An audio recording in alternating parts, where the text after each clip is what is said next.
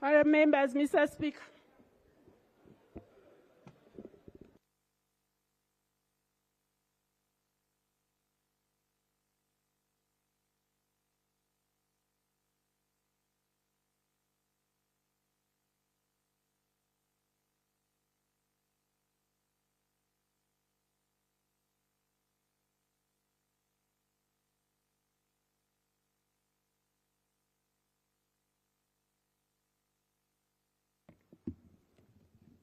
Prayers.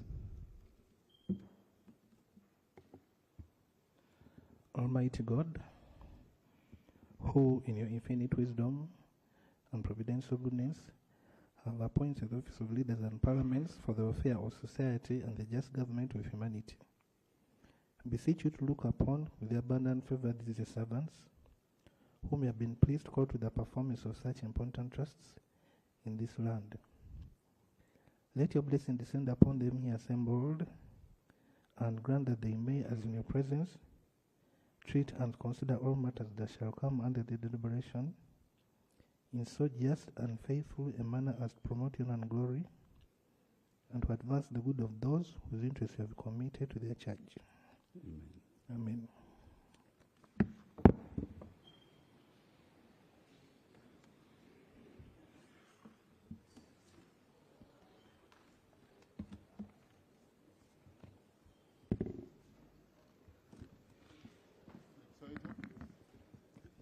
Item 2 on the other paper, communication from the chair.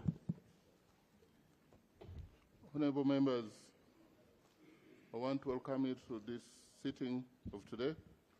As previously communicated, the House is scheduled to go on recess from 3rd September for 3 weeks, and the 3 weeks ends on 20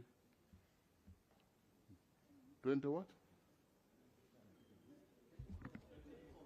We should be very clear about the date. 28th. So we shall sit here on 3rd and report back on 28th of this month. I implore you all and also remind committees to process and make available all businesses intended for consideration in this meeting. I equally encourage the leader of government business to ensure that all bills planned for the first sitting are brought forward early enough to allow for their timely consideration. Committee chairpersons have a constitutional mandate to process Parliament's work on behalf of the entire House and the people of Uganda and to present it on the floor.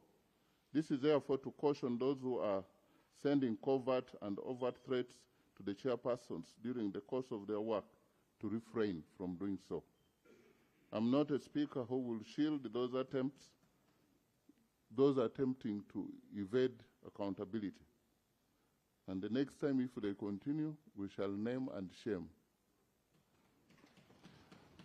I also congratulate you upon concluding the debate on the State of the Nation address by His Excellency the President. Today, the Prime Minister will respond, and that will close the debate on that motion. Honorable members, I will add just the order paper to provide for the bill's first reading by the Minister of Agriculture, and also move item 4 to item 3, and move item 5 to item 4. Thank you. And next item. Bills first reading, the Food and Agriculture Regulatory Authority Bill 2026. Honorable Minister of Agriculture. Right Honorable Speaker, in accordance with Rule 134 of the Rules of Procedure of Parliament, I beg to move that the bill entitled the Food and Agriculture Regulatory Authority Bill 2026 be read for the first time. I beg to move and lay the bill on table. Is the bill seconded? The Food and Agriculture Regulatory Authority Bill 2026. The Right Honorable Speaker. Yes, yes. Move, let the chairperson. The bill is seconded. Yes. Yeah. Right Honorable Speaker, thank you. in accordance with Section 76 of the Public Finance Management Act 2015 and Rule 124 of the Rules of Procedure of Parliament, I beg to lay on table Certificate of Financial Implication for the Food and Agricultural Regulatory Authority Bill 2026, and also a copy of the Gazette where the bill was gazetted. I lay to lay on table. I thank you. Thank you. The bill is referred to the Committee on Agriculture, the relevant committee, the sectoral relevant committee, and we expect them to report back on within 45 days. Next item. Laying of papers report on the resolution of Parliament authorizing government to borrow up to euro equivalent of USD $190,985,556 from Stanbic Bank for the Umeme Limited buyout. Minister.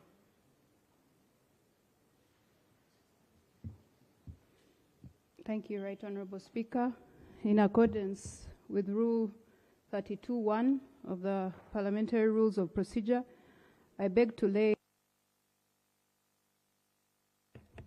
resolution of Parliament authorizing government to borrow up to euro equivalent of USD 190,988,566 from Stanbic Bank for the Umeme Limited buyout. Attachments to the report include resolution of Parliament, Special Auditor General's report that recommended a payout of USD 118,385,603 US dollars. The Umeme Limited letter confirming receipt of the funds. Fourthly, financing agreement between Government of Uganda and Stanbic Bank Uganda Limited and Standard Bank South Africa Limited. I beg to lay. Thank you. That is for the information of the House. This House resolved, and in part, there were some variances from the audit reports here, and this House passed this with the mandate that the Minister of Finance will come back and brief the House. So that is captured, and the Minister of Finance, thank you for the first time saving money. You know, we borrowed more, and they saved to pay less. Thank you. Congratulations. Next item. You want to guide the Speaker?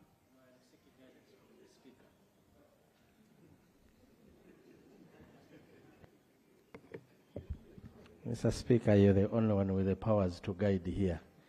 A member cannot stand up to say that I want to guide the Speaker, but I'm seeking your guidance, Right Honourable Speaker, as Chairperson, Public Accounts Committee Central.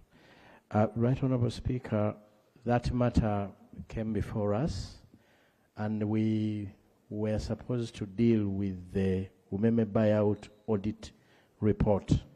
But at the time when we had invited Umeme, Right Honourable Speaker, we were informed through a letter by the Auditor General that that matter is before the court of law, an arbitration in London about the Umeme buyout. And Mr. Speaker, when you look at Uganda versus Umeme Limited, the case program will be concluded in July 2027. Now, Right Honourable Speaker, when a report of that nature comes, it should have been probably referred to either the audit committee or a relevant committee for purposes of scrutiny. We cannot say that the ministers reported it to Parliament without somebody having an eye. So the guidance I need from you, Right Honourable Speaker, given the case that there is in a case of arbitration in London between the government of Uganda and Umeme, and given this report, how do we proceed, Right Honourable Speaker, over this particular report, which I've not heard you referring anywhere for purposes of scrutiny? Thank you very much, Right Honourable Speaker. You are seeking guidance, and the guidance is that we are proceeding very well. If you get the background to this, we are the same house that asked the Ministry of Finance come back to us and report after paying. Because the debate at that time, and I was privileged to be in the house, was that why is it that you are paying less and you're asking for more? The loan. He said, no, they will go and actually pay less and come and report back that actually they paid less, and they show proof that they paid. So I don't know what else there to debate. It's just the reporting is done to us as the House. There's nothing to investigate. There will be nothing that will stop the accountability committees to inquire into further details of how the money, you want to investigate how the money was paid? I think this is for information. It's largely for the information. Presiding Apostle.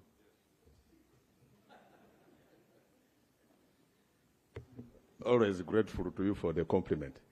Mr. Speaker, sir, I am totally throwing my weight behind the Honorable Sambo Shabe because of the dispute that Umeme has on the buyout. It would be a considered view, my view, Mr. Speaker, sir, that you refer these documents to the relevant sectoral committee of environment and natural resources to scrutinize, subject it to scrutiny, and then get back to us as a House, Mr. Speaker, sir.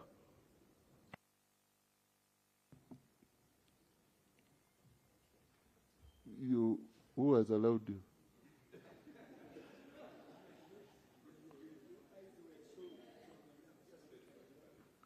I might be having very deceptive face.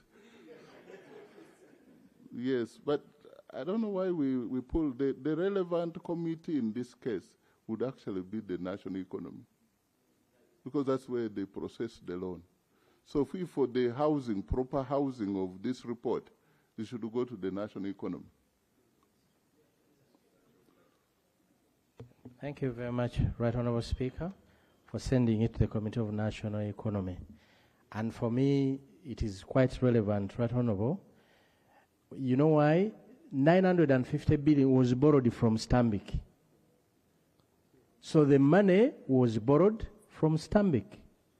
So this committee must get interested, where did the balance go when you eventually pay 450 to Umeme? That balance somewhere, this committee should at least report on that, Right Honourable Speaker, to this House. Thank you. Next item. Motion for adoption of the report of the Committee on Fiscal Infrastructure on the oversight inquiry into the management, operation, and toll collection system of the Kampala-Entebbe Expressway. Thank you. The order paper says you have 30 minutes, but that includes for, it's quite a bulky. Thank you, Right Honourable Speaker and Honourable Members. I beg to lay the minutes of the Committee on Fiscal Infrastructure. I beg to lay the report on the report of the Sectoral Committee on Physical Infrastructure on the oversight inquiry into the management, operation, and toll collection system of the Kampala Express Entebbe. I beg to lay the attachments.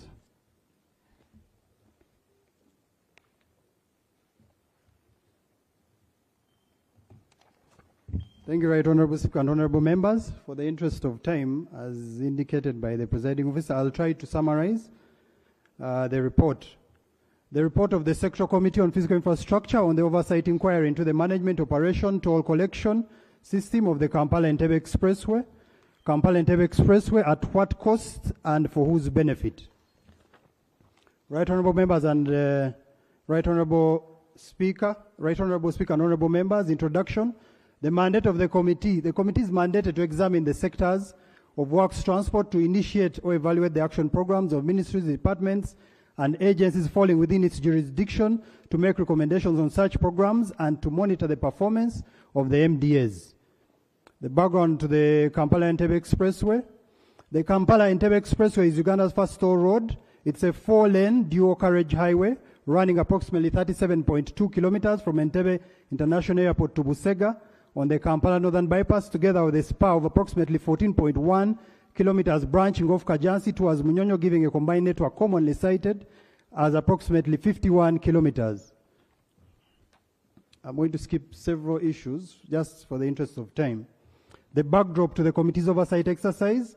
During the orientation meeting, the committee observed a range of concerns regarding the expressway, including the continued reliance on cash transactions, audit gaps, contractor cost issues, management and procurement concerns, public finance management issues, questions surrounding loan repayment. The concerns left the committee with limited assurance regarding the management of the project and raised questions as to whether the loan would be repaid as envisaged and whether the project reflected value for money. The committee accordingly resolved to conduct a focused oversight exercise into the expressway pursuant to its mandate under Rules 195 and 197 of the Rules of Procedure of the Parliament of Uganda. The objectives were specific objectives to the inquiry. 1, establish the extent of government investment in the Kampala-Entebbe Expressway. 2, scrutinize the utilization of funds provided by the government of Uganda for the management and maintenance of the express. 3, to ascertain the challenges facing the Kampala-Entebbe Expressway toll operations. 4, to review the operators' toll operations against the specifications of the operation and management contract. 6, to review the operators' toll operations against the approved toll operating and financial management procedures manual. 6, to monitor and verify the accuracy of vehicle classifications at the toll stations. Furthermore, to evaluate customer experience and staff conduct at the toll stations, to evaluate the reliability of the toll system and the integrity of the toll operations, to propose improvements for implementation under the current contract and any future contractual phase. And lastly, to propose recommendations to enhance the efficiency of the effectiveness of the expressway toll operations. The methodology, Right Honorable Speaker and Honorable Members, the committee employed the following methodology. 1, we carried out field visits. This was the most important. I'm going to give a brief background. The committee made an impromptu visit on 29th July 2026 to obtain necessary data, specifically from the internal auditor of Pinnacle Security Limited by the names of Stella and the roads manager, Mr. Ivan Katamba. This data we obtained, the committee requested the ministry and the operator to submit data regarding the collections a week earlier before the investigation. We discovered the data the ministry had was the same data the operator had submitted. So this raised concerns. So we decided to make an impromptu visit, a surprise visit. And we obtained data from the internal auditor's system. And this is the data you're going to see the committee referring to as the committee's data. The committee further undertook a field visit to the Kampala-Entebbe Express on 11th August 2026 to acclimatize itself with the operation process of the toll management, whether both Pinnacle staff and Minister of Works, with both Pinnacle staff and Minister of Works officials. We had meetings with stakeholders, we received memoranda, we carried out desk research, documented review, documents were reviewed, and data analytical methodology. Given the volume of the road data transactions, when you look at the data from 2022, these are over 28 million individual data sets. So we required, given the raw transactional data involving the spanning of 3 toll stations, Busega, Kajansi, and Mpala, over the period of 2020 to 2026, comprising of over 28 million individual records, the committee applied computational data analytical techniques, Microsoft Excel namely, and big data analytics specifically the Python programming language. Overview of the toll regime, the vehicle classification. Right Honorable Speaker and Honorable Members, vehicles using the expressway are categorized in 5 classes. Class 1, these are motorcycles. Class 2, motorcycles are meant to pay 3,000. Class 2, these are light passenger vehicles. These are almost the vehicles all of us are driving. They are meant to pay 5,000. Class 3, heavy passenger vehicles. These are buses, coasters. They are meant to pay 10,000. Class 4, these are vehicles with large axles, 4 to 5 axles. They are supposed to pay 15. And lastly, Class 4B. These are very large vehicles with 6 or more axles. They are supposed to pay 18.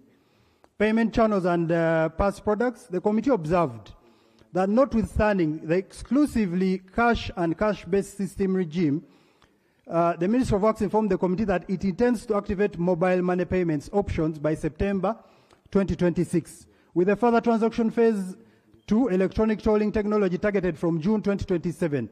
The Ministry of Works further informed the committee that a full transaction to cashless payments would require additional investment in on-board unit technology. The committee further observes cash-based toll collection is inherently slower, more susceptible to congestion, and materially more vulnerable to handling losses under declaration and security risks than electronic alternatives.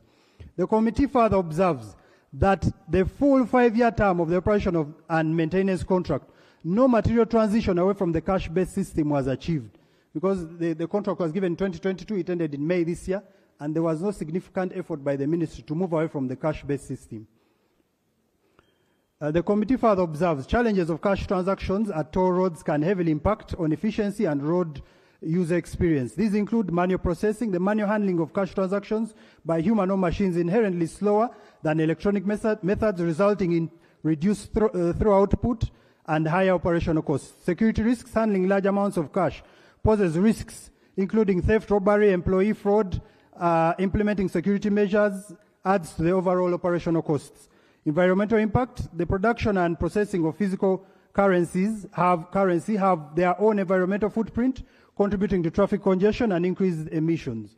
These challenges highlighted the need for technological alternatives such as electronic toll collection systems as shown below to improve the efficiency, reduce congestion, offer greater convenience to drivers. Furthermore, the committee observed that the ministry ran throughout the 5-year contract ending May 2026 with little or no significant attempt to transition out of the cash-based system. Exemptions framework. There are 8 types of toll collection methods there, but allow me just for the interest of time. The exemption framework. The toll exemptions are granted for emergency vehicles, including fire trucks. We came across different categories, and one was exemptions of vehicles that were not paying. The toll-free exemptions are granted for emergency vehicles, including fire trucks, ambulances, presidential convoy vehicles, and police patrol surveillance vehicles. The committee observed that the total exemptions at Busega Toll Plaza for 2025 alone total to 20,350, amounting to 101 million, UGX 101,750,000. Assuming Class 2 vehicles, now we are considering the ones paying 5,000, which constitute a majority of the traffic, were the ones exempted. Under the Roads Act, exemptions are permissible, provided that they are implemented through a statutory instrument issued by the Ministry of Works. Although the committee requested for the statutory instrument supporting the exemptions, the Ministry of Works only provided one, and this was for NAM. Comparative regional analysis of Uganda and Kenya. Honorable members, in that table we compare Uganda and Kenya and Ethiopia. In Ethiopia, it is the government collecting this money, running the toll. We also compared the methods of collection. They are using M-Pesa in Kenya. So you just look at that table to compare, to have a comparative analysis. The status of project financing and loan repayment. The Kampala-Entebbe Expressway was financed at a total estimated project cost of approximately $476 million US, comprising of 350 million loan from Exim Bank of China, 2% at 2% annual interest for a 40-year term, and a $126 million US counterpart contribution from the government of Uganda, exclusive land compensation costs made separately by the government of Uganda. Revenue allocation. The Ministry of Works and Transport informed the committee that UGX 191.15 billion collected in toll revenue was collected in toll revenue, and 129.78 billion, which is 67.9% of the 191, was transferred to the escrow account maintained for loan repayment. UGX 86,557,309,649, which is 45.3%, was applied to the operation and maintenance contract to the operator. However, the new contract has since been executed with Ministry of Works and Pinnacle at a sum of 36 billion for a period of 1 year. So after the other contract expired this year in May, they have given another extension of 36 billion. The committee observed that the amount of money transferred to the escrow account, as stated by the Ministry of Works, and the amount of money paid to the operator is above the total collections declared by 25,187,309,649. Further attempts by the committee to reconcile the above figures was hindered by the Ministry of Finance's reluctance to provide the committee with a bank statement from the escrow account. Honorable members, Right Honorable Speaker and Honorable members, we have discovered 3 areas where there may be revenue leakages. The first could be the escrow account. Because there are 2 accounts. One is the operation account. When they collect money at the toll, they deposit it in the operations account, and the Ministry of Works officials transfer the money to the escrow account. But we have failed to access the escrow account, so we cannot even tell you how much has been used to pay for the loan. So one of the avenues we identify, although we can't confirm, because the ministry denied us access to this account, is this escrow account. Procurement of an operator to operate and manage the Kampala-Entebbe Expressway. The committee was informed that the decision to engage a private contractor to operate and maintain the Kampala-Entebbe Expressway was informed by the financing agreement and contractual obligations established under the original project's loan agreement. When we asked the ministry and UNRWA officials, why did you have to go for a private contractor? Why didn't you operate this on your own? They told us it was embedded in the contract, but the committee has since established clause 4.3 of the repayment mechanism agreement of the Kampala-Entebbe Airport Expressway project provides that, I quote, except where either the borrower or the end user elects to operate the road itself, the borrower and or the end user shall, on before the execution of the escrow account agreement, appoint a reputable and experienced person to act as the operator of the Kampala-Entebbe Airport Expressway project on the following basis. The committee therefore observes that whereas the above clause puts an obligation on the Ministry of Finance, Planning and Economic Development as the borrower, UNRWA as the end user to appoint an operator, this obligation only suffices where the 2 parties have not elected to operate the road by themselves. Therefore, the committee is tongue-tied and dumbstruck to discover that UNRWA could even envisage giving a contract to a private company at a tune of 122 billion against the anticipated revenue of 146 billion, leaving only 24 billion for government loan repayment in a 5-year period since 2022. What we are trying to tell you is UNRWA did a feasibility study and anticipated that based on the vehicles that were using the old Entebbe, that they would collect a total of 146 billion in a 5-year period. But they went ahead and even contracted a private contractor, giving him a contract of 122, leaving us with only 24 billion. The committee observes that based on the above computation, the total sum of 24 billion left for government as per the anticipated revenue of UNRWA in the 5 years would equate to a mere 4.8 billion per year and a monthly revenue of 400 million for Uganda, whereas the operator would get 24 billion per year when we get 4.8 per year, and an equivalent of 2 billion per month. The question therefore everyone should be asking, at whose cost and to whose benefit was the tolling service introduced and contracted?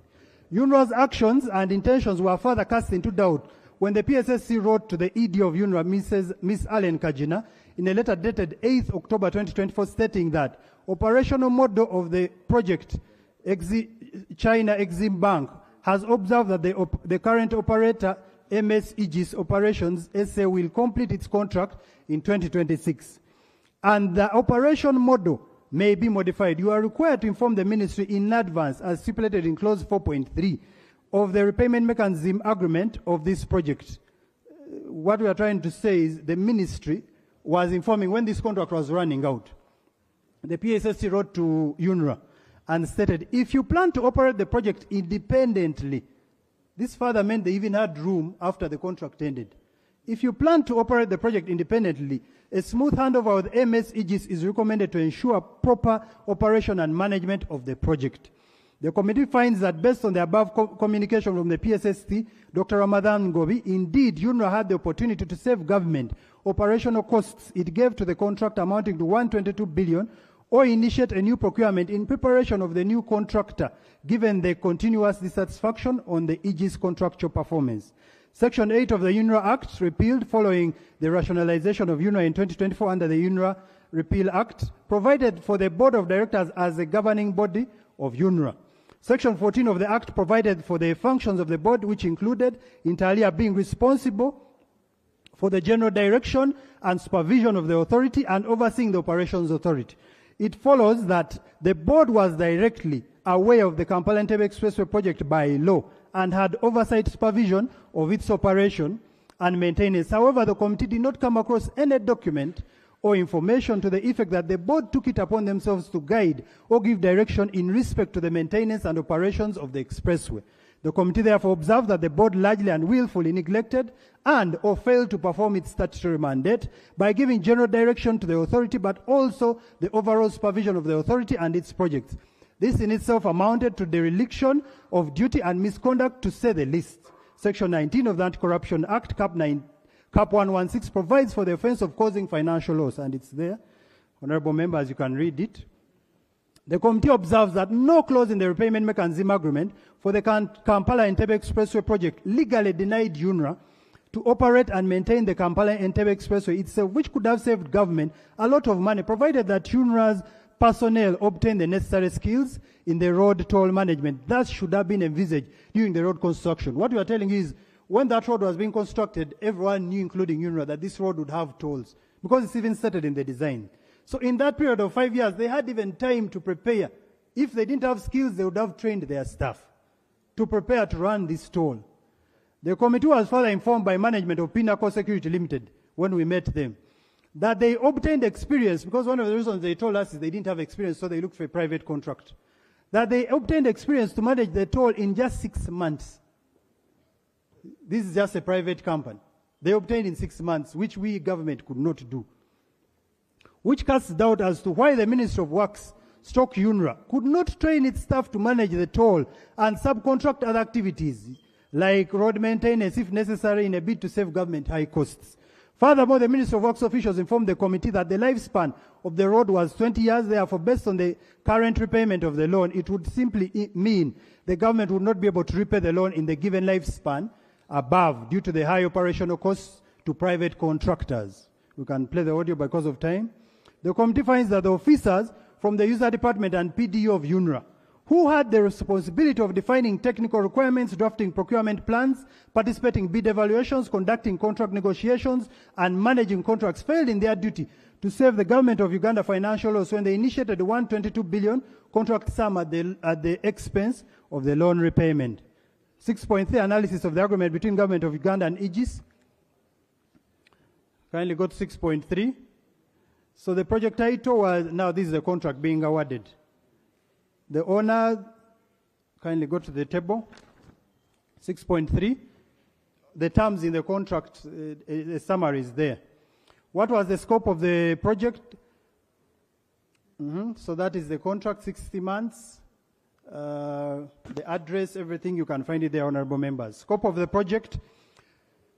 Particular conditions of the contract required Aegis Operations SA to complete works according to the following timelines from the start date of the contract. 1, improve works, road safety facilities, 6 months, expressway lighting, 6 months, tolling system, 3 months, independent traffic monitoring system, 3 months, overload control system, 3 months. But right, Honorable Speaker and Honorable Members, what we discovered and what is shocking, the contractor, that is CCC, that constructed this road, gave us hardware, these were computers, and the software when he was handing over the road. But up to now, we have failed to trace them. And these could have helped the ministry. When we asked the ED UNRWA, Miss Allen Kajina, she said she doesn't know, and she requested for 4 hours to give us a written statement, but up to date, we don't know where this software or hardware is.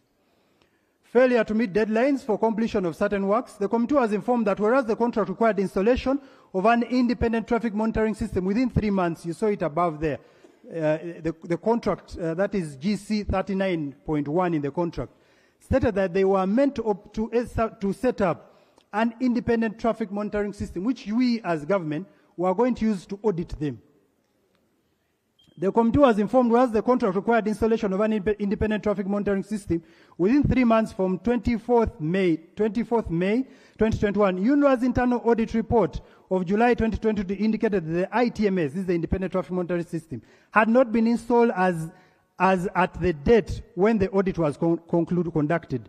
The report also indicated the automatic vehicle classifier had not been provided, hence vehicles were being classified manually by toll collectors, which was utterly erroneous to date. And to date, we went there, it's the toll operator who decides which vehicle is classed this, which vehicle should pay this, and we sued. You can play the video if we have time. The committee observes the operator has persistently neglected or otherwise failed to carry out its obligations under the contract without just cause. And furthermore, the operator's conduct, even after UNRWA continued notice of breach from inception, signifies impunity and total disregard of contractual obligations. For example, honorable members, the independent traffic monitoring system, up to date, even in the renewed contract, is not installed. So we can't even audit the vehicles that have passed. The operation and maintenance contract, Aegis operations. Contract overview. On 13th April 2021, the Ministry of Works and Transport signed a 5-year contract with Aegis Road Operations SA for the operations and maintenance, including toll collections of the 25-kilometer section of the expressway between Busega and Impala interchanges. The scope of the contract covered routine and periodic road maintenance, toll collection operations, and toll plaza maintenance, marketing, branding, customer service, as indicated in the table. You guys go to the table. So that was the scope of the contract. As you can see, the first one, A, is operations and maintenance services, 55 billion, and that is a lump sum. What it actually means is whether they do these services or not, we must pay. One-off designs for construction, that one we must pay. The money we saved was on admeasured road maintenance. What's because that one they had to account for it, and also the 10% physical contingency, plus also the VAT. Otherwise, we paid the rest because they signed a lump sum contract, and you're going to see in the next table. The committee observes that there are no KPIs between Ministry of Works and the operator that give monthly revenue targets versus the actual revenue collected. The absence of the monthly KPIs on revenue collection is a deliberate window created for declaration of revenue collection performance and negligence of the oversight of the Ministry of Works. The committee analyzed the lump sum for the performance-based operation maintenance. Kindly go to the next table. The next table. That one. You look at that table. Now, this is the money we're paying per month on the operations and maintenance of on the operation and maintenance services. When you look at incident management, 53, I'll give one example, 53.789901. This is towing vehicles 30 minutes after. They are mandated to tow a vehicle 30 minutes after it gets an accident on the expressway. So we asked them, do you mean that every month you tow to zero balance, not even 89,000 is left? And the officials admitted, we have no choice, we must pay the entire sum. This is like Parliament budgeting for, God forbid, MPs dying in a financial year, and you say that all the money has been depleted when they have not died. So all these costs you see there, whether they brand, whether they market, we must pay those costs because they have committed us to a lump sum contract. The committee further observed, while engaging in the contract's approval, the Ministry of Works and Transport did not demonstrate value for money in terms of benefit savings generated by Aegis and Pinnacle to justify the funds for the items in the table above. There is performance risk since payments are not sufficiently tied to verified results. Government could be paying where expected benefits are not achieved. This is a performance contract with long-term costs. The contract can create future financial obligations that may not be obvious from the initial contract value. The former Director, Road Maintenance, Engineer Joseph Otim, informed the committee that payments were lump sum and had to be paid whether the service services had been provided or not, which defeats the objective of the assessment. Ministry's internal control framework.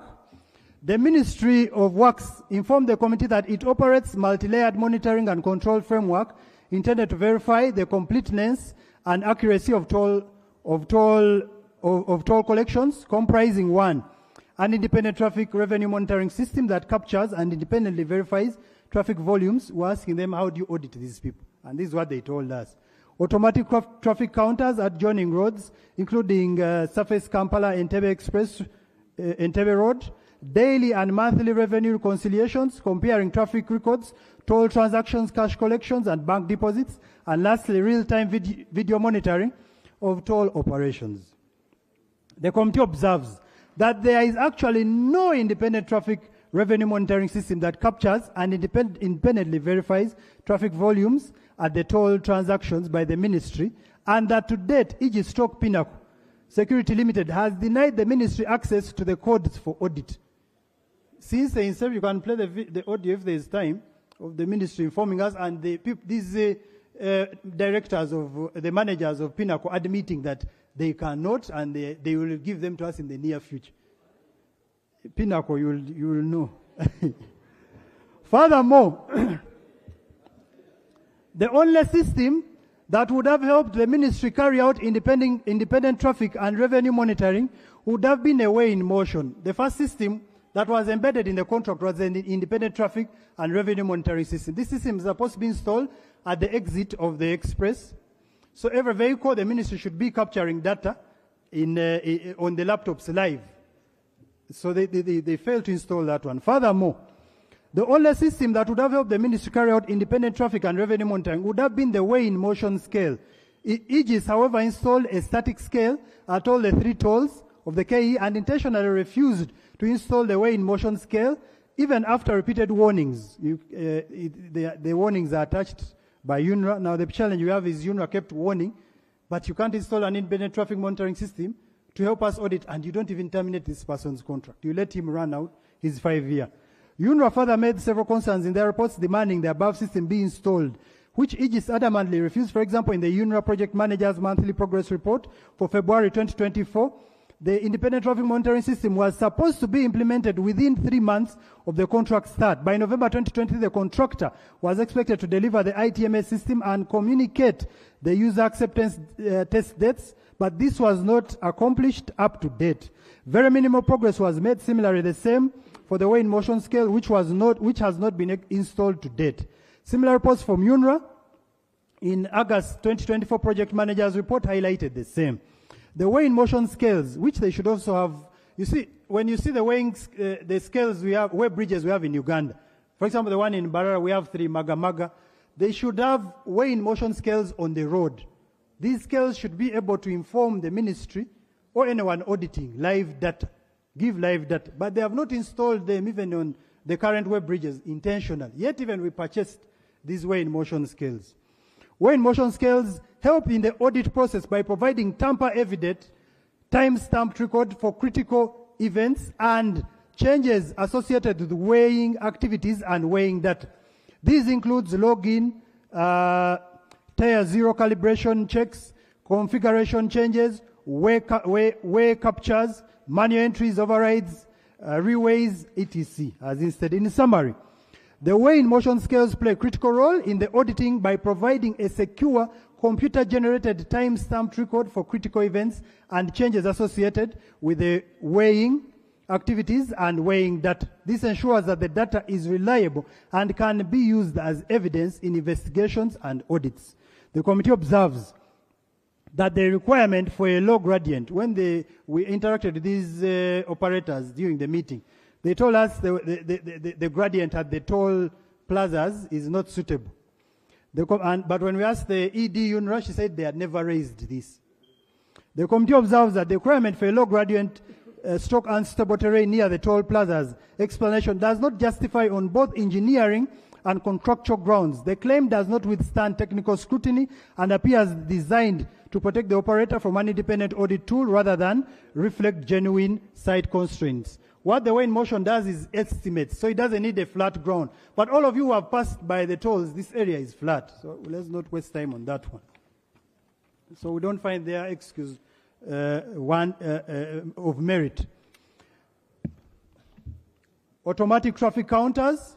The committee expected the Ministry of Works, even after the operator refused to install an independent traffic monitoring system. The committee expected the Ministry of Works, in order to save us, to install the simplest and cheapest system to help them audit and monitor traffic remotely and independently known as the automatic traffic counter system, which the ministry has installed, Right Honourable Speaker and Honourable Members.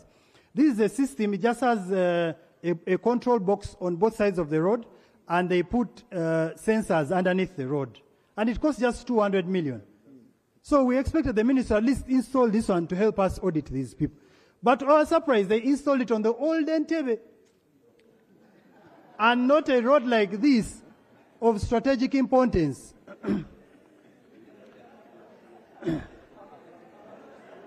The committee expected the Ministry of Works to install the simplest and cheapest system to help them audit and monitor traffic remotely and independently known as the automatic traffic counter system, which the ministry has installed on the committees, to the committee's surprise, at Old Kampala Entebbe Road and 9 other roads in the country, but not the Kampala Entebbe Expressway Road, which has more significant value and audit need at an average cost of 220 million shillings each. Indeed, when the Ministry of Works appeared before the committee, because when the system is installed, as long as the ministry opens their laptop, they can tell you, since morning, 600 cars have passed on the old Entebbe. But we told them, okay, tell us how many have passed on the express. So they could not, because the system is not installed. And they admitted, if we had time, we would also play the audio. For the interest of time, can we go to the photo so that members can understand what this is? You see that car box? That is the ATC, automatic traffic counter. It's just like a box on the side of the road. If you use the Entebbe Road, it is there towards Lubo. It's just like a box, 200 million. But even this simple one, they could not install to save us. The committee observes that the failure to have systems in place to do independent traffic and monitoring have caused government financial loss. The committee was informed by the Minister of Works and Transport through the Commissioner of National Roads, Engineer Wani, that one of the reasons they could not operate the system was because they did not have software, and that the software would have cost the ministry a tune of 5 billion. So when we asked them, why didn't you do this by yourselves? They said, we didn't have the software. So we prompted them, how much does the software cost? They told us 5 billion. But even if you compare 5 billion to the 122 billion, it doesn't make any economic sense. But furthermore, the committee tried to purchase the software.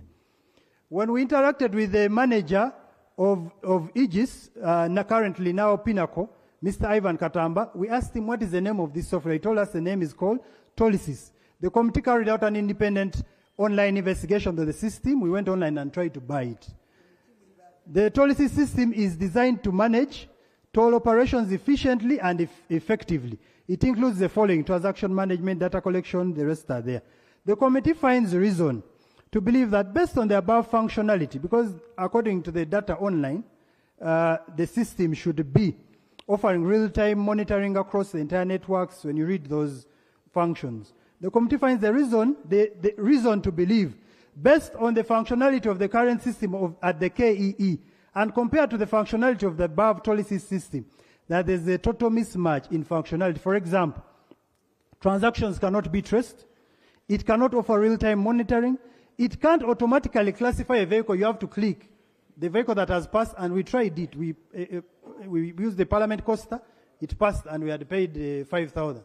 But of course, as Parliament, we refunded, but it was just for the experiment. It can't offer real-time monitoring. It can't automatically classify a vehicle. Chair, just can you, for the record, can you tell us what you found out as Tolysis, the amount? The amount, the invoice is 6,000. The invoice is at the back. It's 6,000, 44,000. US dollars. That's for buying the domain or buying the...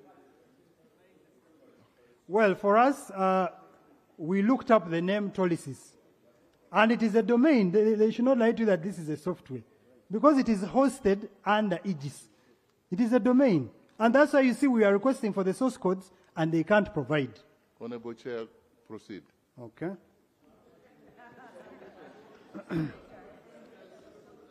The committee finds that this specific one can't determine vehicle speeds among others. Therefore, the existing system could be none other than a desktop POS exit system similar to the one used in supermarkets, or the operator has intentionally disabled the functions of the system to his benefit.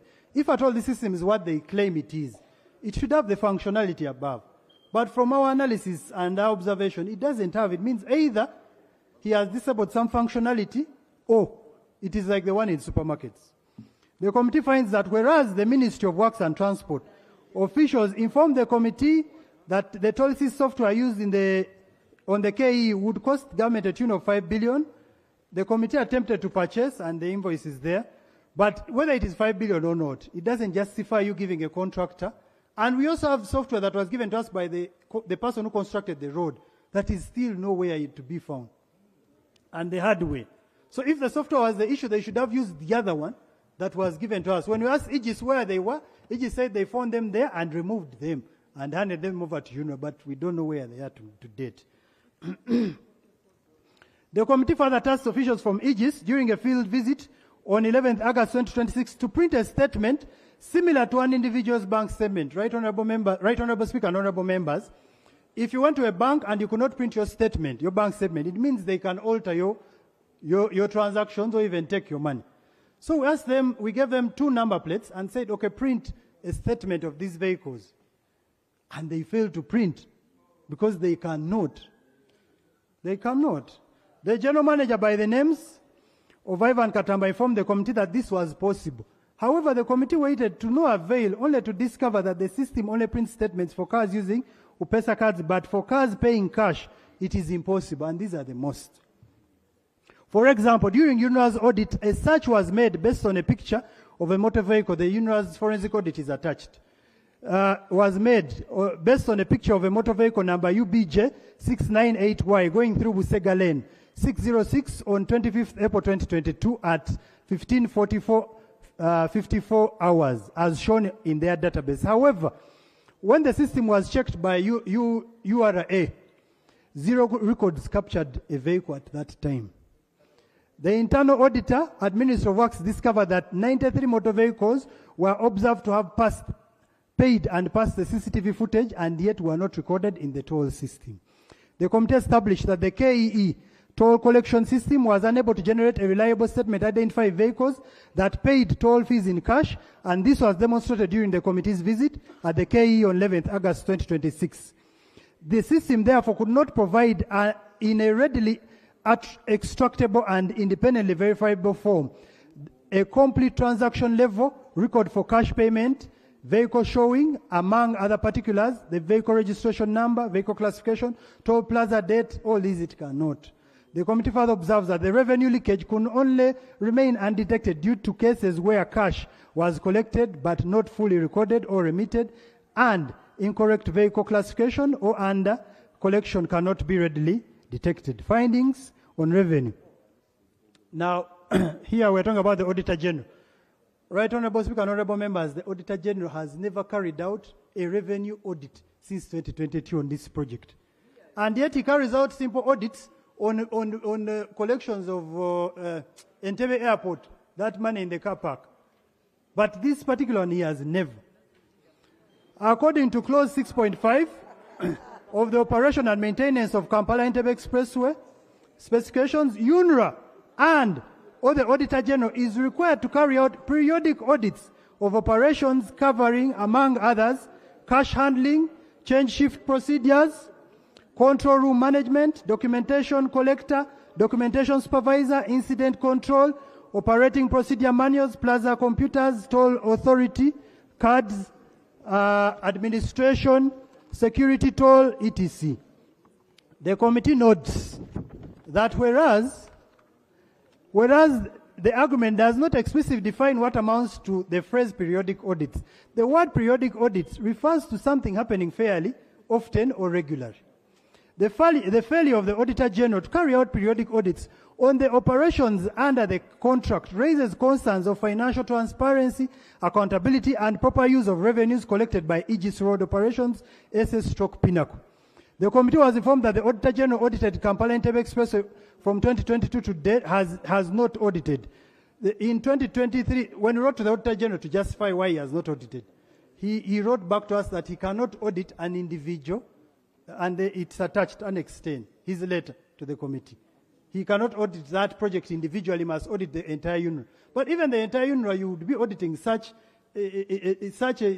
a project of government significance. So the committee observes that there was a deliberate neglect of duty on the part of the Auditor General. The only audit he did was in 2023, and this was on the fence. You can see the Auditor General's report. He said there was no fence and the lights were not there, but he did not audit revenue. The Auditor General's report is also attached. He did not audit the revenue.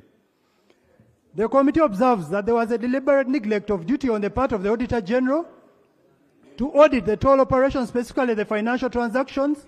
The single audit that was within the entire 5-year period availed to the committee of June 2023 did not have any audit on revenue, which is very risky.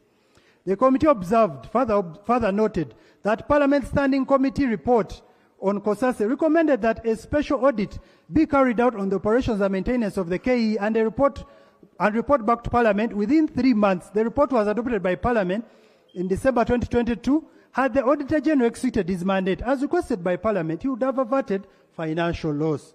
The Auditor General in his submission to the committee admitted to have audited only one financial year to date, and that audit didn't have revenue.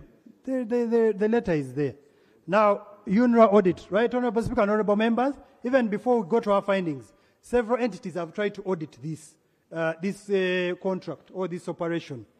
The first one was UNRWA. UNRWA audit on 2nd December 2022. The ED UNRWA wrote to the General Manager, Aegis, to facilitate the Director Internal Audit. Did you say URA or UNRWA? UNRWA. But URA also did, but also UNRWA. We start with UNRWA. Okay. On 2nd December 2022, the ED UNRWA wrote to the General Manager, Aegis, to facilitate the Director Internal Audit at UNRWA with all necessary requirements for an internal audit. The ED stated, I have variously received reports that the systems of the toll revenue collections has up to now not been accepted by the project manager because it does not meet the standards as per the contract provisions. Further, that there are usually incidents of data disappearing. The letter is attached. On 22nd December 2022, in response, Aegis wrote back to the ED UNRWA, Allen Kajina, informing her that they would not provide full access to the following because the system responsibility could be compromised. And the letters are also there from these people. Full access to the back end to both system application and data and its database. 2, full access to the servers at the toll plazas, at all toll plazas actually. Full access to the backup servers. On 28th March 2023, the Director Internal Audit, Moses Kasacha, further wrote to the General Manager Aegis, references made to our letter dated 2nd December 2022, requesting for information to carry out an audit. However, to date, we have only received server images, which we have failed to access due to lack of passwords. So they gave them all the images and they could not even access them because they were password protected. The request for passwords was sent through the email and this has not been honored. However, with the little information UNRWA had, it nonetheless carried out an audit between 1st December 2023 to 31st December 2023, which, with the limited data requirements given by Aegis contrary to what it required, and made discoveries of financial leakage as shown in the table below. When you look at that table, so that was an audit for 30 days. The money they should have collected versus the money they deposited on their account. Even with the little data that was given to them, they discovered those minor leakages.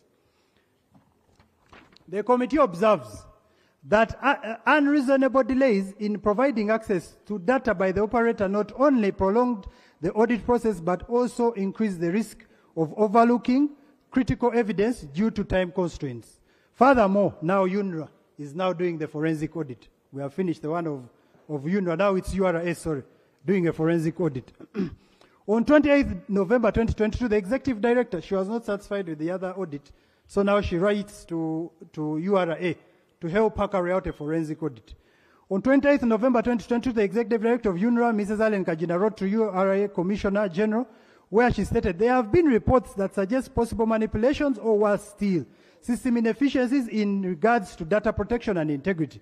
In light of the above, I request you to support UNRWA with the forensic audit services, both human resource and forensic tools to assist in carrying out forensic audit. Similarly, in response on 16th December 2022, the Commissioner General UNRWA wrote to the ED herein stated, we are pleased to inform you that URA will provide the requisite support with possible means. On October 4th, 2024, Dennis Kugonza, Commissioner of Tax Investigations, wrote a letter informing the ED that they have now finished the investigation.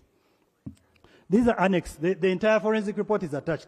But some of the challenges we have highlighted, challenges discovered, lack of system documentation, absence of adequate system documentation hindered understanding of the database schema, transaction generation logic, and expected behavior of record identifiers and POS numbers. 2, absence of reliable database backups. Reliable, complete, and restorable database backups covering a period of interest were not available.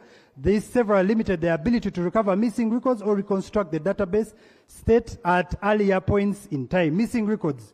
A gap analysis identified that over 1 million records were missing from the database between 2022 and 2020. These gaps suggest inconsistencies are potential malicious actions posing a significant risk of revenue loss. 4, lack of critical system logs.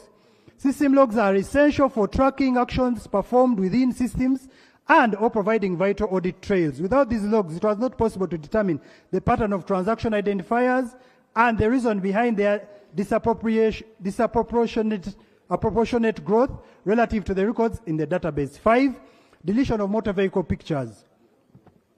The deletion of motor vehicle images of vehicles passing through the toll impeded data reconstruction efforts. In the absence of relevant database backups and system logs, secondary sources such as motor vehicle images are crucial for data reconstruction. These images can provide visual record of the number of transactions given at given times. Their deletion eliminated the critical source of corroboration and made it impossible to accurately reconstruct transaction histories and validate the number of sales made at various stores. And the rest are there. Honorable members, you can read the entire report. So this is just to tell you. Can you members allow the Minister of Lands to access the front bench? Honorable C.D. Lowilla, please let her come next to Honorable Frank. Actually, Honorable Frank is waiting for her. Go ahead. So, Right Honorable Speaker, honorable members, there were several audits before that also discovered revenue leakages, and they are there. You can read the audits. In conclusion, URA, this was in their conclusion, not ours. URA has uncovered significant vulnerabilities and inconsistencies that will lead to substantial revenue loss. The committee observes that this is clear evidence of coordinated system manipulation, collusion, exploitation, financial engineering, and deception on the side of the operator to embezzle government funds. Under Section 13 of the Computer Misuse Act, Cap 96, provides for the offense of unauthorized modification of the computer materials, and it states as follows. Furthermore, the last audit, Ministry of Works got just graduates from the university to go and help them audit for 20 days, to sit there and report the number of vehicles versus what they are reporting. And this was sanctioned by the General Katumba Wamala. The Ministry of Works and Transport conducted a toll check exercise on the expressway between 1st and 20th November 2025, commissioned to independently verify toll operations, revenue integrity, and system reliability across Kajansi, Impala, and Busega toll plazas, all provided under Clause 6.5 of the contract specification. The exercise reviewed the operational toll operations against the approved toll operating and financial management procedures. Go to the table quickly. So these young graduates, even with their lack of technical expertise and equipment, in just 20 days discovered that there were variances between what these people are declaring and what they are collecting. And it is there, and the report is also attached. Can you speak to that? Okay. The committee observes that the financial report of November 2025 submitted by Ministry of Works the collected revenue of UGX 3.5, you can go to the table, 3.55 to 035, 3.55 to 05 over a period of 30 days. However, in the same month, because now this 3.552 is what the Ministry of Works informed us they collected in the entire month. However, in the same month, in the 20 days, the collected revenue was 2.581,03301 as reported in the toll check revenue report of the January 2026 having undertaken by these graduates. But what this actually means, between 1st November and 20th November 2025, this by implication means in the 20 days, these young people in the 20 days they were there to help audit, there was an average of 120 million per day collected.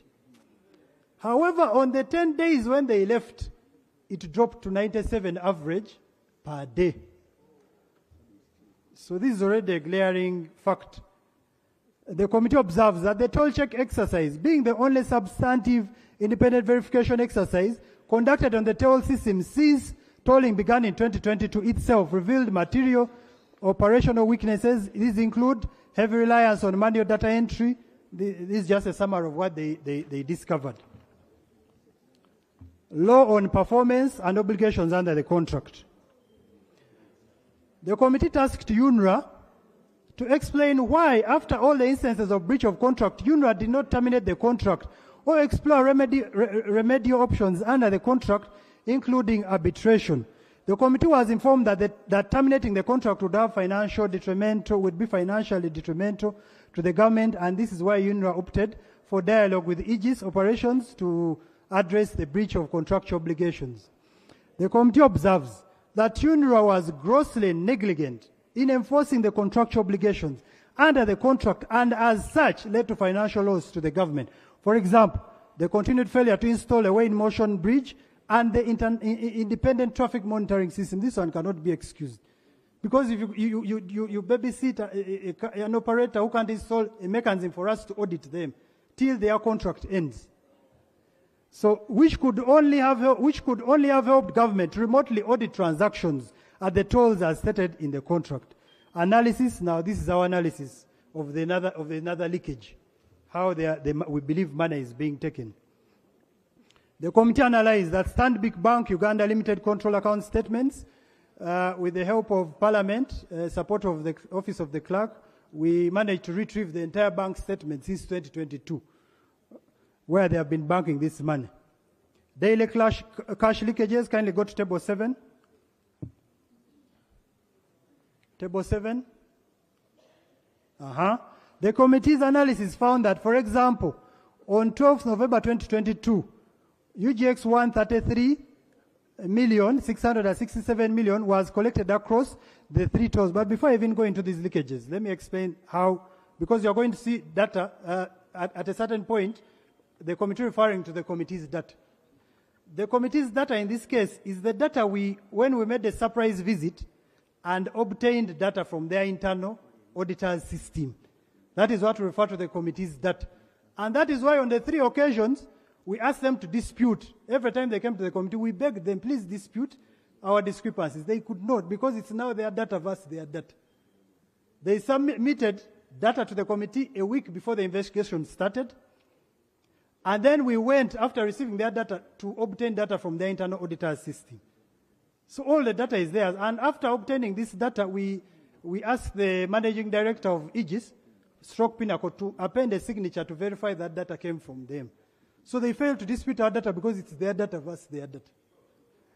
So the committee's analysis found, for example, on November 12, 2024, 133 million was collected across the 3 toll stations, but the amount subsequently banked on 14th November 2024 was 120, variance of 12.755 million. So what you see there, now we are comparing the bank statement versus what they are banking. This is the first revenue check. The second one, go to table 8. Table 8. Okay, go to table 8. Monthly. That was daily. The first one was daily. Now we are comparing. We are just sampling a few months. Now this is because the data sets are too large. Now monthly cash leakages, Busega toll, February, March 2026. This is March. Cash collections, 2.1 billion. Cash banked, 1.3. This is a variance of 857,101,000. So that, and this is from the bank, this is bank statement versus what they submitted. At Busega toll station in February and March 2026, cash collected was 2.1. Chair, you should be clear. Yes, sir. Are you reporting accurately about what you saw or what you heard? Right, Honorable. What we are reporting is they gave us a document prior to the investigation with what they said were their monthly collections. Now, we are comparing what they say were their monthly collections versus what they actually banked on the bank statement. And both documents are attached for reference. Please go ahead. So the first one was a daily analysis. Now we are doing a monthly analysis. At Busega toll station in February and March 2026, the cash collected was 2.185 billion 5,000 and 1.549 billion 815,000 respectively. While the cash banked is there, giving a total variance in the 2 months respectively is there. The committee observes from the randomly sampled months identified by the committee. There? Oh, the amount. Okay. I thought I was trying to save time. You could see the figures. Okay. At the Busega toll station in February and March 2026, the cash collected was UGX 2.185 billion 5,000 and 1.549 billion 815,000 respectively, while the cash banked was 1.327 billion 895,000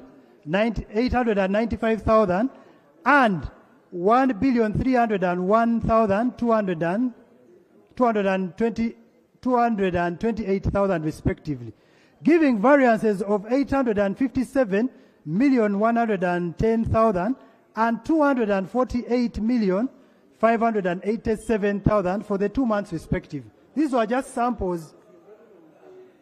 The committee observes that from the randomly sampled months identified by the committee, it clearly demonstrates inconsistencies in monthly revenue collections by the operator vis-a-vis the amounts banked in the same months in the operations account in Stanbic Bank, giving a staggering and mind-blowing total variance of 1.1 billion 5,697,000. Misclassifications of vehicles. The committee conducted a live test at the toll gates to determine whether the system would permit access to a higher vehicle class using UPESI card registered to a lower class. We use the card registered for a class B. This is a normal car paying 5,000. A small one, yes. Our UPESI card registered to class B vehicle was used and was found to grant access to a coaster properly falling within class 4. This confirms that a cash transaction, the toll gate would similarly open for a misclassified vehicle since classification is determined manually by the teller on duty, who selects the vehicle class and receives payments before granting access. This exposes the system to underclassification, whereby a teller may receive a higher cash amount from a road user but declare a record lower amount corresponding to a cheaper vehicle class. Aegis audited financial statements, right, Honorable Speaker, honorable members, go to the table for the interest of time.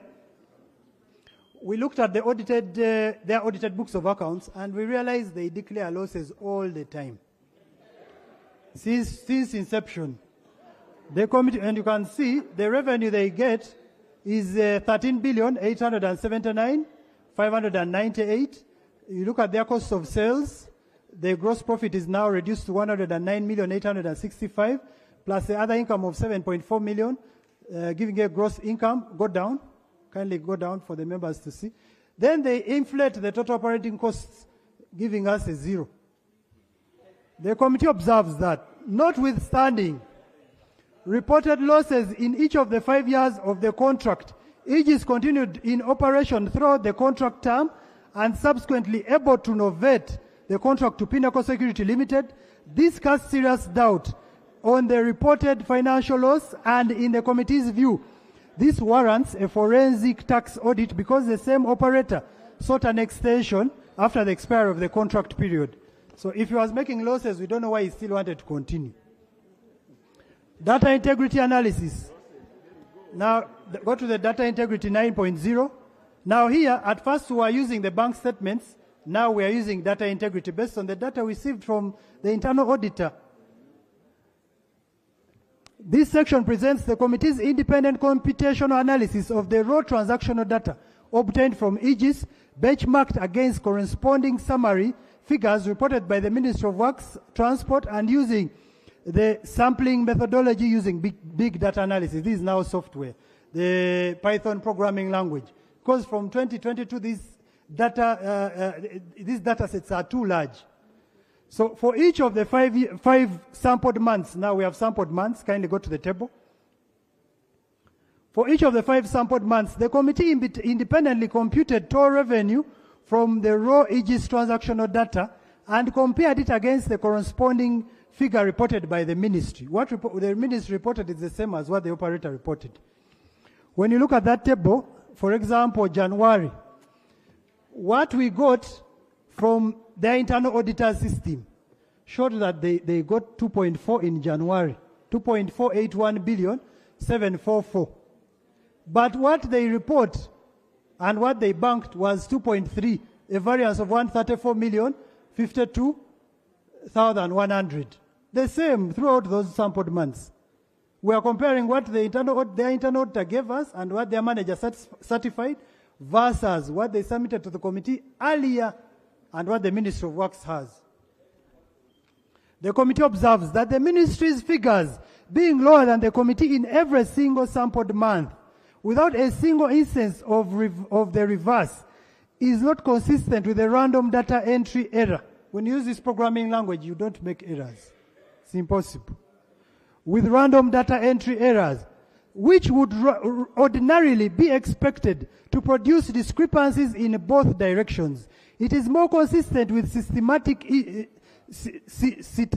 systemic issue on how revenue is recorded, reconciled, or reported by the ministry. The size of the gap grew steadily from January 2022, a negative 5.71, to November 2024, a negative 10, before narrowly sharply or in May 2026 to 0.49. The committee is unable to determine from the data reviewed whether this narrowing reflects a genuine improvement in the ministry's reporting or a change in reconciliation practice. Inconsistencies in reported traffic. At first, we were comparing random months using programming language. Now we are comparing the vehicles, number of vehicles as per the data we obtained. Go to the table.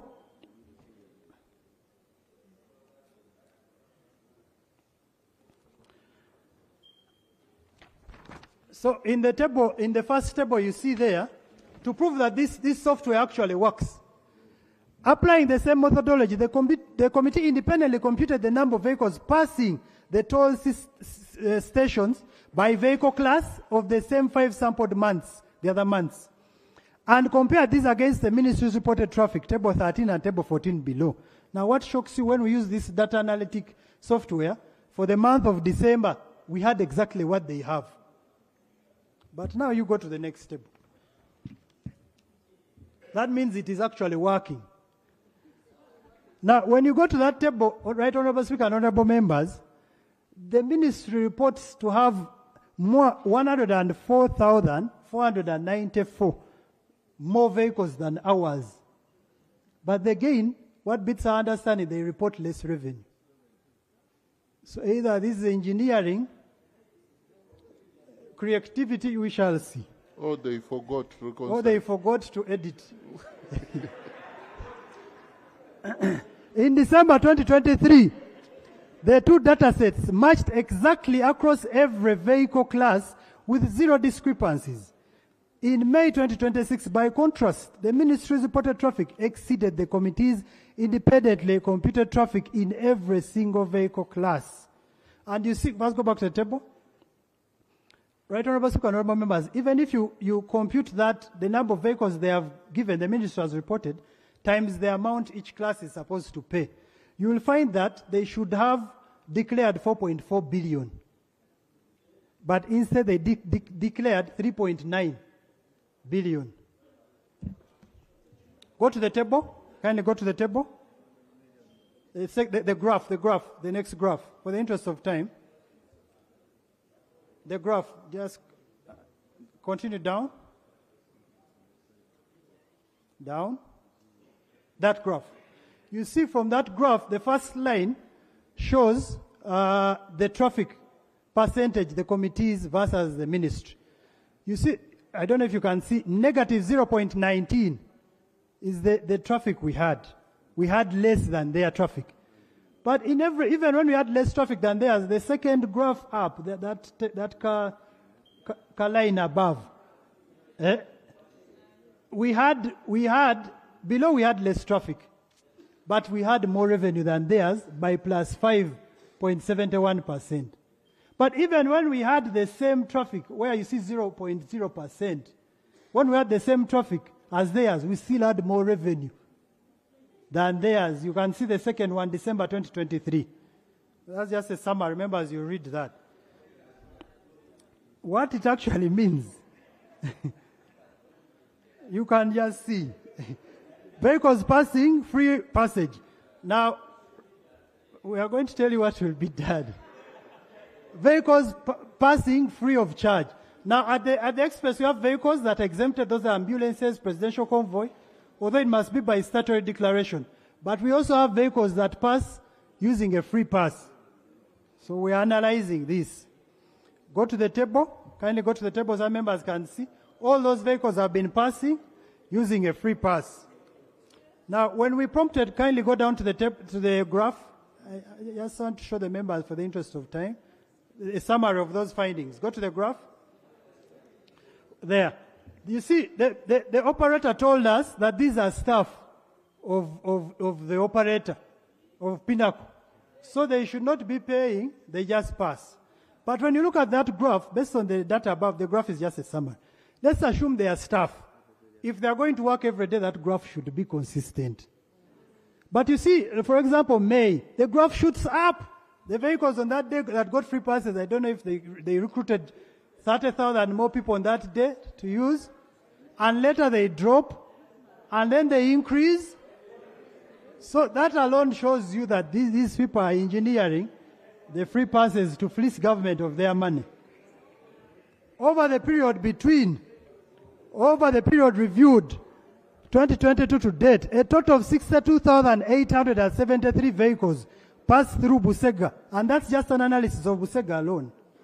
That graph. Passed through Busega toll station without being charged a toll fee.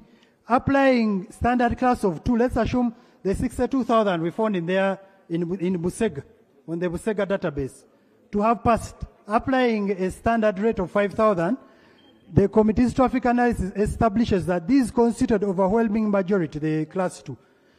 As an average assumption across 62,873 vehicles, the committee estimates that approximately 314,364,000 in toll revenue was foregone at the Busega toll alone over the period reviewed.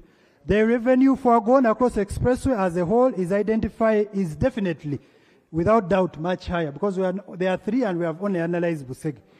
The committee's review of the underlying transaction records found that the majority of vehicles recorded as passing free of charge bear private number plates. The committee was informed that these passages relate to project staff, and these are just 62 people, and who work in shifts, but was not able to independently verify this explanation from the data available, contrary to Section 8 of the Roads Act. The Roads Act, in summary, says everyone must pay, except those exempted.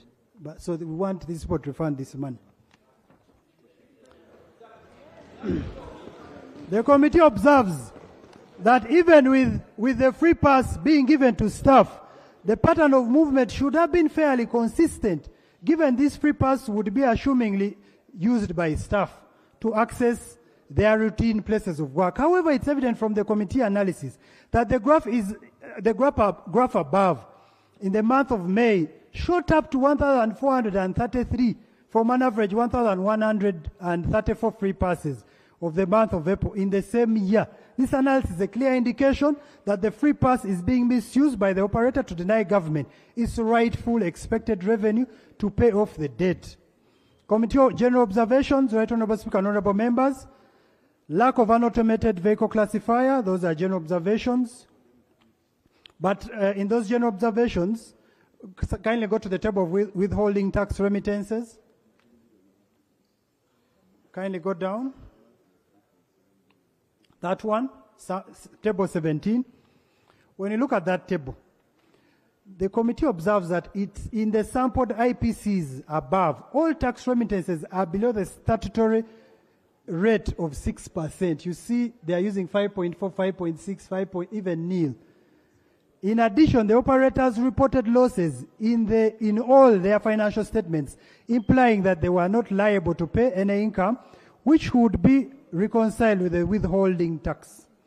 The innovation, kindly got 10.5. Now, I'm sure people are wondering who is Aegis and who is Pinnacle. We had the same challenge. We didn't know who is Pinnacle and who is Aegis. The first contract was given to Aegis in 2022. But Aegis contracted Pinnacle to do 98% of this work. This includes everything. I read it earlier. And then what makes it worse, all staff of Aegis contracted a company known as Seawall to hire staff and gave them contracts. After a few days, and these contracts are also attached, they made them sign contracts with Pinnacle. The same general manager of Pinnacle is the same general manager of Aegis. The same internal audit of Pinnacle is the same internal audit of Aegis. The same staff. So we had a big problem. But finally, Right Honourable Speaker, Honourable Members, finally, they saved us the confusion with this innovation. Innovation means before the contract ran out this year, 2 months before the contract ran out, Pinnacle innovated, taking complete liability of everything under Aegis. So now Aegis disappeared, it's now fully Pinnacle.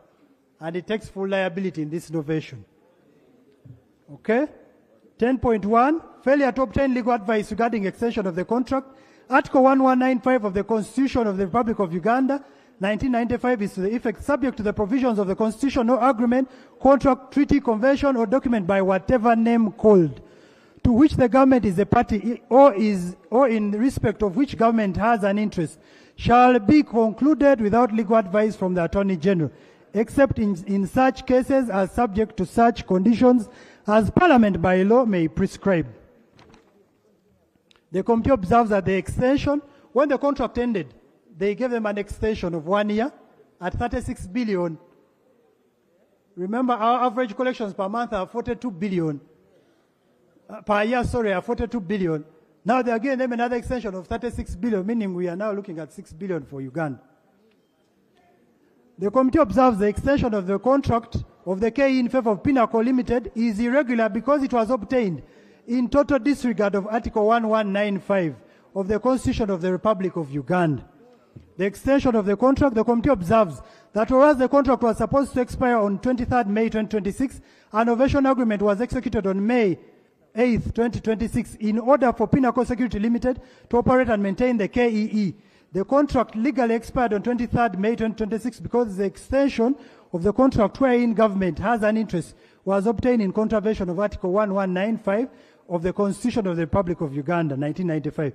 The committee further observes such extension of contract without legal advice of the Attorney General is barred by law and barred in law, and such is null, void, and unenforceable. The committee observes the extension was given at a total sum of 36 billion for 1 year, whereas ministry justified this was the existing balance.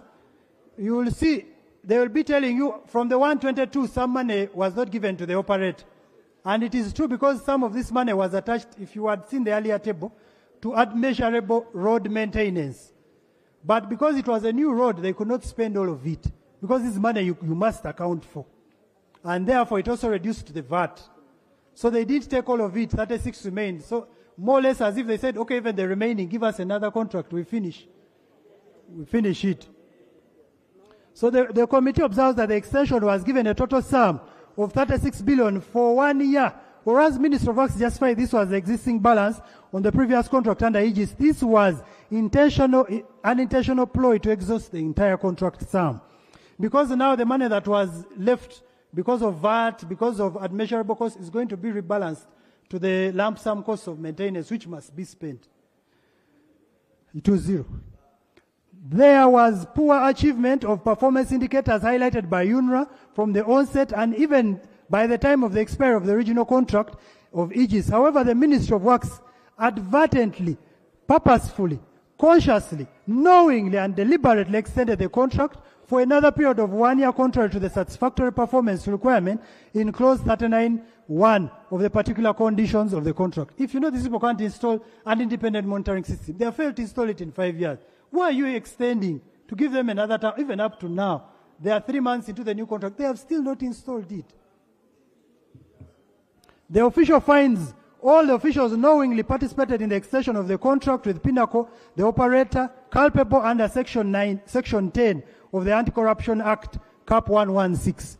The committee further observes that UNRWA and Ministry of Works had adequate time during the 5-year contract to prepare a takeover of the operation and maintenance. This is justified in the contract when staff of Ministry of Works were taken by Aegis for capacity building to India for a whooping colossal sum of 220. Those who worry about government taking over, we have 12 staff that were taken to the University of Engineering in India to study tolling engineering. And we paid 220 for these key professionals. And they are under Ministry of Works. So in case you doubt government's capacity to manage, we have evidence. We paid money and they are here, they are at the ministry. They are Ugandans. Yes. General observation. Section 19(1) of the UNRWA Act, repealed, provided that the ED was responsible for the day-to-day operations and administration of the authority. The committee notes that whereas the ED, Ms. Allen Kajira, made several attempts during the implementation of the contract in 2022 to put the operator to order, for example, in her letter to the Commissioner General, URA, to carry out a forensic audit on 28th November 2022, having noted possible manipulation or worse still, system inefficiencies in regard to data protection and integrity. Similarly, in her letter dated 2nd December 2022, notifying Aegis of the UNRWA internal audit, having stated that she had received various reports that the system for the toll revenue collection had been rejected by the project manager as it did not meet the standards as per the contract provisions. Further, that there were incidences of data disappearance. Therefore, the committee observes that the ED failed to explore all avenues available to ensure the operator fulfills his contractual obligations, including termination, most especially when the operator failed to install the independent traffic monitoring system stated in clause 39.1, particular conditions of the contract. 2, avail software codes. He failed to avail software codes for us to audit him up to now, but they still left him to continue. And to install the weigh-in motion scales, which were all tools the government would have relied on to audit the toll revenue operations, as seen in the forensic audit reports of UNRWA and URA, and as will be explained in the committee report. Recommendations? You've done 1 hour now. I've finished. Recommendations. Recommendations. The committee recommends that the Ministry of Works and Transport terminates the contract with immediate effect pursuant to clause 5922 C and D of the general conditions of the contract, on the basis that the operator is in breach of the contract, having neglected or failed to perform his obligations precisely set out in the contract as herein above explained.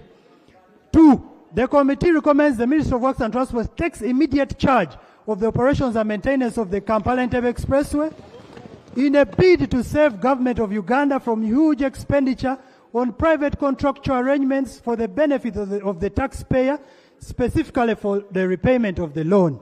3, the committee recommends that URA, because we can't trust Ministry of Works to also collect the money, Someone must audit the other. The committee recommends that URA takes over revenue collection of the toll fees and immediately put in place an electronic payment system for purposes of easy transactional audit. Order. All revenues. Order from Minister of might want to guide national guidance. During recommendations.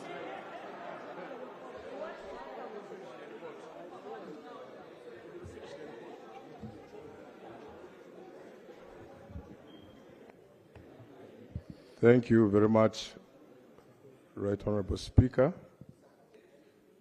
Right Honorable Speaker, I do appreciate the submission of the chair of the committee, and he had just started his recommendations, and he highly recommended the ministry, a full ministry of the government of Uganda works to take over management of the toll road. And after recommending the whole ministry, and again makes a statement that we cannot trust the Ministry of Works. Right Honorable Speaker, is the chair of the committee in order to recommend and turns against and says he does not trust the entire Ministry of Government of Uganda?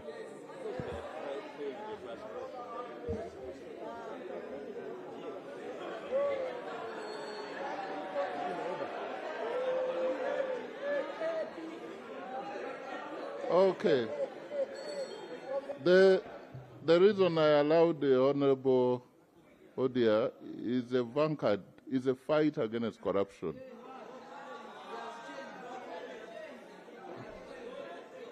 So I'm sure what is raising now is going to form part of the debate when we have concluded the. So I will preserve my ruling until we end the debate. So the chair conclude. Yeah. Thank you, Right Honorable Speaker. But just for the record, the first recommendation was there are many activities in managing the express. Ministry of Works takes over maintenance, but URA takes over the collection. The reason as why we separated the two is to have checks and balances. 3, the committee recommends that URA takes over the revenue collection of the toll fees and immediately puts in place electronic payment systems for purposes of easy transactional audit. All revenue collections should be deposited in the control account as per the financing agreement. 4, the committee recommends that the Ministry of Works and Transport, during the process of the project takeover, gives priority to the current operators' staff who are qualified and competent during recruitment for the purposes of service continuity, and also to tap into the expertise and or experience. 5, the committee recommends that the Permanent Secretary, Ministry of Works and Transport, then, who issued the illegal and lawful felonious notice of extension of contract to Pinnacle Security at the tune of 36 billion on 20th May 2026 for a period of 1 year without approval of the Attorney General, contrary to Article 1195 of the Constitution of the Republic of Uganda, 1995, be investigated with a view of prosecution by the IGG and the Director of Public Prosecutions for abuse of office pursuant to Section 10 of the Anti-Corruption Act, Cap 116. 6, the committee having found the immediate former and current Auditor Generals, respectively, to be largely in the neglect of their duty to conduct financial and value for money audits in respect for a vital project like the Kampala-Entebbe Expressway that involves public funds as mandated under Article 163(3)(b) of the Constitution and Sections 13(1)(b) of the National Audit Act, now recommends the current Auditor General be suspended for performance of his office on account of him being incompetent, and a tribunal be appointed by the President to carry out an investigation on the current Auditor General's competence pursuant to Article 163(10)(c), 13 and 15 of the Constitution. The former Auditor General be thoroughly investigated with view of having him prosecuted by the IGG or Director of the Public Prosecution. 7. The committee recommends a forensic audit be carried out on Aegis Stock Pinnacle Revenue Toll System from inception with a view of recovering all lost government revenue that would have been used to repay the road infrastructure loan by both URA and the Office of the Auditor General. 8. The committee recommends that through a thorough investigation be made by CID and under Uganda Police Force and the IGG on the entire personnel in charge of the operations and maintenance of the tolling system for the KEE with a view of being prosecuted for the offense of unauthorized modification of computer material under Section 13 of the Computer Misuse Act, Cap 96 of the offense of causing financial loss under Section 19 of the Anti-Corruption Act, Cap 116. 9. The committee recommends the government recovers from Pinnacle Security Limited all funds that were from the illegal free passes as per the Roads Act, Cap 346, attributed to its staff through an audit process by the Office of the Auditor General. For example, the completed toll free passes at Busega Toll Plaza between January 2022 and June 2026 amounting to a total cost of 314,355,000. 10. The committee recommends that URA should undertake a forensic audit on Pinnacle Security Limited in order to establish the tax liability with a view of recovering any circumvented tax through under-declared income. 11. The committee recommends that all UNRWA technical staff in the user department and PDU that were directly involved in the process of procurement of Aegis Roads operations, whose functions were defining technical requirements, drafting procurement plans, participating in bid evaluation, and managing the contract, be individually investigated by the Office of the IGG with a view of prosecution for causing financial loss when they prioritize giving an operator a tune of 122 billion at the expense of the taxpayer when they anticipated only 146. 12. The committee recommends the Ministry of Works and Transport with immediate effect install digital audit mechanisms that were envisaged, such as in the operation and maintenance agreement, which were never installed, the independent traffic monitoring system and the high-speed weigh in motion scales to facilitate future audit by all relevant agencies. 13. The committee recommends that the UNRWA accounting officer and members of the UNRWA board of 2017 to 2023 who did not effectively provide their oversight role, strategic guidance to UNRWA when they failed to provide strategic leadership on the opinion of the authority to operate and maintain the KEE rather than opting for an operator at a cost of 122 billion, therefore causing financial loss to government at the expense of the loan repayment. Furthermore, the members of the UNRWA board of 2023 to the UNRWA's rationalization, there are different sets, who failed to offer strategic guidance to terminate the operation and maintenance contract with Aegis, that failed to install the bare minimum requirement of the independent traffic monitoring system and the weigh in motion scale that would have facilitated government to carry out an effective audit as per the operation and maintenance contract, therefore causing financial loss to the government of Uganda, be investigated with a view of having them prosecuted by the IGG for causing financial loss contrary to Section 19 of the Anti-Corruption Act, Cap 116. And lastly, the committee has since established the extension of the contract did not meet the statutory requirement of the Attorney General's legal approval and recommends that the lack of Attorney General's legal advice, therefore, the extension of the Pinnacle contract on May 20th, 2026, as required under Article 1195 of the Constitution was illegally and was an illegality and cannot be cured. Therefore, there is no subsisting contract with Pinnacle Security Limited. In case you are fearing financial implications, court, there is no contract. In conclusion, honorable members, it is there. But in conclusion, I wish to thank the Right Honorable Speaker, the honorable members of the committee, the staff, Office of the Clerk, that supported us during this investigation. I beg to submit.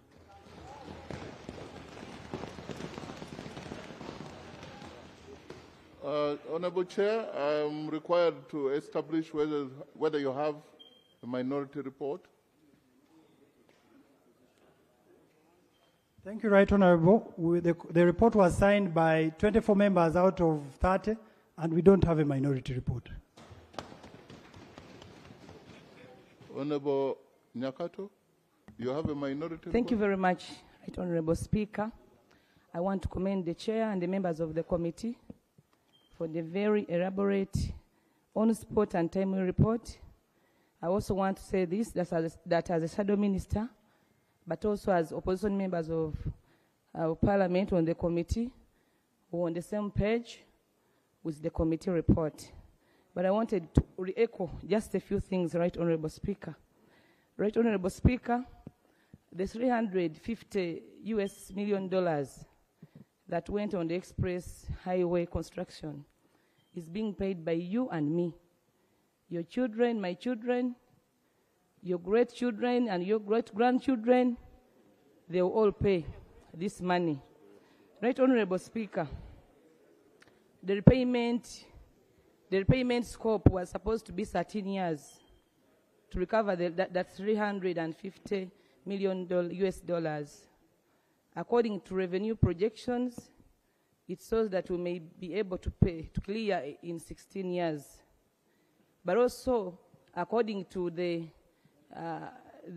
findings of the committee, if we don't bridge the gaps of the financial losses being caused today, we may be in position to clear, to repay in 2051. Right Honorable Speaker, on that note, therefore, I want to re-echo these observations. One, cash collections. First of all, they are so tempting and risky to collectors and also causes government financial losses. Right Honorable Speaker, manual collections also are not reliable, but also when it comes to auditing, it becomes very complicated. Right Honorable Speaker and members, UNRA and Pinnacle did make a contract, and Pinnacle was supposed to install an independent traffic monitoring system to automatically detect how many cars have utilized the toll system on a daily basis, which they did not install. Right Honorable Speaker and members, thank you. The contractor. Since you're a member of the committee and the shadow minister. My maiden speech, Right Honorable Speaker. Yes, Shadow Minister. I know you are concluding. Please, 1 minute to conclude, and I want to invite the Minister of Works. Thank you very much, Right Honorable Speaker. Therefore, I want to re-echo the recommendations stated in the committee report that the contract of Pinnacle be terminated with immediate effect. Right Honorable Speaker, I also want to re-echo that with immediate effect, you are Minister of Works, with immediate effect takes over maintenance of the entire express highway. Right Honorable Speaker, finally, I pray that this committee report be adopted without further debate. Right Honorable Speaker, I submit. Thank you. Minister of Works, we shall get to the minutes of works. The other one was the shadow. Let's now hear from the real Minister of Works. Thank you very much, Right Honorable Speaker. And I want to thank the committee through our good chairperson for the good comprehensive report, of which also he participated as a ministry because we were invited and attended with the technical people of the ministry, including the former staff of UNRA. And the Right Honorable Speaker, I do agree and accept the move the chairperson of the committee is taking, which is right, and I appreciate him. And all of us in this country, we want to work to move and want to ensure value for money. And where there is corruption proved, we need to get a way to stop such a things. But this is a very big report, which I've got today. I request time to internalize it. Then I can also come and speak comprehensively from the informed point of view. Thank you very much. You said you need time? Yes, Right Honourable Speaker. I need time to read through this comprehensive report because it is a very important report. So that I come back and report from the informed point of view. Thank you. Thank you. We've had, please. I can just imagine how you're feeling. And it's okay to feel that way. The Attorney General, before we proceed, there are recommendations you listened here. There are about 14. And your office is being mentioned severally. Do you have something to say about?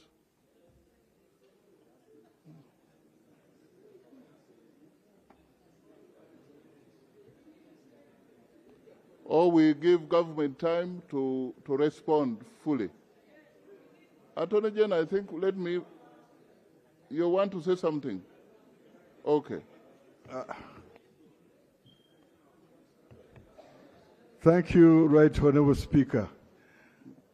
I just want, Honourable Speaker, to endorse your last statement. It's the whole report, and we want to look at it wholesomely as a government. We study that report and come back with a comprehensive reply.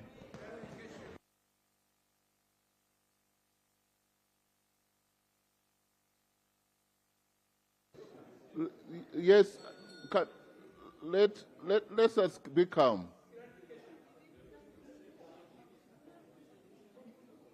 Me as Speaker, I was ready. My work is to listen. I don't debate.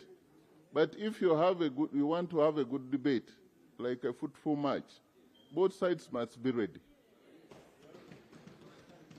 Now I'm told one side is ready, the other side is not ready. Chairperson. Thank you, Right Honourable Speaker. When you adjourned this matter last week on Thursday, the Honourable Minister of Works was here present with me, and he had your communication. And it was uploaded then. And furthermore, the Deputy Attorney General was also here. Even today morning when I talked to my very good minister in the morning, he said he had read the report and it was a very good report.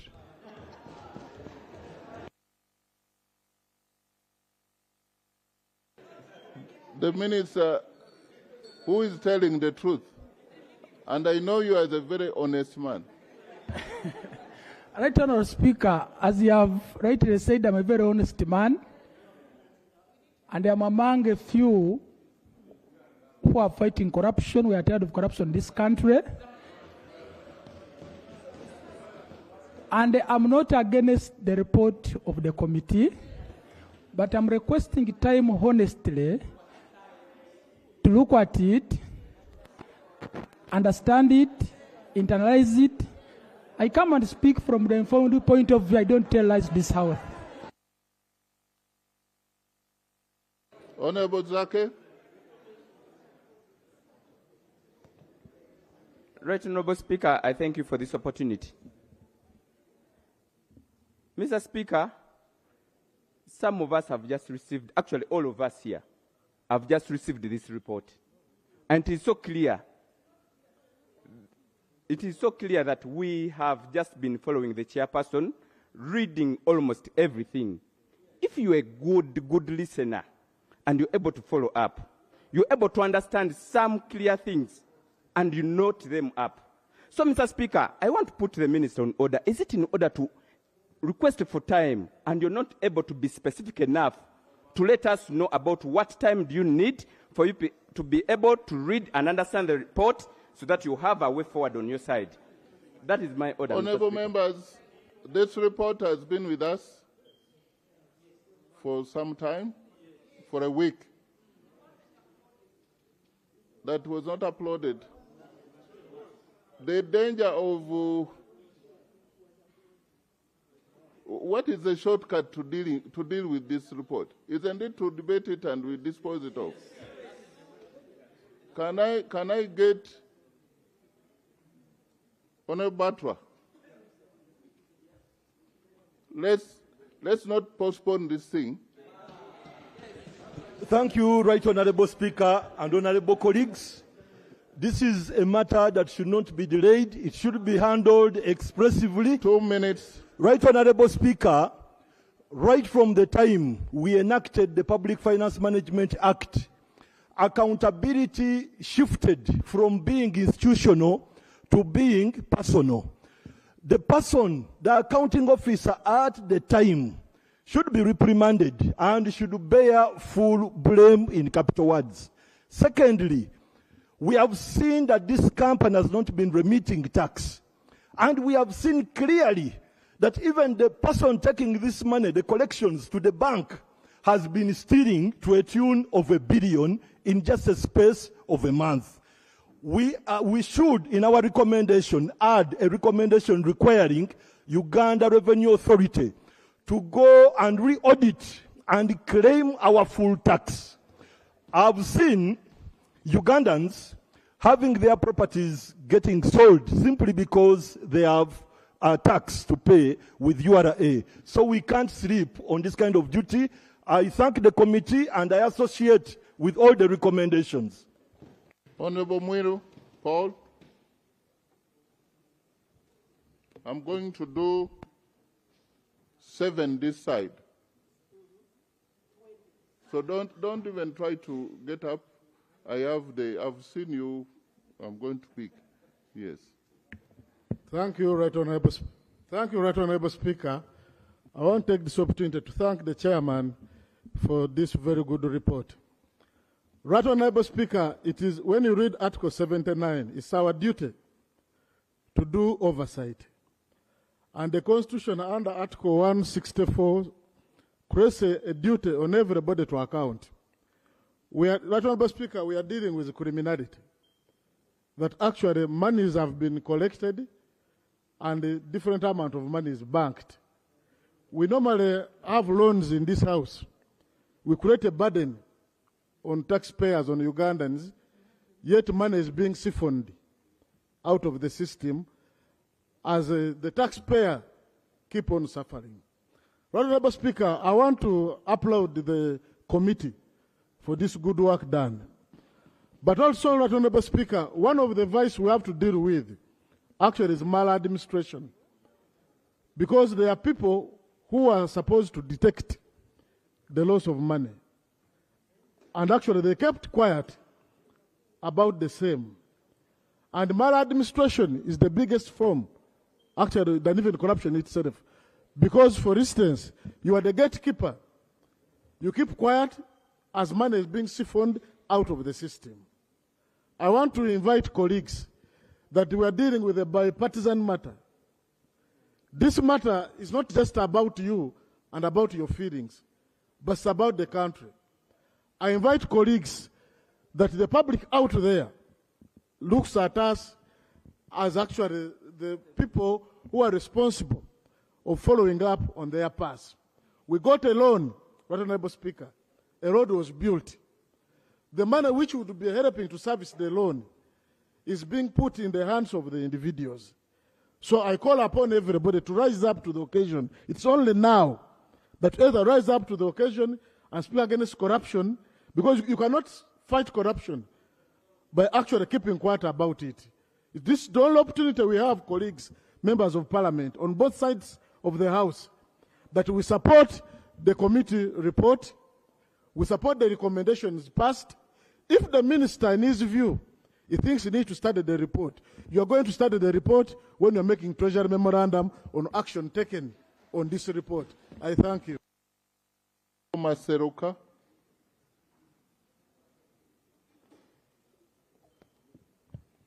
Thank you so much, Right Honorable Speaker and members and other committee chair.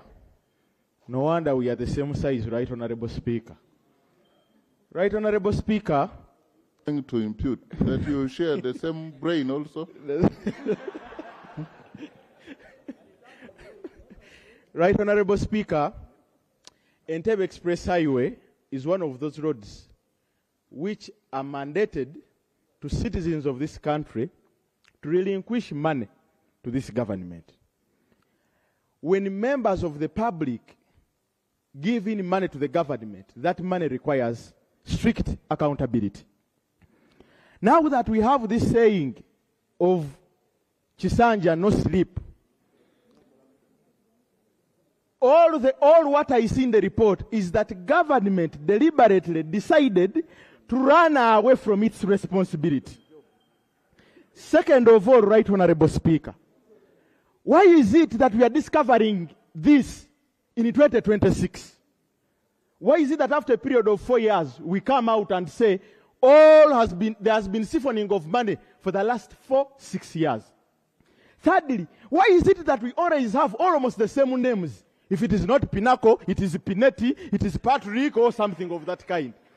There needs to be an investigation done, that we don't run here at Parliament trying to say, oh, all of this has been happening over the last 5-6 years, when we are silent on job. Lastly, Right Honorable Speaker, we want government to wake up to the realities of what is happening in this country. In serious countries, this report can only be considered to be stratospheric hallucinations. This can't be believable in serious countries, that a road can exist for over 4-6 years. Honorable Nsamba.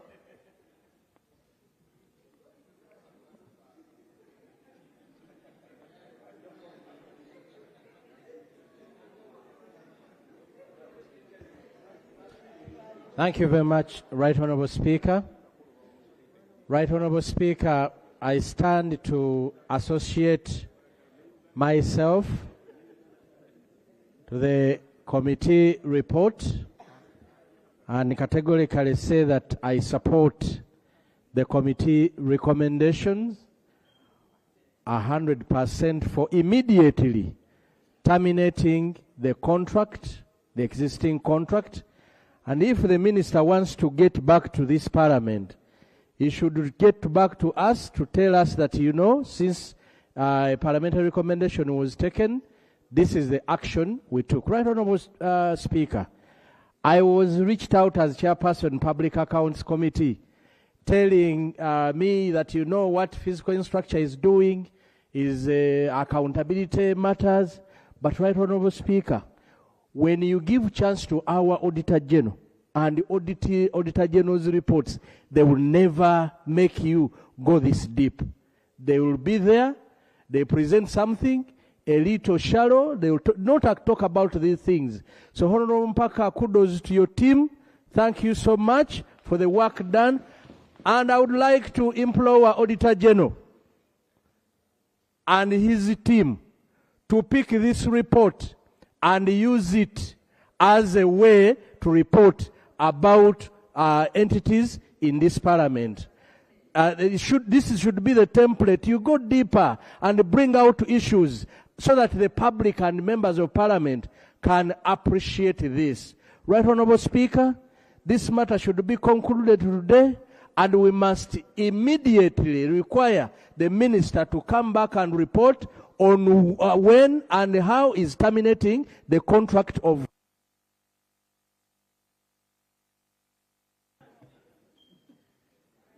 Honorable Ayagalachi Jamal. Simanyi Ayagala. Thank you, Honorable Speaker. Right Honorable Speaker. Right Honorable Speaker, mine is just simple. After seeing the Minister of Works responding to this thuggery in this report, it made me to get disappointed. Because I have been seeing Honorable Balam arresting people immediately. But according to this report, Right Honorable Speaker, we don't even want to waste time. The road must be closed. Two, the people eating our money, they're supposed to be arrested immediately. Immediately. How can, Right Honorable Speaker, they have been telling us and telling Ugandans that Kampala Express Highway is the most expensive road in this world. But look at the saga in the report. And to the chairperson, we know, they always say that when you fight corruption, sometimes corruption will fight back. Don't get worried. We are going to stand with you. No one is going to scare you when we are here as members of parliament. We are here to represent our people and to see that our money, to see value for our money, our taxpayers' money. Therefore, Honorable Minister of Works, but did you and other entities. Honorable Member, yes. Are you really serious when you say you recommend we close the road? That's where our money is being eaten, Honorable Speaker. They are eating our money using the propaganda that they are doing the best in that road. Honorable Zake.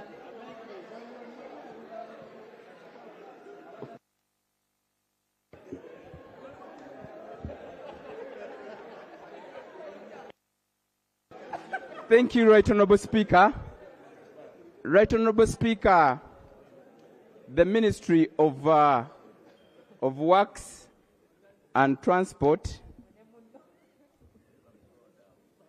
Right Honorable Speaker, and the House will agree that this is one of the ministries that has a lot of rot in it. Just a few weeks back, Right Honorable Speaker, you gave us an opportunity as a Committee on Government Assurance to move across the country. And the task you gave us was touching still the same ministry. Right Honorable Speaker, this ministry, as it has a fresh minister, it needs thorough cleaning up. According to what we are seeing in this report, I want to thank so much the chair. Honorable Speaker, I think you can see how young people were performing. When you see the Right Honorable Leader of Opposition and the Honorable Mwine Mpaka, how bright they are. Indeed, that's why your father is called bright. And this is totally unacceptable, Right Honorable Speaker, whereby we have such a project with such a loan that we got on behalf of all Ugandans, the taxpayers, and these people are still really moving around like that. And if I were the minister, these people immediately by this evening, they'll be in the coolers, sincerely. Right Honorable Speaker, I use that express highway whenever I'm going.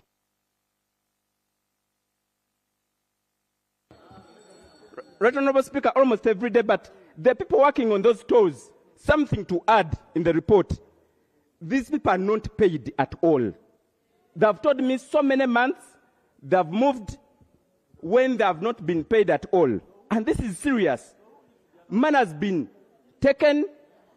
Even the people who are working on those stores, they are complaining about their salaries. So this is something also we must talk about and then also add on the recommendation.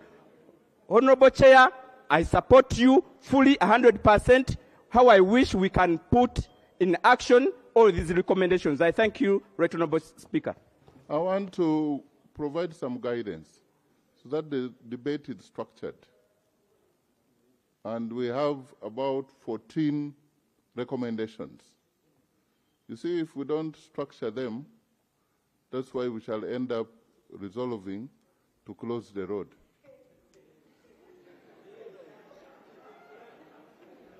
The first, remind yourself of the first recommendation. I want to,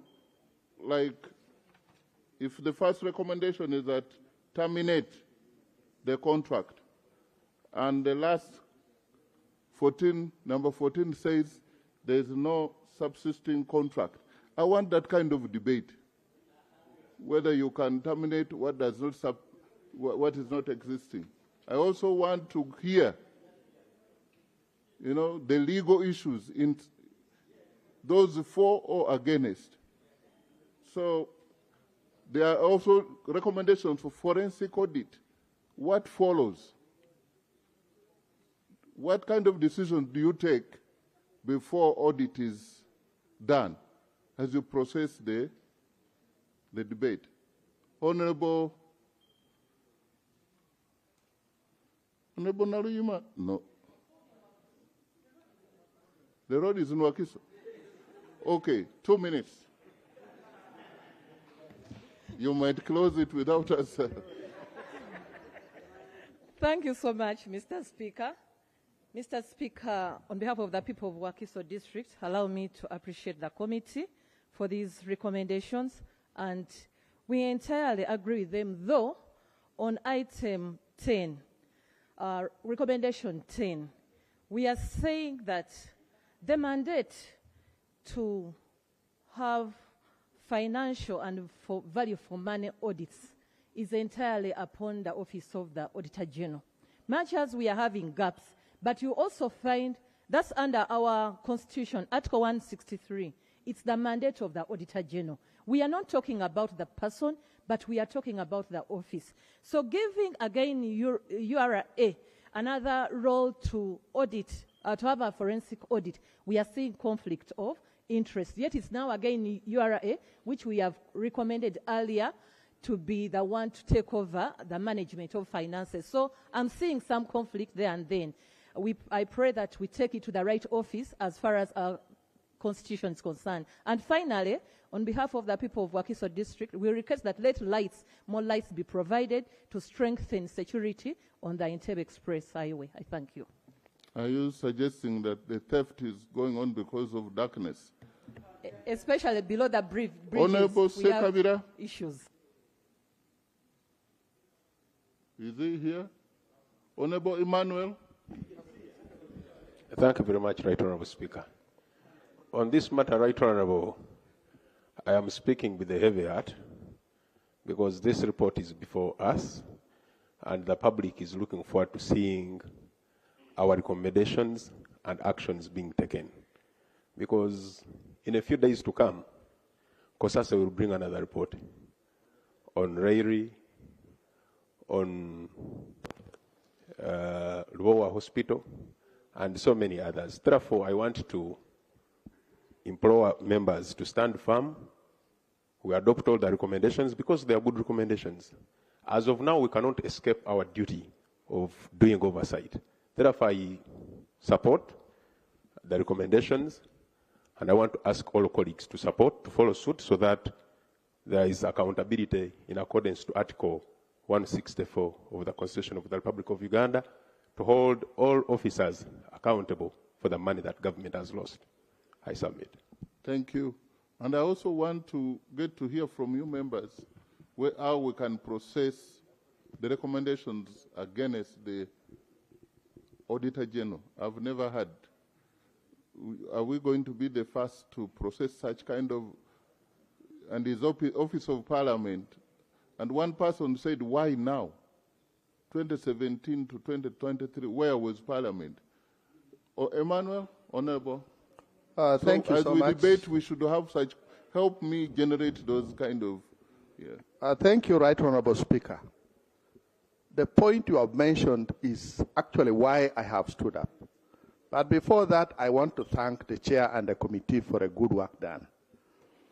When I joined Parliament in 2016, in public accounts for local government, our chair was Honorable Regan Okumu, and he would tell us there would be issues that we want to push very far with the Auditor General, and he would tell us Auditor General is actually one of our staff. If there is an issue, we can talk about it later. And it made me to respect that office and always want to deal with issues with them when we are like indoors. But now when a report comes out like that, it's like they feared to go and touch. I am wondering what could have happened. And you are right to say, how are we going to deal with that situation of the Auditor General? But it has also brought something in my mind. Who are the owners of Pinnacle and the other entity?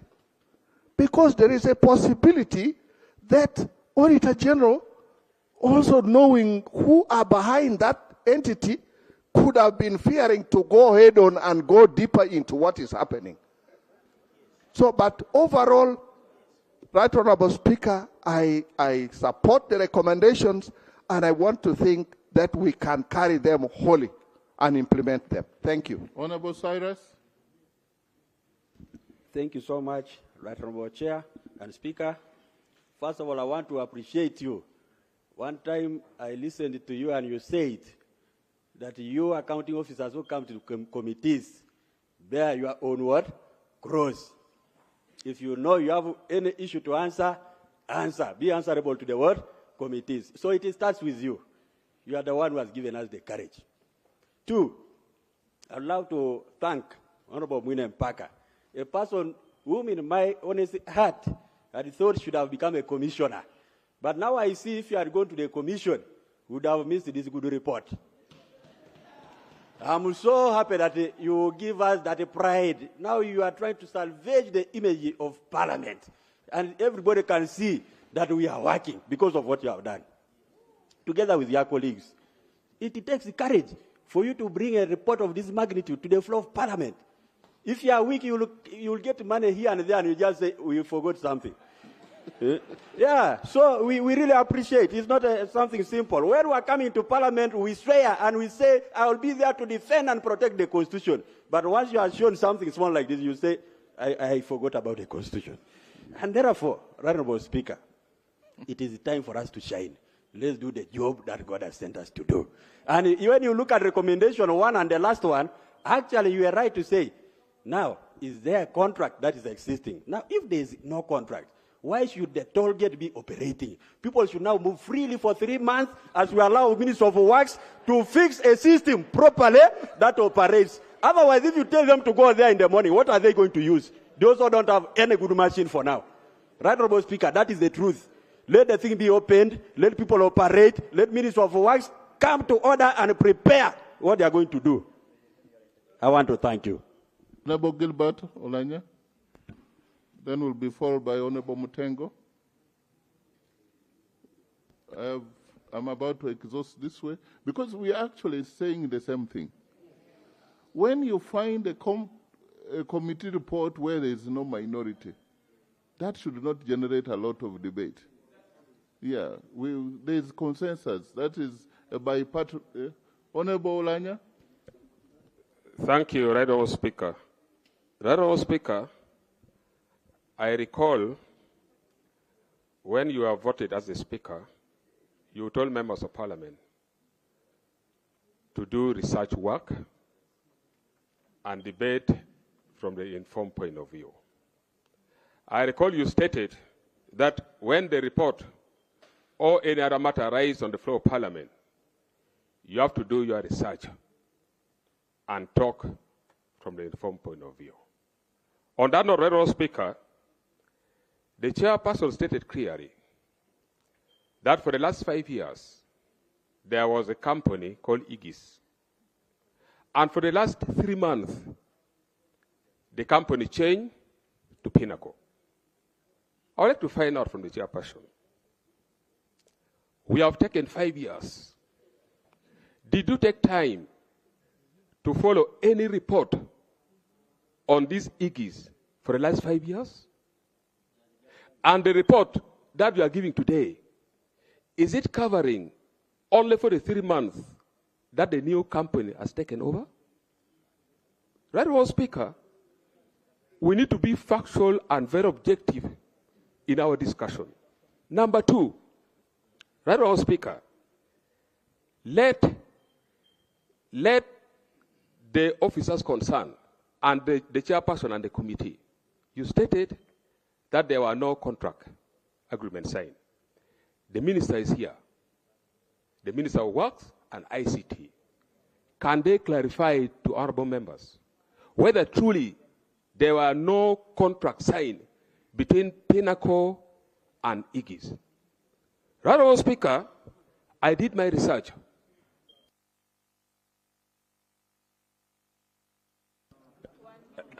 Honorable Mutegu, you did not research well on the available time.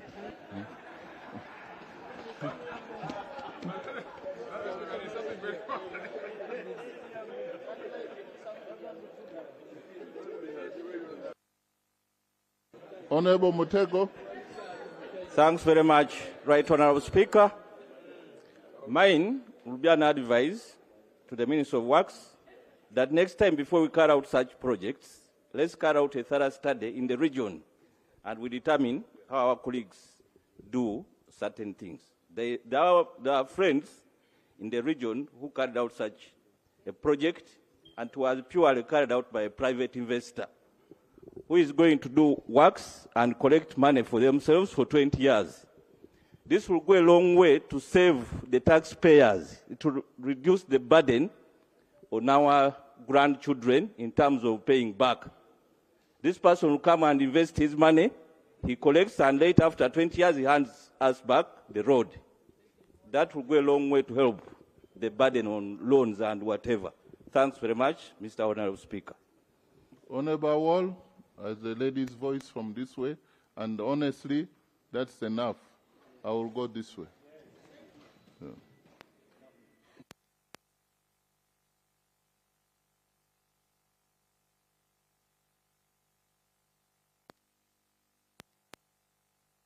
Who is the DJ? I think there is a saboteur somewhere. Thank you, Right Honorable Speaker. Right Honorable Speaker, I just want to say this morning we were for a committee of national economy, and there was a big question of our mobilization of domestic revenue, and also this accumulation of domestic arrears. We have losses in the country just because we don't love our country. We really don't love our country. If we love our country, we should love those people down there who are not getting services. The losses that we have been getting is also just because we have not tried to go digital. We have to go digital. How can we be paying 5,000, 10,000 in terms of cash? In some countries, even when you are buying maize, you don't go buying, you don't move with cash. You just buy through digital. And this digital will help also to reduce the losses. And we need to do better services to our people. I want to say this is one of the best reports for this year so far. So thank you very much, the Committee of Physical Infrastructure. You have done your work well, and that is why there is no differences between that side and this side.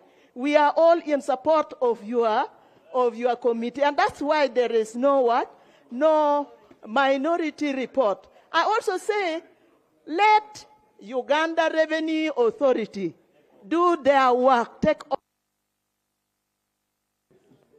Honorable Chinamatama, you don't rise up. I have some names. I will come in the middle later on. Thank you so much, Right Honorable Speaker. I want to take this opportunity and appreciate the chairperson of the committee and the committee members for such a shocking but good news to Ugandans report. It is extremely shocking that there hasn't been any audit made for all these years. That is a big shocker for us. And I think that it's one of your recommendations that I strongly support. And I think after doing a forensic audit, this is when we should take these decisions of, for example, terminating the contract, letting the Ministry of Works take over, because then we would have an ultimate end truth to this matter. Thank you so much, Right Honorable. Thank you. Honorable Bukenya, Doctor. Thank you, Right Honorable Speaker. Allow me to thank the Chair of the committee for the very good report and the members. Right Honorable Speaker, I've been observing issues lately, and I want to request the state, the executive, to be consistent. The way things are running in Chisanja, no sleep. You hear a story, you suspend, you arrest, institute another new team, and investigations take place. So this is what I want to propose. That based on what Honorable Mpaka is saying, and the team, and the time they have taken to come up with this report, this is a tip of the iceberg. So I request, like how we have been handling other things, we suspend operations of Pinnacle, Aegis, and others, and we institute a team now to start running the operations. And then the investigations take place, like Balam has been doing, like they have done with URSB, and things move on when these people are on the side, and we be consistent. We be consistent as investigations take place, and then Ugandans will be happy. And after we get the report and we find people culpable, since this is Chisanja no sleep, we put faces on billboards on this expressway, such that every Ugandan knows and starts fearing corruption. We just put them up on top of the other sanctions they may get. We put faces there on billboards, and everyone who passes there knows that this is where the problem was. After the investigations, but immediate suspension, and another team takes over. And finally, I wanted to build on what Honorable Oima, woman MP. Okay, thank you so much, Right Honorable Speaker. As usual, I'm Wembabas Beatrice, the woman member of Parliament, Hoima District. Right Honorable Speaker, it is time for the hunter to be hunted. Because this has happened for 5 years. Where are the Auditor Generals of that time? This House must send a clear message, Right Honorable Speaker, to the public that infrastructure must be managed in the public interest, and the revenues must be protected. This is the money that would have helped us to venture in other avenues for the development of this country. I commend the chairperson and the committee for the comprehensive report that it has given to us. We really need to see resources being managed well, so that we can develop this country, because we can see broad daylight robbery. This is robbery of the highest order. So therefore, I, as a member of Parliament for Hoima, I hereby support the committee. Thank you. That is very Honorable Rogers. Then Honorable Nakai. Thank you very much, Right Honorable Speaker. First, I would like to thank the chairman and the committee for a job very well done. In my opinion, I would have thought the very good performance of the Entebbe Expressway would have given us a template and a blueprint for future infrastructure developments. But seeing the ills in that project, ranging from connivance by the relevant people, government entities, transfer pricing between Aegis and Pinnacle, cash collections that are not declared, so many flaws, it really gives us a very bad impression of this project. I would like, therefore, to urge that the committee recommendations be upheld, but also one of the issues that you raised regarding how we treat the Auditor General. Given that he's an office under this August House, I think we need to have a very thorough discussion on how we manage performance, responsibility, and discipline where there is defiance or error. I therefore want to suggest, and I want to urge my brother, the Minister of Works, he should take this report in good faith. Because if the performance improves, then he will have more money to do future projects using road toll. I therefore submit. Thank you very much. Thank you, Right Honorable Speaker. I'm Julius Nachi, Member of Parliament for Dadiri East in Sironko District. I associate myself with the recommendations of the committee and I support them fully. I want this to be used as an opportunity for us to send a message that we are the 12th Parliament, a new generation of members of Parliament who are not threatened, who are not cowards, but who are here to protect the will of the people. I want to address the issue of cost for this Interway Expressway. It is being said that the expressway cost, I think, $476 million. That is not true. There's an international accounting standard called borrowing costs 23. What it says is that when you borrow money for a capital project, you also capitalize the interest. Meaning, if we were to calculate the interest that we are going to pay for 40 years on the 350 million, the project cost should be more than 500 million. Now, from the report, we are getting only about 4.6 billion per year because the contract is taking 24 billion. That is equivalent to $1.2 million. To recover the investment, it will take us 400 years to recover the investment on the Interway Expressway. Now, what is the way forward? My recommendation is this. From the studies that have been done, it is possible that we can collect $1 million per month from this expressway, meaning $12 million per year.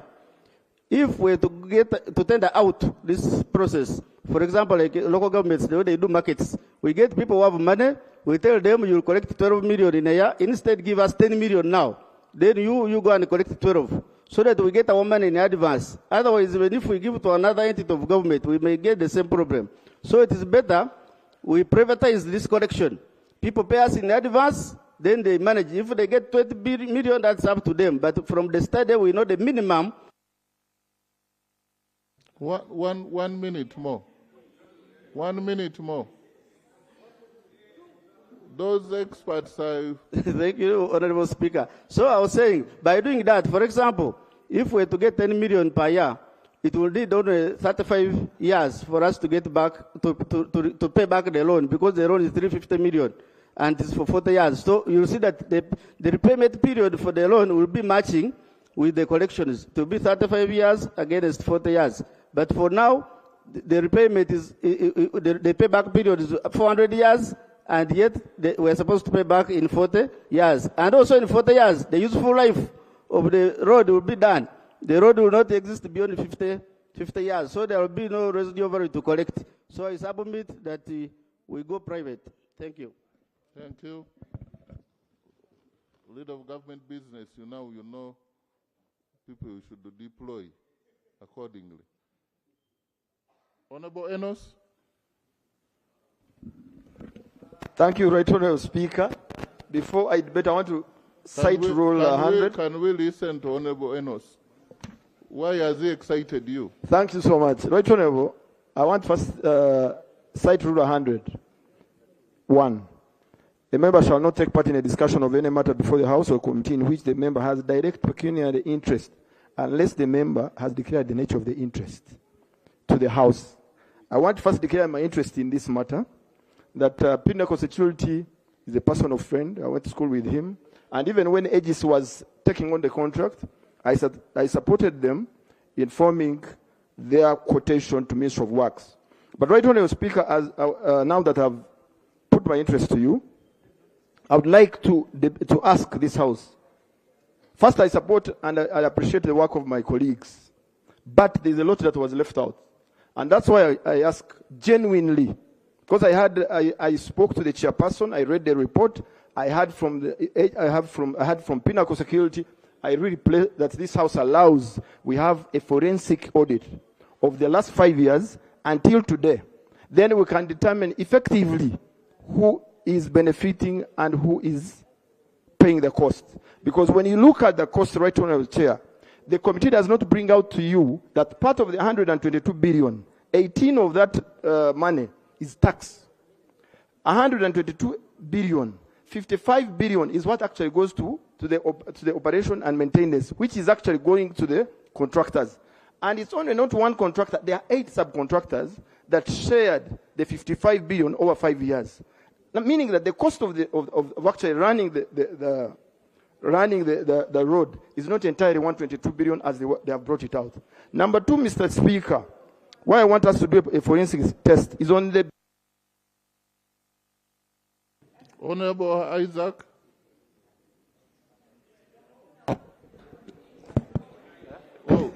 Right, Honorable. Mr. I'm older than in Parliament. Sit down. Okay. Okay. Now, Right Honorable Speaker, I think when you call Isaac, we are many here. Sorry, I'm sorry about but that. I appreciate. I want to thank first of all the. But since you said you're older than him. Yeah. And then. Not only that, but I was his campaign manager. When he went, he dismissed me. Yes. When he went through, he dismissed me. But on a serious note, I wish first of all to thank the committee. I want to thank the minister special way. I think, Honorable Minister, you did us good when you really accept the report, and you also thanked us for that report. It is our report, colleagues. It is our report, and my only prayer will be very brief. One, we now realize that we are grappling with the issue of roads in this country. It is now true that Uganda has enough money. It is true that you can use that money to build our infrastructure. And this business of coming to borrow, we are borrowing simply because we have in-house problems. And those who are borrowing are the ones who are mismanaging the money. I get cold feet. Because here we are, and the government came in a good idea. We have seen roads building roads. And therefore, to break this vicious circle, we need to take this report very seriously. How? One, we need to be given timeline when it should be implemented. Two, I want to say to agree with the Attorney General or the Solicitor General for that purpose. There are going to be legal implications. It's very true we can talk here, but when you terminate and you re-terminate, there is a cost involved. They will not come back here, but... Honorable Cadet, you've made a very good point. Yeah. Then after Honorable Cadet, we shall have Honorable Thier, who had a procedural issue. Then we shall have Honorable Sarah Chitio. Yes, and then... Thank you very much. The other Isaac, yeah. Thank you very much, Right Honorable Speaker, for giving me the opportunity to discuss the report on infrastructure. I begin by thanking the chairperson and the committee for the great work and great report submitted to Parliament. Right Honorable Speaker, I'm so happy that the report will exonerate us as Parliament because they have highlighted how the corrupt have tried to capture the state. And it is high time that for us, we throw the guillotine, but politically. We know corruption is fought politically, administratively, and legally. Now, our role as Parliament, we've been given a report. We trust our members on that committee. Therefore, we adopt his reports, the recommendations 100%, and also urge the executive that some of those people mentioned in the report are basically appointed. So let the executive take administrative measures by disappointing those guys from their positions because they have been swindling a lot based on the report. Then the legal matters will be followed later, but not by us. Lastly, Right Honorable Speaker, the road sector is one of the engines for development. And as earlier said, one of the models for constructing roads is by having an effective road top. Honorable Thier, 2 minutes. Thank you, Right Honorable Speaker. Right on, Speaker, it's in record that I am one of the fighters against corruption in this parliament. And as State Minister ICT, this matter has a lot of audit queries that are IT related.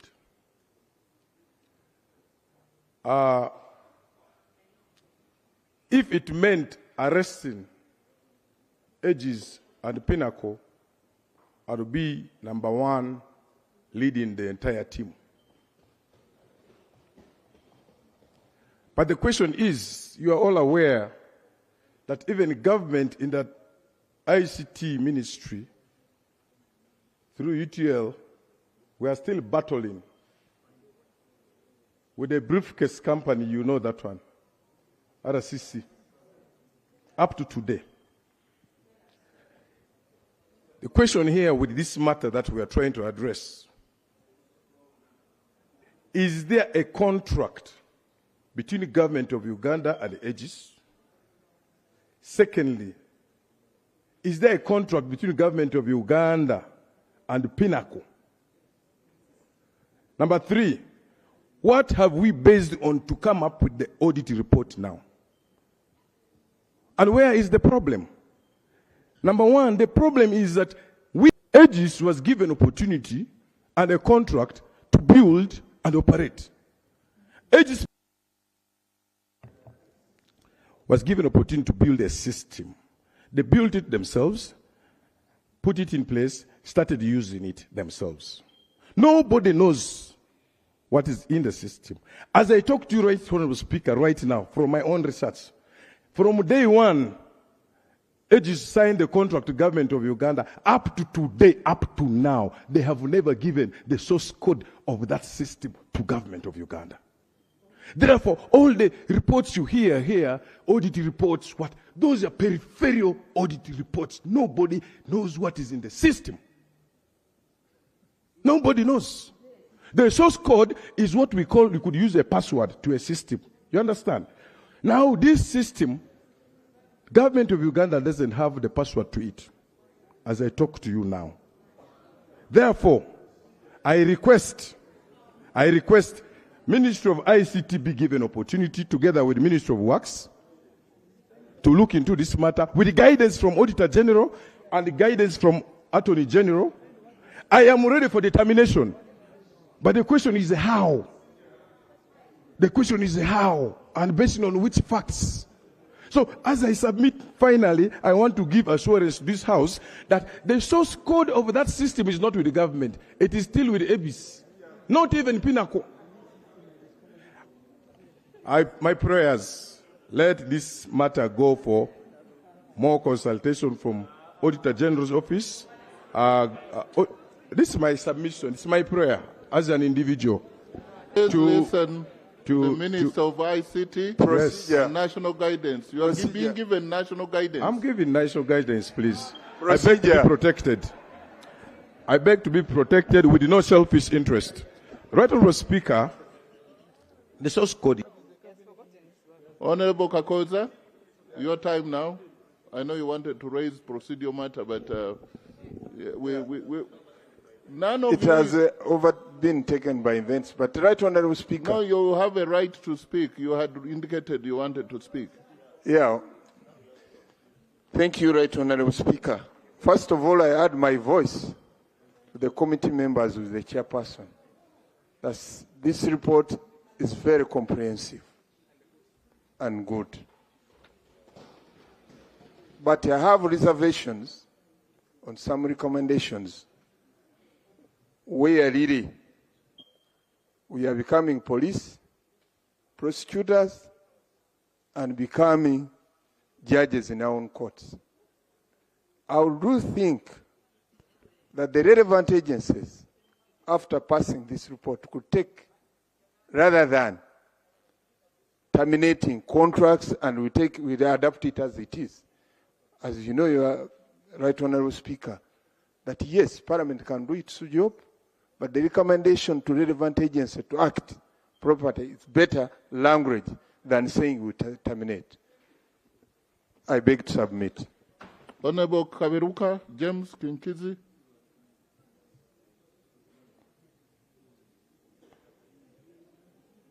Oh, I had given to Honorable Sarah Chitio, but just immediately after. Actually, you can start even before he concludes. Thank you, Right Honorable Speaker. Right Honorable Speaker, before I thank the chairperson, I want to first thank you, because we had lost the notion of this debate. That's a fact. Secondly, I want to thank the chairperson and the committee on works, and they did good work. I want to thank you. Mr. Speaker, I want to thank the Minister of Works. However, the Minister of Works has been also one of the superintendents of this project for the last 5 years. And recommendation number 7 is saying that Works should take over. Yes, she can take over the operations. But, Mr. Speaker, I would want that we also know what the minister was doing all that time. Mr. Speaker was worried when they were saying that the previous Auditor Generals, the previous whatever, be audited. I thought also the Committee of Works, also the previous ones were also going to be audited. I was one of them. But, Mr. Speaker, I want to thank you for allowing committees to do their work. Kudos, Mr. Speaker. Thank you so much. Mr. Speaker, Auditor General is being a question here. But today, we interacted with the Auditor General as a committee of PAC. They are also expressing some problems. So I want to request you, Mr. Speaker, using my auspices, because Auditor General is our eye as Parliament. Thank you. I have put a question to Auditor General. He met me, and we are going to continue to engage so that we empower that office. The question was, who audits the Auditor General? Just like the question, for us, we are audited by the voters, but by everybody. So you've run out of your time. Thank you very much for thanking me. Thank you, Right Honorable Speaker. Right Honorable Speaker, the little research I've made about this is true that the government is aware about the contract between Aegis and Pinnacle, because it was cleared by the Office of the Attorney General. It is also true that the renewal of their contract was based on PPDA regulations 53. I therefore wish to thank the committee led by Honorable Mpaka for the great job they did. But, Right Honorable Speaker, we need to be careful not to do mob justice.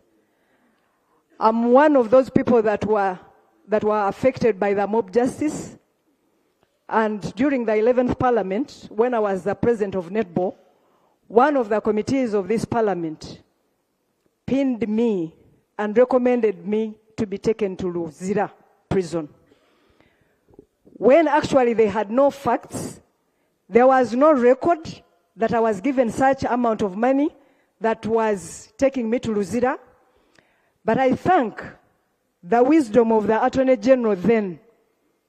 When we were called to State House, he guided that 3 officers should be brought together and investigate this matter. And forensic audit was carried out, the Office of the Auditor General, the Office of the IGG, and the Office of the Attorney General. And here I am, Right Honorable Speaker, as a result of justice that was accorded to me by those honorable, important officers of this government. I therefore recommend. Sometimes members of committees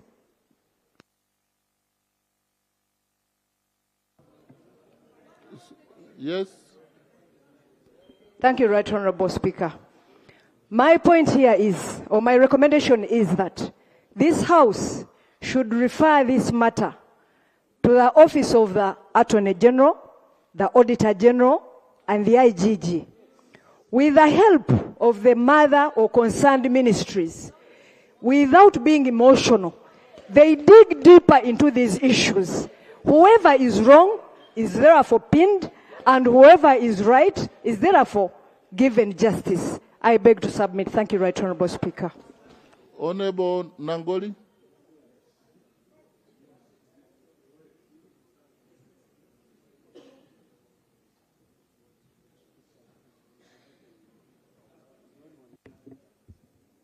Thank you very much, Right Honorable Speaker. I want to first of all commend the chairman of this committee for a very good report. For me, as a parent, if my children, if I find that they have stolen veggies, I will begin investigating, but there are those whom I will find with overwhelming evidence on their lips. There, I don't have to take time. For example, in the report, the chairman ably hinted on people who collect revenue and they bank less. Now, do we really need more investigations on those ones? Those ones we should recommend that those officers who are in charge of collecting money and banking less, those ones we should face police straight. Those ones we don't need further investigations. Those ones we have seen the veggies on their lips. So those ones, I recommend that police takes charge and they are prosecuted. Thank you very much for listening to me. I submit. Thank you, thank you. Now I had to find out where the honorable member comes from. But you see, that is cultural investigation. That when you find, others would say, tawe, it's not me. But then you see some traces of, so that one is evidence. So that's a good one. Now which side? Hey, this Isaac here. And then Patrick, Honorable Patrick. Yeah, the other Patrick Kichonch. Yeah. Thank you. Yeah? Thank you, Right Honorable Speaker. Right Honorable Speaker, I would like to appreciate the committee report. Indeed, the chair has done a good report, just the way he used to do when he was in the trade chair of the trade committee. Honorable Chair, the report clearly states that over the 4 or 5 years, over 10,000 vehicles have mysteriously, the records of those vehicles have mysteriously disappeared. They are not being aligned on the tolls. So that is what is costing us some of these losses. So it is really something which we need to take up. Up to today, how can we not have a system which can capture and count the number of vehicles going through? And it's so alarming that over the 5 years, the only report from the Auditor General was about auditing the lights and the fence, as per the committee report. So we need to investigate and carry an investigation. Why did the Auditor General actually sleep on the job? But we should also go back on the awarding of these contracts. What were the bidding processes right from the beginning? How did Aegis and Pinnacle actually get those contracts right from the beginning? Were they actually the best bidders for that job? And if the Chinese also were there and they were giving us a better price, why did we reject them? But I do agree and recommend that we need to take a step back and carry out a clear forensic report on this. And then the Ministry of Works comes up here with a better report where we can get back again and debate on this matter properly. I beg to submit. Thank you. Thank you. Honorable Katabazi Patrick Chichoncho. Thank you, Right Honorable Speaker. I'm Chichoncho Katabazi Patrick, Member of Parliament for Ruchiga. I want to thank the committee chair and members for a very meticulous report, and I understand why it has garnered cross-party support. However, Right Honorable Speaker, you did point out the difference between a void contract and a contract to be terminated. In the report, they talk about terminating the contract, but also somewhere it is referenced that there was no contract at all. Now, in absence of the consent or the input by the Attorney General, a contract can be void ab initio. From the very start, it means that there is no contract. However, when we take that direction, it is also clear that parties have been proceeding on assumption that there is a contract, in which case then a tacit extension applies. Contract extension by implication. Therefore, when a committee recommends that the contract be terminated, it can also fall under that line. However, what I also want to point out, Honorable Speaker, is that a very good report like this one can collapse because of delicate recommendations. And one of the delicate recommendations I've seen in several reports that have been subjected to the court process are recommendations that relate to forensic audit.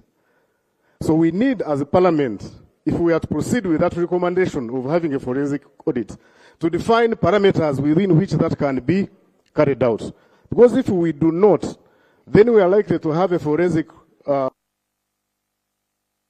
One more minute, expert.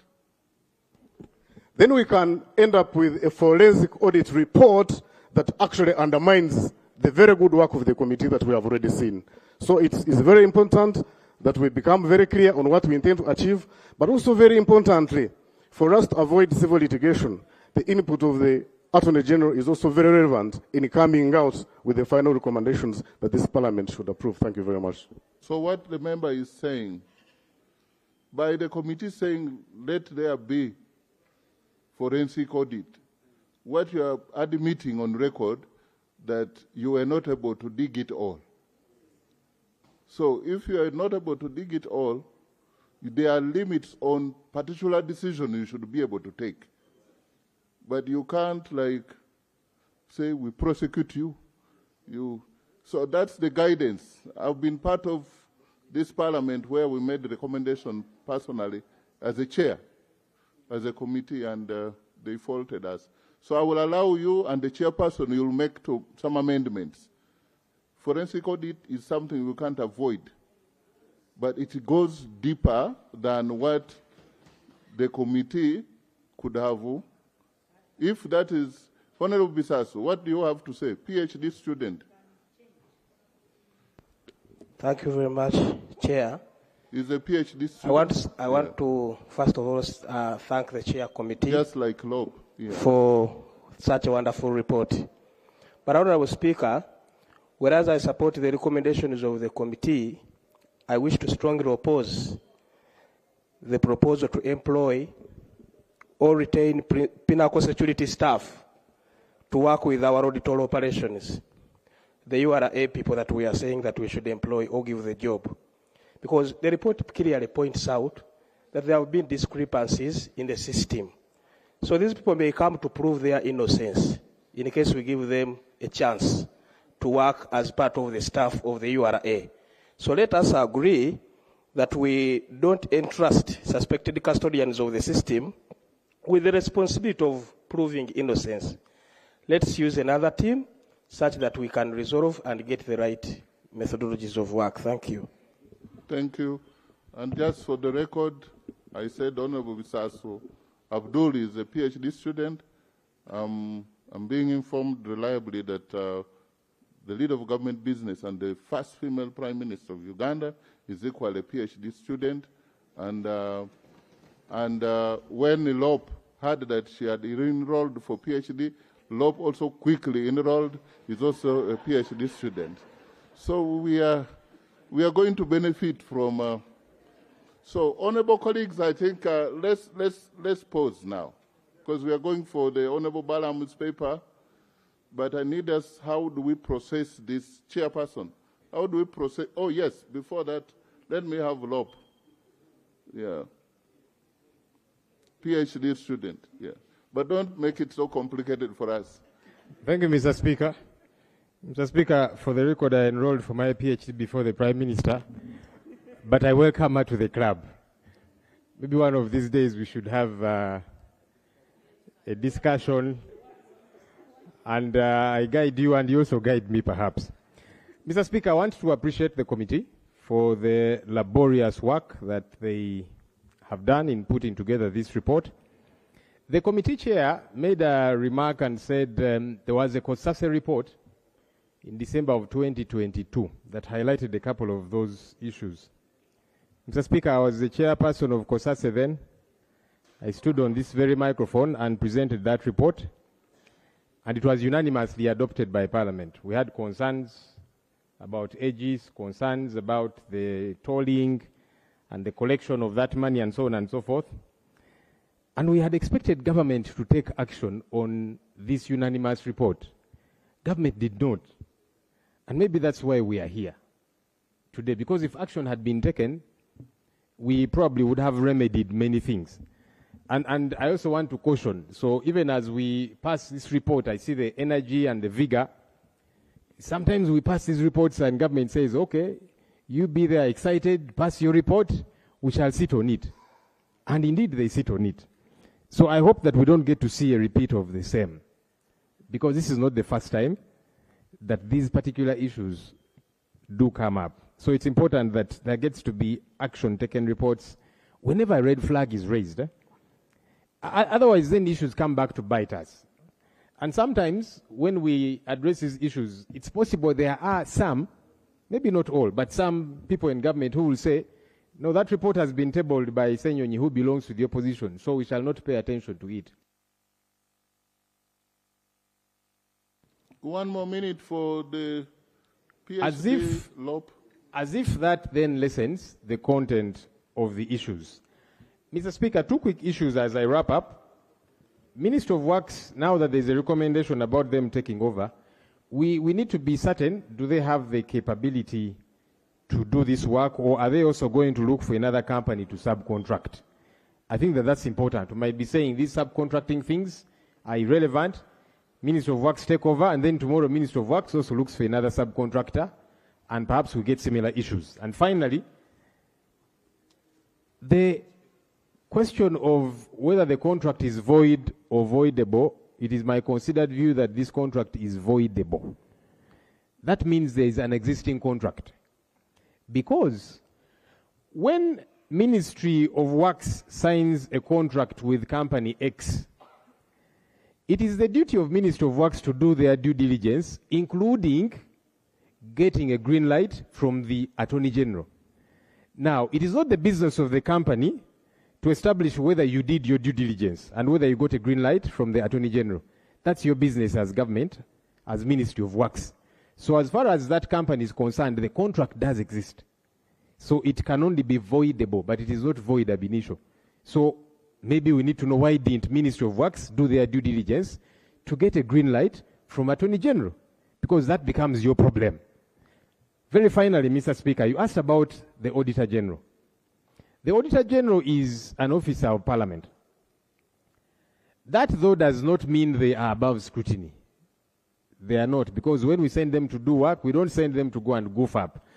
Previously, we had numerous engagements with the Office of the Auditor General, and there are challenges there. They produce shallow reports. That's a fact.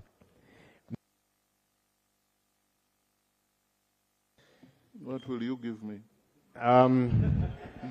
I'll give you a good recommendation on the Auditor General. So, many times, people go to the field. And when they go to the field, some of these Auditor Generals, and it's not all, I don't want the assumption to be that all of them. Some of these Auditor General's officials go to the field and they are compromised. So they will then produce a shallow report. Now, the Auditor General who is seated in the office has sent teams to the field, they come back, maybe that's what he signs off. So we need to do some kind of, whether it be an overhaul or some re-engineering in that office. Because many times, even the reports that are done by these committees, they go deeper than the Auditor General's report because it remained on the surface. That has got to be addressed. Thank you. Thank you very much. And that is very factual. Chairperson, then I call the Prime Minister. Thank you, Right Honorable Speaker. On the issue of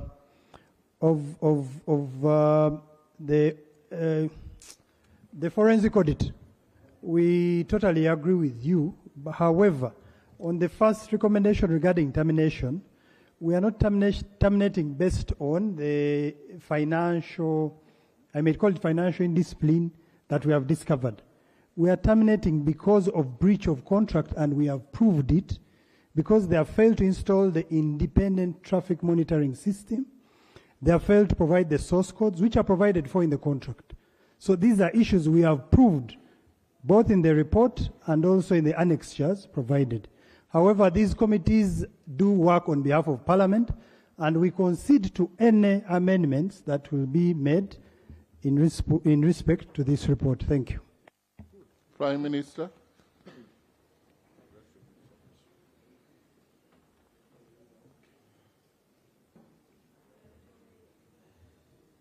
Right Honorable Speaker and Honorable Members, first and foremost, I want to thank you for giving members time to discuss this report.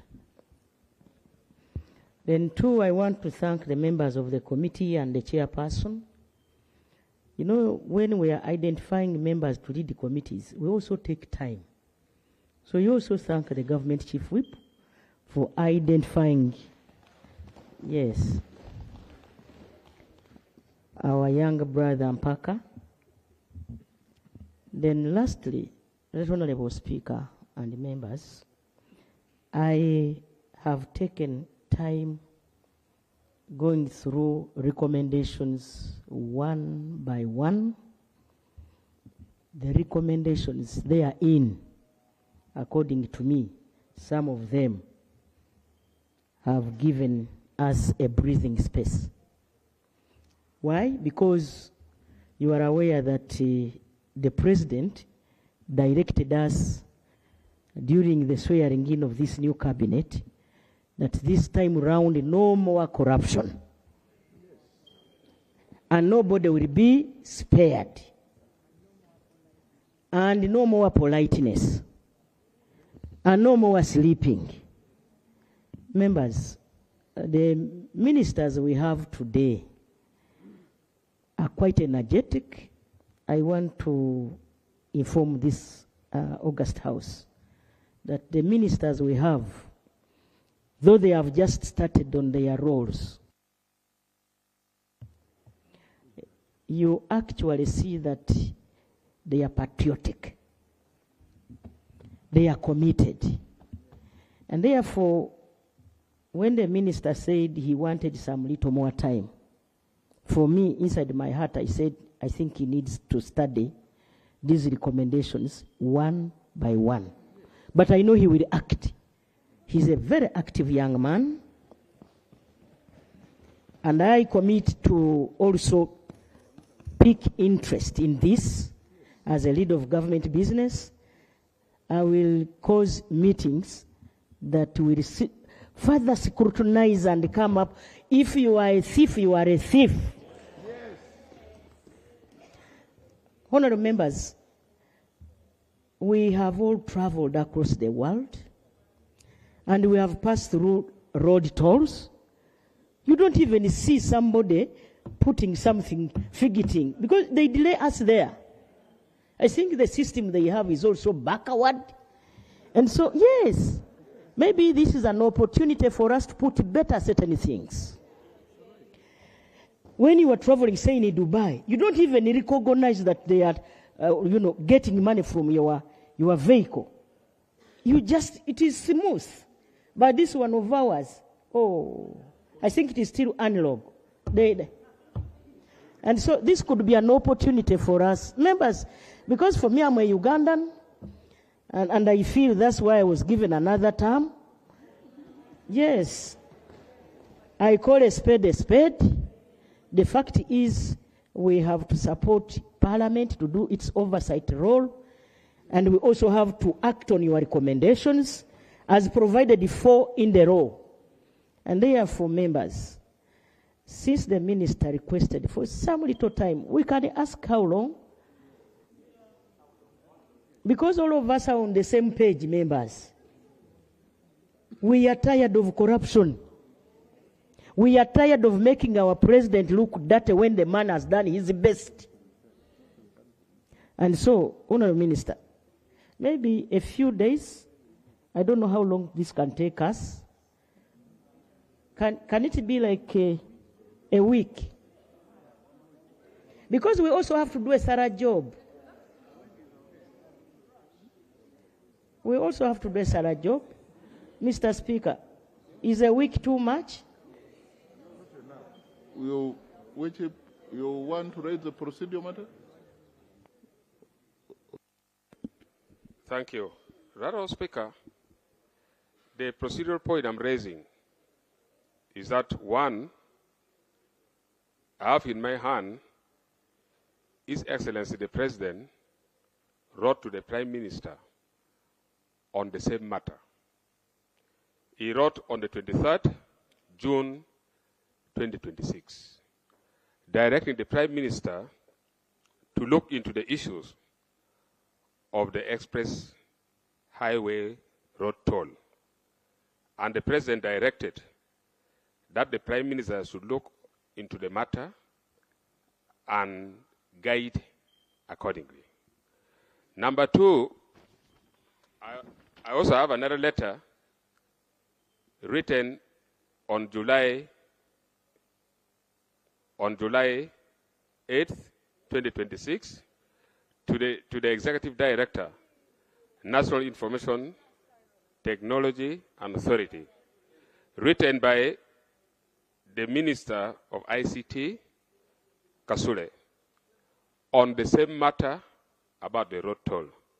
I would like to find out from you, Right Honourable Speaker, since His Excellency has guided the Prime Minister, would it be procedurally right to allow the Prime Minister to brief honourable members about the concerns that were raised by His Excellency the President?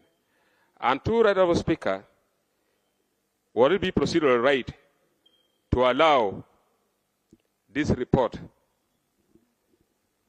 to go back to the Ministry of Works and ICT for administrative review, for us to understand properly as members of Parliament, and they report back to the House? I beg to move. And if allowed, Honourable Speaker, you may allow me to table these two documents to become the working document for Parliament, and appropriate action is taken. Really, now that you are the one talking about it, I would love really to see the shape and the content of that letter. Come and lay. I wondered whether you're one of the assistants of the Prime Minister to get a... Right, Honourable Speaker, you are talking about research, and aware that I'm one of the research experts. So when the report was loaded, I had to do research on this matter. Then I got this document on my way as I was doing the research. Right, Honourable Speaker, I beg to lay the letter written by His Excellency the President on the 23rd June 2026 to the Prime Minister of the Republic of Uganda. I beg to lay. Subject matter, the President directed that the Prime Minister should look at the matters concerning the Entebbe Express Highway. I've read mass on the date. To Right Honourable Speaker, I beg to lay the letter written in July 8th, 2026, to the Executive Director, National Information Technology Authority, by the Minister in charge of ICT and National Guidance, Honorable Lumumba Justin Kasule, on the matter concerning Entebbe Express Highway. I beg to lay. Thank you. Okay, let the record capture that. And now the debate has been concluded in this matter. What we are now grappling with is how do we process recommendation capturing the spirit of the debate. So Do we need an adjournment for that? Because how do we process the recommendations? We go one by one.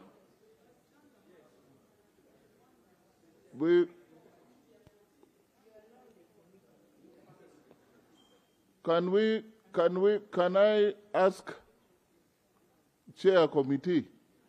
Because I don't want him to being a chair, there are so many eyes and mouths. I want to constitute a small working group on behalf of this whole parliament that can begin tomorrow, and you fine tune. And I want to put Honorable Patrick Katabazi, one person there, Honorable Honorable Julius Naki, and the shadow, and who else this way? The independent, or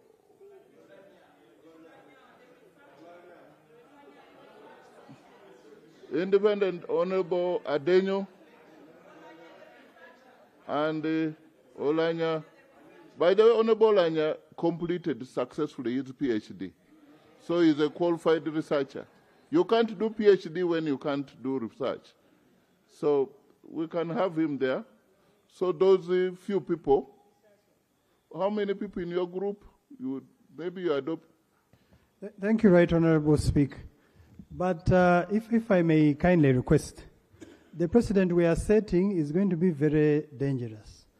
Because now this is a committee, the members are here, very competent members, who come up with recommendations, and then another committee is set up to fine-tune. This is not a committee to fight, just to go and make sure that we make a correct.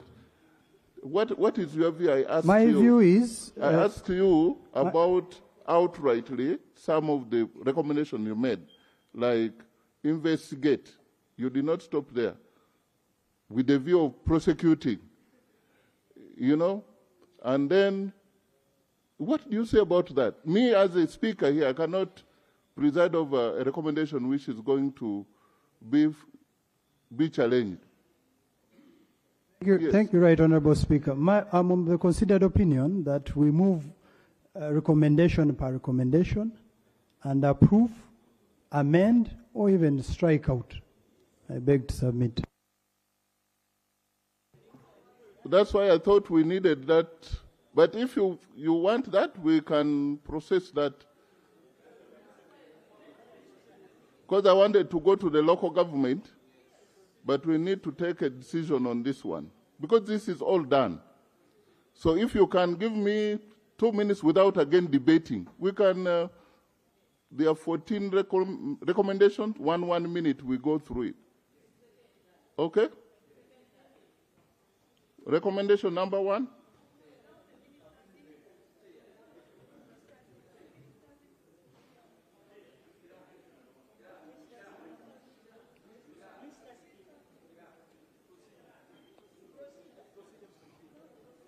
Procedure by the Prime Minister. Right Honorable Speaker and members, I'm raising on a procedural issue. Parliament was complaining that sometimes you make recommendations and sometimes the executive does not implement them. Some of the reason is we do it in a kangaroo manner. Now, the minister has not put his input. And he's the one who is supposed to implement all that we are recommending. And we are asking for just some little time. We are here. We shall come back. We are members of the same house. Right Honorable Speaker, are we proceeding very well?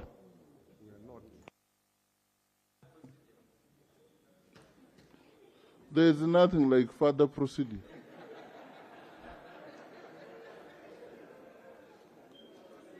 Because I think there's tension here. There are those who say it is either now or never. And that's when you are bound to make mistakes. Those who think that just a little postponement, then there is going to be something else. In these recommendations, I have seen nearly all people are agreeing with. But we wanted to get the input from the Minister and the Attorney General. First, there is a question here whether there is a contract for rights to terminate. And the chairperson said the contract is reference to article and the general clause conditions of the contract, a paragraph which I have not been able, I don't know whether you've looked at it. Only that. 2, there are others which do not need any minister. Would you not want to run the expressway, the toll? That recommendation 2. 3 is by URA. 4 by Minister of Works takes over. You don't want to take over Minister of Works? Mine is on number 5 only. That is where I would think I need guidance of the Attorney General. Number 5 and the numbers and number 13, I think. So, the Chair, you don't really want any adjournment on this matter. You want it now.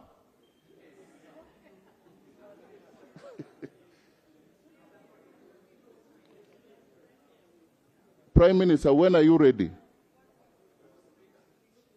With your minister? Something small? After the Prime Minister. Right, Honorable Speaker. I came to this house in the 9th Parliament. And I believe I have had enough experience on how Parliament and government runs. I've been a Prime Minister for 5 years. I think I have accumulated enough wealth of experience. And that's why I got another term.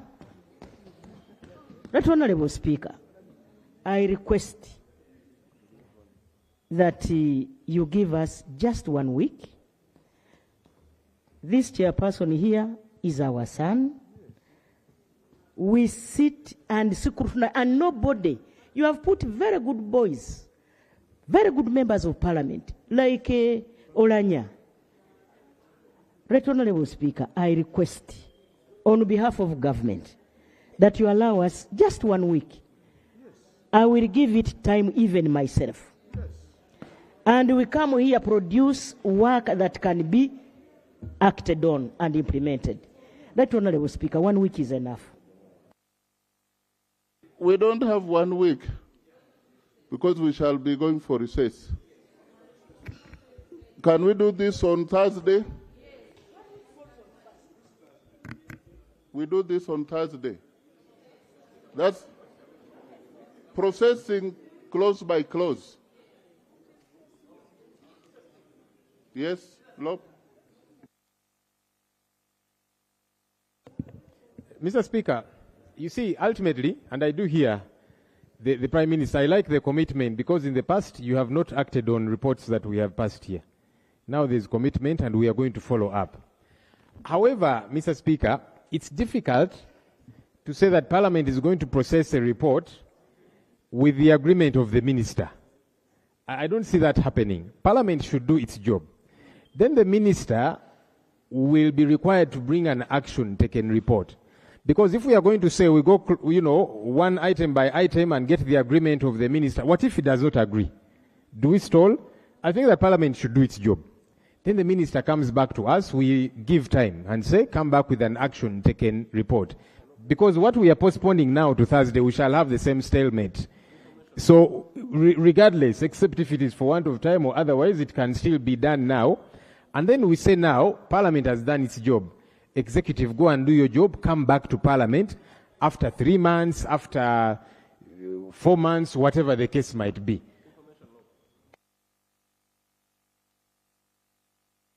Minutes, I don't know what you really want, but Rule 229 gives you opportunity to report back. I want to make a decision on this matter that on Thursday we shall process it. Because what you are postponing today, it will not even work on Thursday. Yes. Next item. Statement by Minister on the fight against corruption in local governments. Honorable Minister of Local Government.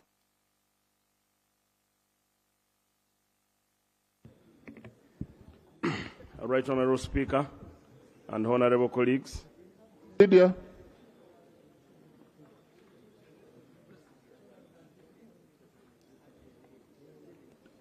And you've Right Honorable Speaker. Have you been in the House? Yes, please. Okay. Right Honorable Speaker, I rise on the point of procedure under Rule 237. Sub-Rule 1, an official report. It states, the clerk shall be responsible for ensuring that all plenary proceedings are reported word for word, and that an official report of the proceeding is published as soon as possible after each sitting. Right Honorable Speaker, on the 20th of this month, I raised a matter of urgent importance. However, the record stated in the report of Parliament provided action point to be implemented in Kwania district, and yet the affected people were in Amalata district. And the road that I mentioned, the report stated in Kabera Maido, and yet it's supposed to be Ochero Achengreny Road.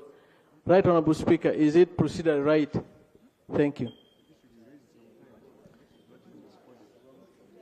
Is it procedure right that they record wrongly and put in the report of Parliament? The clerk, we shall look at the answer and we verify.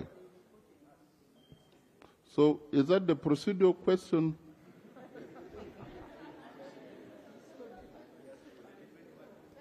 Honorable Minister of Local Government. Right Honorable Speaker and honorable colleagues, I wish to give you an update on the ongoing Expose the Corrupt People-led audit and fight against corruption. Right Honorable Speaker, I wish to sincerely thank you for allowing me to table and present before the whole House an update on our ongoing people-led audit and fight against corruption being undertaken through the Expose the Corrupt and Corruption Crusade across our local government. The exercise is aimed at strengthening accountability, protecting public resources, and most importantly, improving public service delivery to our people.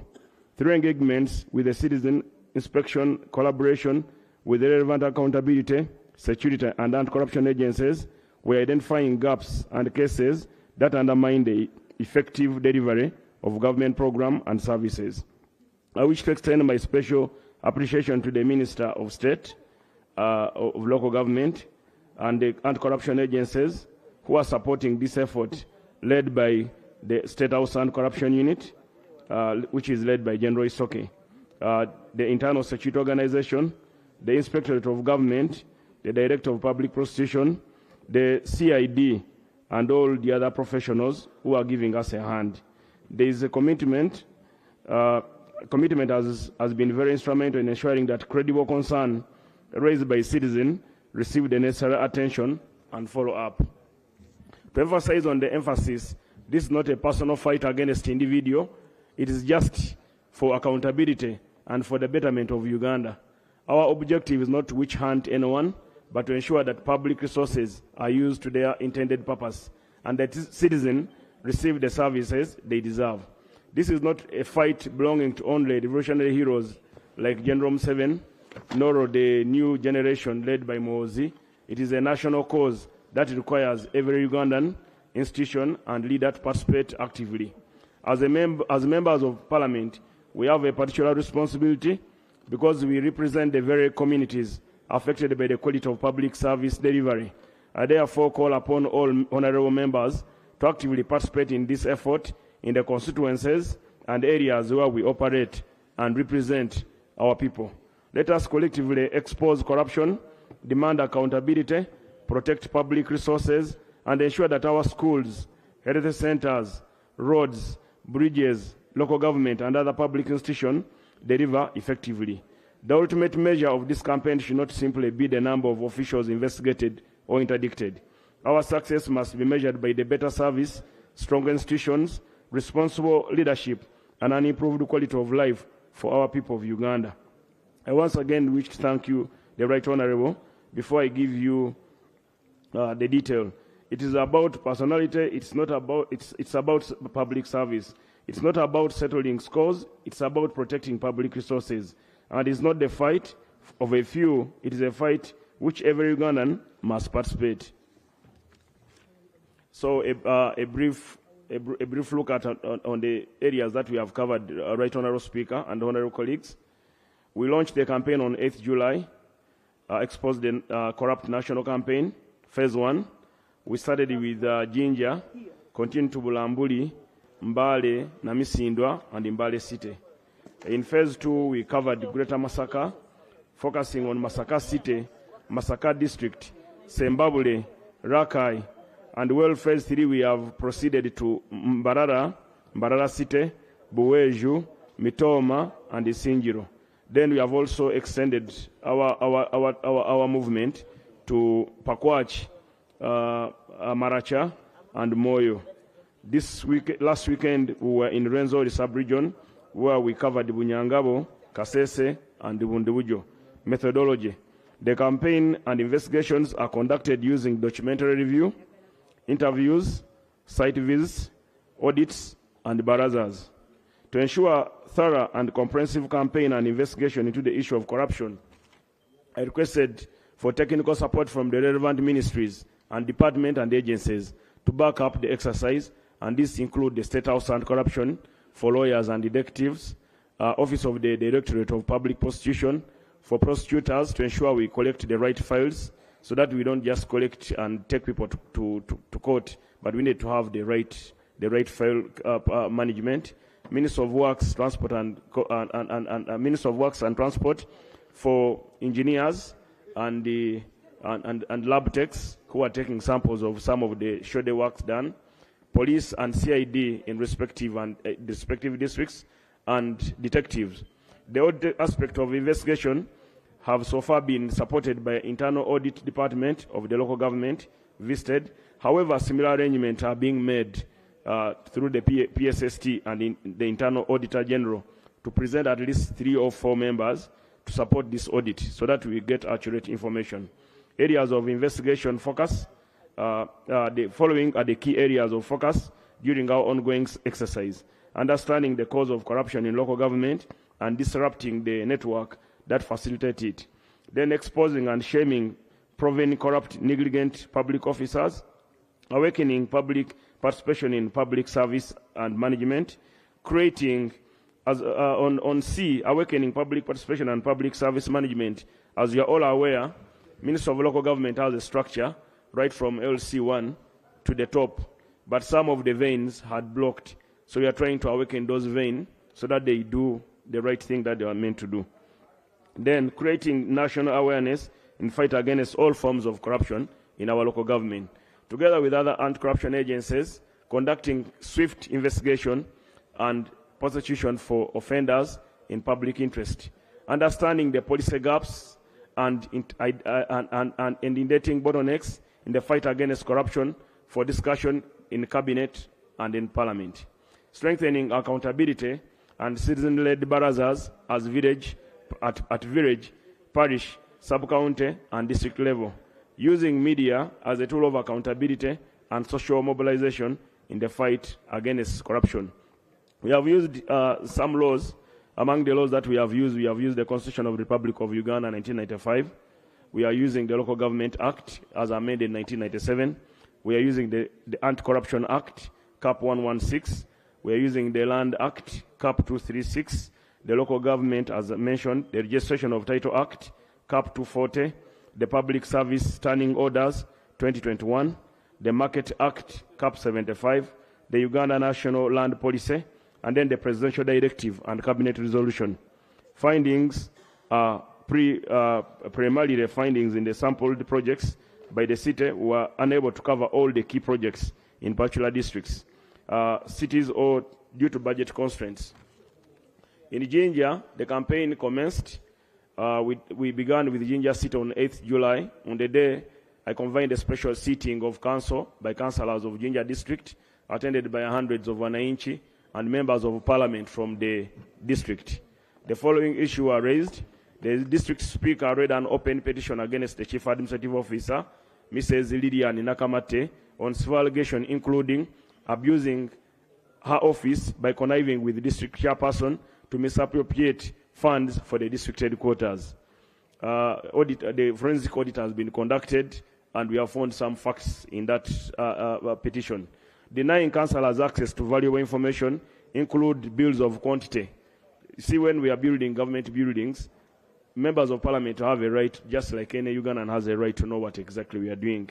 That has been one of the causes of bad workmanship, because the people in the community don't know what type of bridge they are building.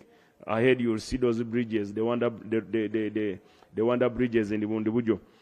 So causing financial loss to government through reckless administrative decision, misusing of Uganda shilling 1 billion road rehabilitation grant, which His Excellency the President gave to all districts, or government allocated to all districts since 2023.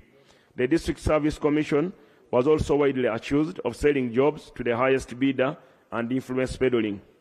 Arising from allegation, I found it is imperative to have the said cow, Mrs. Lydia Nakamate, recalled and interdicted in public interest to pave way for an impartial investigation. The internal auditor was tasked to undertake an audit, and once this audit is concluded, State House Anti-Corruption Unit shall use it to complete the investigation and file will be forwarded to DPP for further guidance. In addition, resulting from the campaign, one Nampendo Charles, a physical planner, and one Obad Charles Batambuze, a building contractor officer, were apprehended for irregular authorizing and using permission for the construction of perimeter wall without the necessary approvals. We moved to Mbale district. Mr. Speaker, on 11th July 2026, I proceeded to Mbale district, equally special sitting of council attended by the councillors and the cow and our entire technical team, district statutory organs, area members of parliament, Honorable Minister Lydia Wanyoto, Honorable Minister Simon Mulongo, were part of the meeting. The following issues were identified. The Department of Health, Education, Water were highlighted as the major conduits of corruption. Using the hands-on approach, which His Excellency has exhibited for us to follow, together with all stakeholders, we visited several UPE and UCE schools, where to our surprise, learners were paying school fees ranging between 75,000 to 110,000 per term for primary and 230 per term in secondary school, despite receiving capitation grant from government. Among the schools that were identified, we had Mbale High, Mpoma High. We also had Mbale High, which receive over 150 million every 3 months from government, but still they continue to charge these poor people. And the intention of UCE was to facilitate the poor to attend education. And the only thing that could be charged probably could be meals with approval of Minister of Education, which hasn't been sought. Then furthermore, the people and student enrollment numbers were infiltrated to attract higher capitation grants. This aided the neglect of inspectors of school, the district education officers of their duty, verifying enrollment. Notably, Nabumali Secondary School had infiltrated enrollment of 340 students to 779, a difference of 432 students multiplied by 170, which they were charging. Budgeted capitation per normal O-level student. This computes to a total loss of 75 million every financial loss to government of Uganda annually for only that number. But that was a sample school, not all the other schools.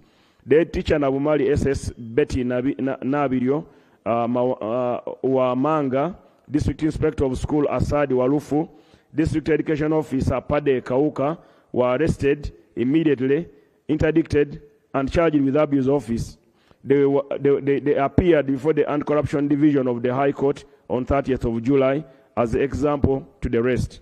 Also, the District Health Officer, DHO, Dr. Wangisi Jonathan, a former beneficiary of State House Scholarship, irregularly transferred civil enrolled nurses without due process on a fully paid study leave without replacement, causing staff shortage to the referral hospital of Mbale district, which is the Busuwe Health Center 4. Now, this DHO recruited the workers. The same day they recruited the workers, he posted them in a health center. In the same health center, he posted them, they never reported. He sent what we call a study bond to the health center. A health center, which is a referral, meant to have a total of about 16 health workers. 7 have never appeared. So we are stretching the few who are at the health center. When we asked him, he told me that, you see, Honorable Minister, this is allowed as per public service, but you cannot post people in a station and again on the same day give them a bond before even they register, and then you are overstretching, and yet you have so many health centers. Why couldn't those health workers be distributed so that the main hospital of Mbale district is not affected? So investigation were conducted against him. We also went to Naiku Health Center, where we found 5 critical staff were absent. And at Naiku, we found a gate man, who's also a compound maintainer, administering patients, putting cannula on patients. Yes, and when the community was asked, they said he's the most kind, most helpful community person who has been supporting them when doctors are not on duty. The clinical officers who are 2 in that health center, none of them was present. When we dug deeper, we found the 5 health workers don't really work there, because we saw the schedule for the next day, and for the entire week, they are marked as present. How can you be present tomorrow before even tomorrow reaches? So they are marked their schedules. Same was also in Busuwe Health Center. So the DHO was interdicted, brought to anti-corruption court. He was charged. He caused the financial loss of every financial year. For the last 2 years, he did that, of 274 million, only in 2 health centers, a sample of 2. But there are more health centers. Due to resources, we could not cover all those health centers, but there are more of such ghost doctors and nurses. So we estimated the study leave cost Uganda 472 million, just in those 2, in one health center of Busuwe. Then the people who are working not on duty, the 5, cost Uganda 275 million. Those are on 2 samples. In the Bunyangu Parish, Bufumbo Sub-County, Mbale District Government dispersed 2.6 billion in 6 phases from 2021 to increase water distribution, build tap stands, water dams, and funded the beneficiary communities in Bubyangu, Bufumbo Sub-County. With my own site visit, they have never received the water, and the taps in towns like Jiwa and all these in Bungoko Central, we found those taps, Bungoko North, those taps were dry. No single water, but money was spent, and the last disbursement of 221 was also paid 2 weeks ago. So Simon Peter Wandera was arrested, interdicted. His file is still with the DPP pending approval, pending forensic audit. Number 7, an inspection was also conducted on the 6-kilometer Bukingara Budwara Road in Budwara Sub-County, accompanied by Bungoko Central MP Muhamudu Masaba, Bungoko North MP Shafiga Wanyenye. The road, which residents found impassable, had been budgeted for 300 million. The Minister of Works Transport Engineers, after an engineering audit, found no work were done on the road. The district engineer, Robert Nashimoro, was subsequently arrested, interdicted, and his file submitted to DPP for pursuit, who has directed further inquiries. The DPP has said we need to have further inquiries. So those are some of the challenges we get on ground.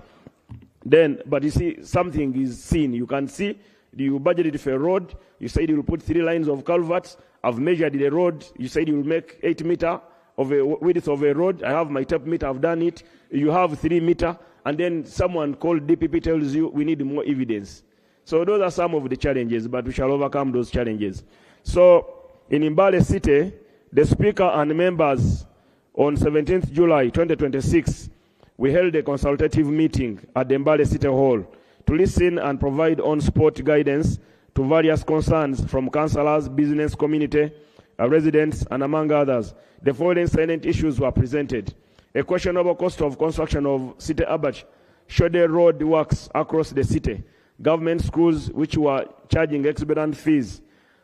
And also, we've actually in Mbale City, one point that has not been clearly marked. The Mbale City engineer, Engineer Kasata Edison, is currently interdicted and is on the run. And when arrested, he will be arraigned in court because his file was sanctioned. Our field visit to secondary schools in Mbale City, namely Nkoma Secondary School, Mbale High School, revealed indeed, despite receiving capitation grants from government, they levied compulsory school charges or school fees ranging between 335,000 per term to 443,000 for each student, of which for each of the schools sampled. This is contrary to Section 9 and 10 of the Education Act. In the messages to all schools in Mbale and across the country, I retaliated and I keep retaliating the government position and His Excellency's directive on illegal charges in the government schools where there are contributions by parents. No child should be denied access to education for failure to pay voluntary charges like meals. And some parents are willing to pack food for their children. So members and honorable colleagues, we need all of us to fight for the poor so that they get the education.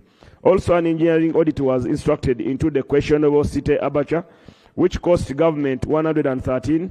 We are still waiting a report from Minister of Works. We moved to Bulambuli. Mr. Speaker, together with the Minister of State for Local Government, Honorable Namere, and Honorable Simon Mulongo, Honorable Twala Fadil of Tingei County, who's a neighbor to that constituency, and the General Secretary of PLU, and the area members of Parliament, we inspected several government projects in Bulambuli where issues were noted.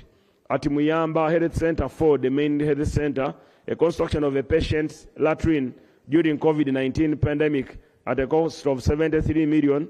This described as a pit latrine, but when I entered the latrine, there was no pit, there was no hole. So I think when you enter there, you lock yourself and do whatever you do. Maybe people come and collect it. I don't know what kind of angels are there. So no pit was put in that place. So we found the engineer and the health officer, Dr. Muhammad Mulongo, was immediately interdicted, arrested, and arraigned in court for causing financial loss to government of Uganda to a tune of 73 million. He appeared before the Anti-Corruption Court on 17th July 2026. We further visited several roads budgeted for under the 1 billion road rehabilitation grant. The district engineer, Engineer Paul Walimbwa, rather than using approved maram soil for compaction, had several roads including Kimuli Tunya Road, 4.5 kilometer, used garden soil in an effort to cover up his lapses. Upon hearing of my coming, he was subsequently interdicted. How we confirmed there were garden soils, Honorable Byamukama sent 2 engineers who picked samples to our government lab at Makerere and another lab in Chambogo to confirm this was a real good soil for growing malewa. It wasn't for the road. So we moved it to Bulago Health Center 3. The team also inspected Bulago Health Center 3, where government had invested approximately 640 million in infrastructure development, comprising 240 million for construction of workers quarters, and 400 million for completion, 400 million for completion of a ward. Upon inspection, numerous construction defects were discovered, including use of low-quality timber for door. Actually, the BOQ had mahogany door. They put plywood, and the other plywood where you get timber and join is natural plywood of 8,000, and they call them doors. Absence of hand wash facilities in the maternity ward, incomplete worktops, lacking marble ceramic, wards constructed without protective window screens, big vents exposing patients to likely harmful reptiles like snakes below the bed. So in Mayamba, we had to inform the contractor. We asked him to fix the snag report that we had identified. And indeed, after 3 days, I told him I will come back to inspect. I went back. I found he had fixed everything, put the wooden doors. So we let him go. Then in Mayamba Bukalu Bridge project, there is a bridge. It is Muyembe. Muyembe. Yes. The inspection team visited that bridge in Bulambuli Town Council. Inspection established the significant deviations from the approved engineering design and bills of quantity. Although more than 500 million had reportedly been spent, the bridge measured approximately 7.2 upon my measurement in width and 9.1 meter in length, subsequently smaller than the approved specification and inadequate to accommodate heavy commercial trucks. When I measured and I looked at the BOQ, I discovered the bridge was smaller because initially it would have been 12 meters width and 15 meters length. And the bridge was transferred from where the water is. They created a dry area to build a bridge in a dry area. Then they got tractors to divert the water to open a new canal. They were doing like a canal construction there in Bulambuli, a new canal. So further findings indicated black soil instead of marram had been used for foundation material. The required white steel reinforcement bars and swamp reinforcement material had not been installed. Construction failed to comply with approved engineering standard. The total project cost was 800 million, of which 500 had been released to the contractor, leaving a balance of 300. The people involved, the town clerk, the planner, the district engineer, all of them were, and the internal auditor, all of them were interdicted and investigated, and they have been held accountable. They have appeared before court. In Tonyu Chimuli, Bumasabo Road, Sisi sub-county, inspection team also monitored works along Tunyi Chimuli. The inspection established evidence of substandard road works. Government had released approximately $1 billion for the roads, for the road project. The value work executed did not correspond with the funds released. Ordinary soil had been used instead of the first-class marram specified in the approved BOQ and on their work plan, because they had the work plan indicating what they are going to do on a given road. Engineer Paul Walimbwa, the district engineer, was arrested and he appeared before the anti-corruption court. We moved to Namisindwa. Mr. Speaker, in Namisinda district, we conducted spot checks with Honorable Simon Mulongo into the following government projects. Honorable Simon Mulongo and members of parliament, led by Honorable Musira the Rastaman, and the other members of parliament all joined. And I want to thank the members who have joined whenever I go to their districts, because I normally notify them. So in Namisindwa, we found a city secondary school where basic hygiene was disregarded. Student enrollment were infiltrated, coupled with illegal school charges. We found a pit latrine for the pupil, for the student, was filled to capacity. And the teachers had another one, which they called a staff toilet, which was also filled. So students were competing with the maggots on where to sport. It is indeed unfortunate. So immediately, I ordered the closure of that school, and I asked the DEO and the people concerned to arrange sewer trucks, to extract all the waste, to create a better learning environment for our learners. The girls complained at that school, extremely complained. The headmaster was arrested, Lucia William, deputy head teacher Sarah Margaret, school inspector of the school inspector of school, and others were interdicted, arrested, and filed sent to DPP. At St. John's College, Magale, I retaliated the government position on legal charges, reminding them of our revolution approach to free primary education for all, program that was initiated by the President in 1997 for UPE and 2007 for UCE respectively. Several roads reported to have been constructed were found impassable. Culverts uninstalled for the district engineer. Maram not put in place. So Engineer Robert Mukerure, without reasonable cause, was subsequently interdicted, but he went on the run to Kenya. We were able to cooperate with our partners in Kenya. He was apprehended across, he was brought back and presented in court in Kampala. So in the production department, several extension workers were denied their extension grant meant for extension services, like the parish development model, the production officer, after conducting audits on the extension grant from the Minister of Agriculture, Animal Industry and Fisheries to Namisinda district for the last financial year, it was found that funds amounting to 163 million were irregularly diverted by the production officer to unrelated activities. He was subsequently held, interdicted, investigated, and his file sent to DPP. The acting town clerk of Lua Town Council, Samuel Kuroba, in Namisinda district, was also arrested for irregularly purchasing land of 40 million. The community said the person who sold the land informed us, I sold this land to government at 8 million. But the town clerk said he had bought at 40 million, and indeed 40 million he had received it. So he has appeared at anti-corruption court on the 9th of August. He has been charged for misuse and causing financial loss to government. We moved to Masaka district.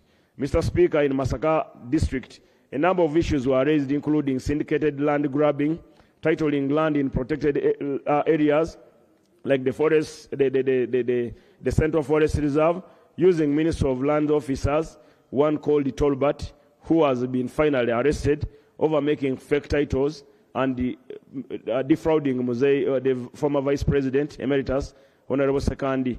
That gentleman made 700 titles on our forest reserve. And the people who bought the land, who got the titles, have cleared all our trees. They are planting pine, and yet the other trees are indigenous, good for water formation.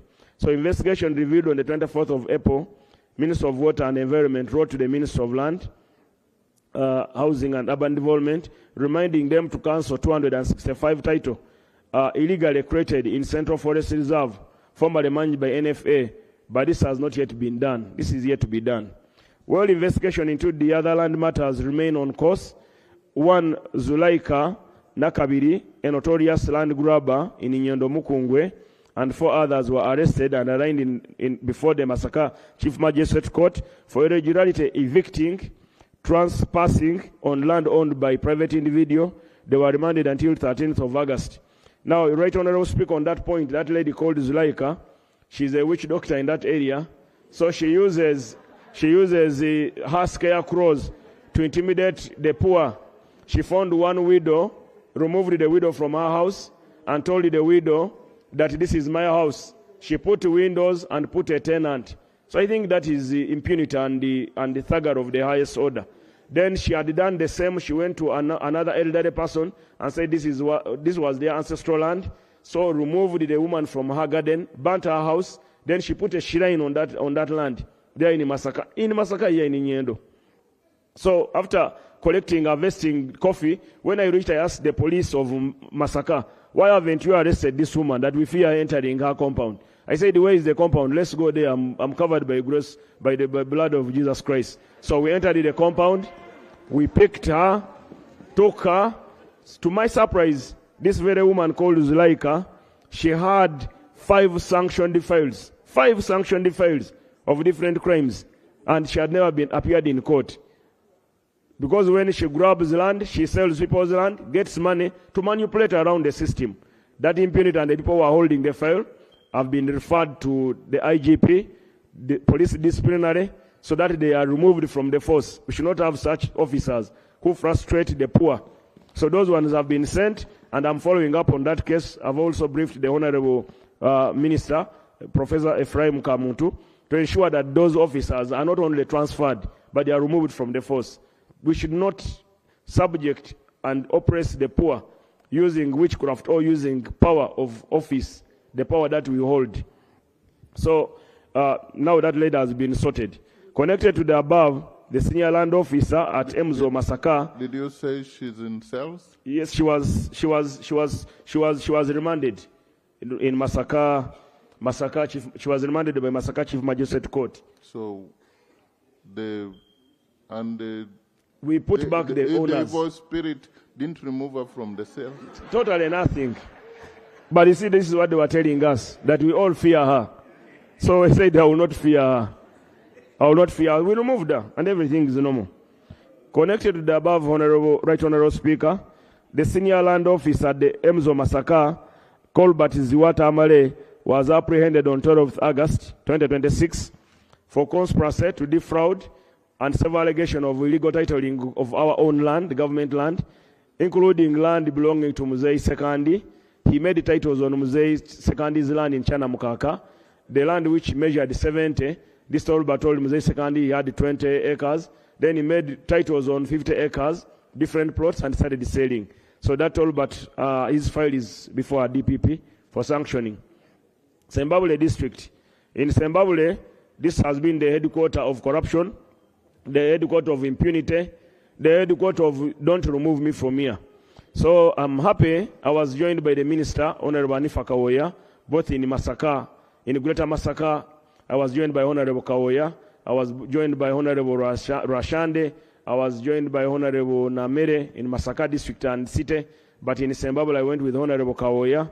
And then in Rakai, I was joined by both Honorable Kawoya and Honorable Anifa. So in Sembabule, Honorable Anifa and Honorable Namere. So in Sembabule, the land management officer, Kananura Emmanuel, whom they call Mr. Champion, and the secretary of the land board, Mr. Kakuru Michael, were arrested for extortion of money amounting, by the time I made this report, it was amounting 4.6 billion. But as of yesterday, we had added the people who came up with the different receipts. It had come to 9 billion. But however, Mr. Speaker, for your noting and honorable colleagues, this land government had provided money to make 1,500 title to the poor people in that district called Sembabule. So instead of using the money that government gave them, they ate it, and then they started collecting money from people ranging between 1.5 to 2.5. So they collected that money and they never did any work. So those two were presented to State House, to the Anti-Corruption Court in Kampala. Primary investigation into this matter highlighted that the Ministry of Lands, in the bid to assist the local communities to get titles for their land, conducted a pilot project in 12 districts, Sembabule inclusive. The two suspects, instead of mobilizing the masses to acquire free titles, used the private surveyors and charged each applicant 5 million, between 1.5 to 5 million. So far, 386 victims have testified against the suspect, who have already appeared in court.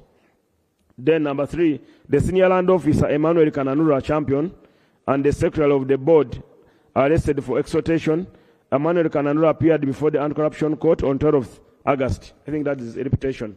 In Imbarara City. Mr. Speaker, on 4th August, we visited Imbarara City, held a council session towards several projects in the city. Previous to the above, the chief finance officer had petitioned my office to investigate several high-level corruption scandals in the city.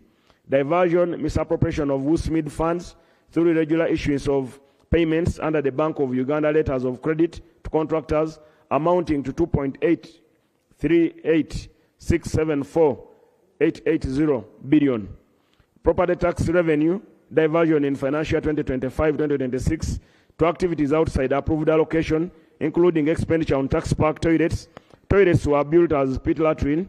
There was no pit as well in Imbarara. Bus park.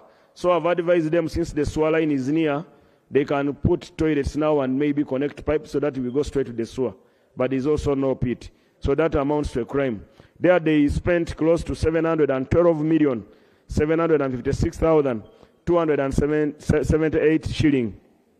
Unaccounted staff for advances and fuel operation payment, including 42 million to the natural resource officer, 52 million to the internal auditor, Revenue mismanagement of instance, weekly street parking revenue reduced from 8.2 million under Woodfix, a company which was collecting, to 5.6 million under Yoya Technology Limited without transparent council approval.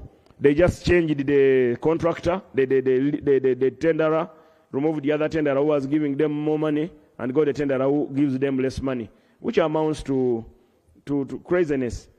Attempted reduction of road width, implementation of variation totaling to 1.394993,431 billion for Burembe, Bishop Stewart University Road, despite objection from the Solicitor General. They had sought guidance from the Solicitor General, he had rejected. They went ahead and implemented a project without his guidance. So they caused a financial loss of 1.39 billion. Corruption in Imbarara Central Market, where presidential pledges were embezzled and accounted for by the former market administration. There, what we did, it was simple. We organized an election immediately for the different departments, and then they formed a new committee led by the market master. All the above issues were investigated by State House Anti-Corruption, filed, submitted. Some of them have appeared. Mbarara City has not been exhausted. I don't know why the 7 point is missing. There is the Kanondu-Chira Road. They increased the contract price by 216 million shilling, I remember. 216 million shilling was added on the Uchira Road. And a section of about 200 meters was never tarmacked in Imbarara City under Usmid. So the money meant for that was diverted, was eaten. So all the above issues were presented to DPP. In the Sinjiro district, Mr. Speaker, on 6, I proceeded to Sinjiro district. Below are the primary findings from our cross-cutting tour and interaction with the several affected communities. We held a baraza with the district leadership, and then later had a rally. In Kaberebere, Matoke, coffee, animal trades were subjected to illegal road charges by Shafiq Trading in connivance with the district officials. No money was banked to the account. When we intercepted the people collecting, we discovered on a daily basis they collect 3.5 million, and this has been ongoing for a very long time. That money goes into people's pocket, disregarding the presidential directive of no road tolls for food or any other thing. Those road tolls were removed. It's only in Isinjiro where you can find that. Furthermore, fees were charged. District officials were busy enjoying, so we have sent the file to DPP. A coffee halla installed by government in Chikagata was vandalized. The transformer, upon installation, the transformer, a 3-phase transformer, the day they installed it, the next day they removed it, and the chief administrative officer never reported. And the critical parts of the machine were vandalized. She has since been interdicted, and her file has been sent to DPP for further management. Furthermore, Usmid project of 2.6 billion for the construction of 8 roads were embezzled. The quality of work done is substandard, despite full payment of the said sum to the contractor. Minister of Works, engineers and experts currently are conducting a forensic audit to verify the allegation and also to find how much we have lost as government. This should be summarized. Almost. Several other issues raised, including misuse of youth livelihood funds, misuse of road rehabilitation grants, shoulder work at Kaberebe, the primary school toilet, to a tune of 60 million, all of which were under investigation by State House Anti-Corruption and Minister of Works. In the Buweju, the district engineer and the chairman of the district and several others participated in corruption. One of the tractor operators had reported that chairman had received 96 million, but the tractor operator was given 6 million and work done. The road was cleared. So the chairman wanted that man called he wanted the chairman to sign for the money, and they wanted the driver, the tractor operator to sign for the money. The old man refused. He said, I will not sign for what I have not spent. So chairman is under investigation. Furthermore, chairman of Weju, Deo Atohaire, is under investigation. We got details of a deposit of 14 million from one of the material suppliers of the district on his account. So investigations are ongoing. Other issues raised included fraud in tea seedling payment, construction of administration block in wetland, setting off government jobs. This has been the main problem in all districts. People are complaining about jobs. We moved to Mitoma on 8th August, Mr. Speaker. We visited Mitoma district headquarters. We had a meeting. We found laxity by police in conducting timely investigation. The residents cited several murder cases which have not been concluded, even when suspects were known by the community. Furthermore, the community member also raised the concerns that exhibits were released by police after receiving bribes, thus weakening their cases. In regard to this, I direct the regional police commander, Greater Bushen, to transfer the OC Mitoma on approval of the Inspector General of Government. That was done immediately. And he has been put on Katebe pending police disciplinary department process. The district education officer, Barunji Peace Gloria, was implicated in several education-related malpractices, including irregular charging of government students, mismanagement of SFG grant, Rutaka Primary School, extraction of a private student from registration, among others. She was also charged. She created a primary school which never existed, and that primary school has teachers. That primary, yes, a ghost school, which doesn't exist on the ground. That is in the constituency of the Right Honorable Deputy Speaker. So she receives grant, they receive textbooks, and they receive salaries for teachers who have never been seen. So at Higarama Playground in Mtereko Sub-County, I was lucky to be joined by my brother, the Right Honorable Deputy Speaker, Right Honorable Thomas Taewa. Together we handled several communal issues and educated masses on government programs. That rally proceeded up to 2 a.m. We moved now to Pakwach. But before Pakwach, they have left out a bridge. In Mitoma, there is a health center 3 which was built, never equipped, but it exists. It is there, but there are doctors, they have never opened it, but it is there. And people receive money for that health center. There is also an abattoir where they slaughter cows, built behind a pit latrine which is full. So the fries are moving. See that wastage, and they used 70 million. When you look at the structure, it is not even 10 million. When I look at that structure, it's not 10 million. So that is what was in Mitoma. So the engineer appeared in court last week on I think Thursday, and the DEO and 8 others have appeared in court from Mitoma district. Then we went to Pakwach. The engineer received 1,900 million to work on 1 kilometer low-cost road, but I found he had only done 4 years ago. He had only done 20 meter, which he worked on when I was there. So when we intercepted him with the town clerk, he said, money, money, money, money. I said, where is the money? He said, money, money, money, money, money, money. Said, where is the money? That I have material. Where is the material? Money, money, money, money, money. So that one, he has appeared before the anti-corruption for misappropriation of funds. The district inspector of school, it's really unfortunate. In the same district of Pakwach, the district inspector of school, Odonkala Maxwell, was also recommended for interdiction over allegation of charging UNEB fees in government schools. The matter had previously been investigated by the area police, but the fellow was closed without charging him. So the matter has been reinvestigated and will appear in court this week. Other concerns raised during the campaign in Pakwach included alleged extortion of PDM, which will be followed up jointly with the police.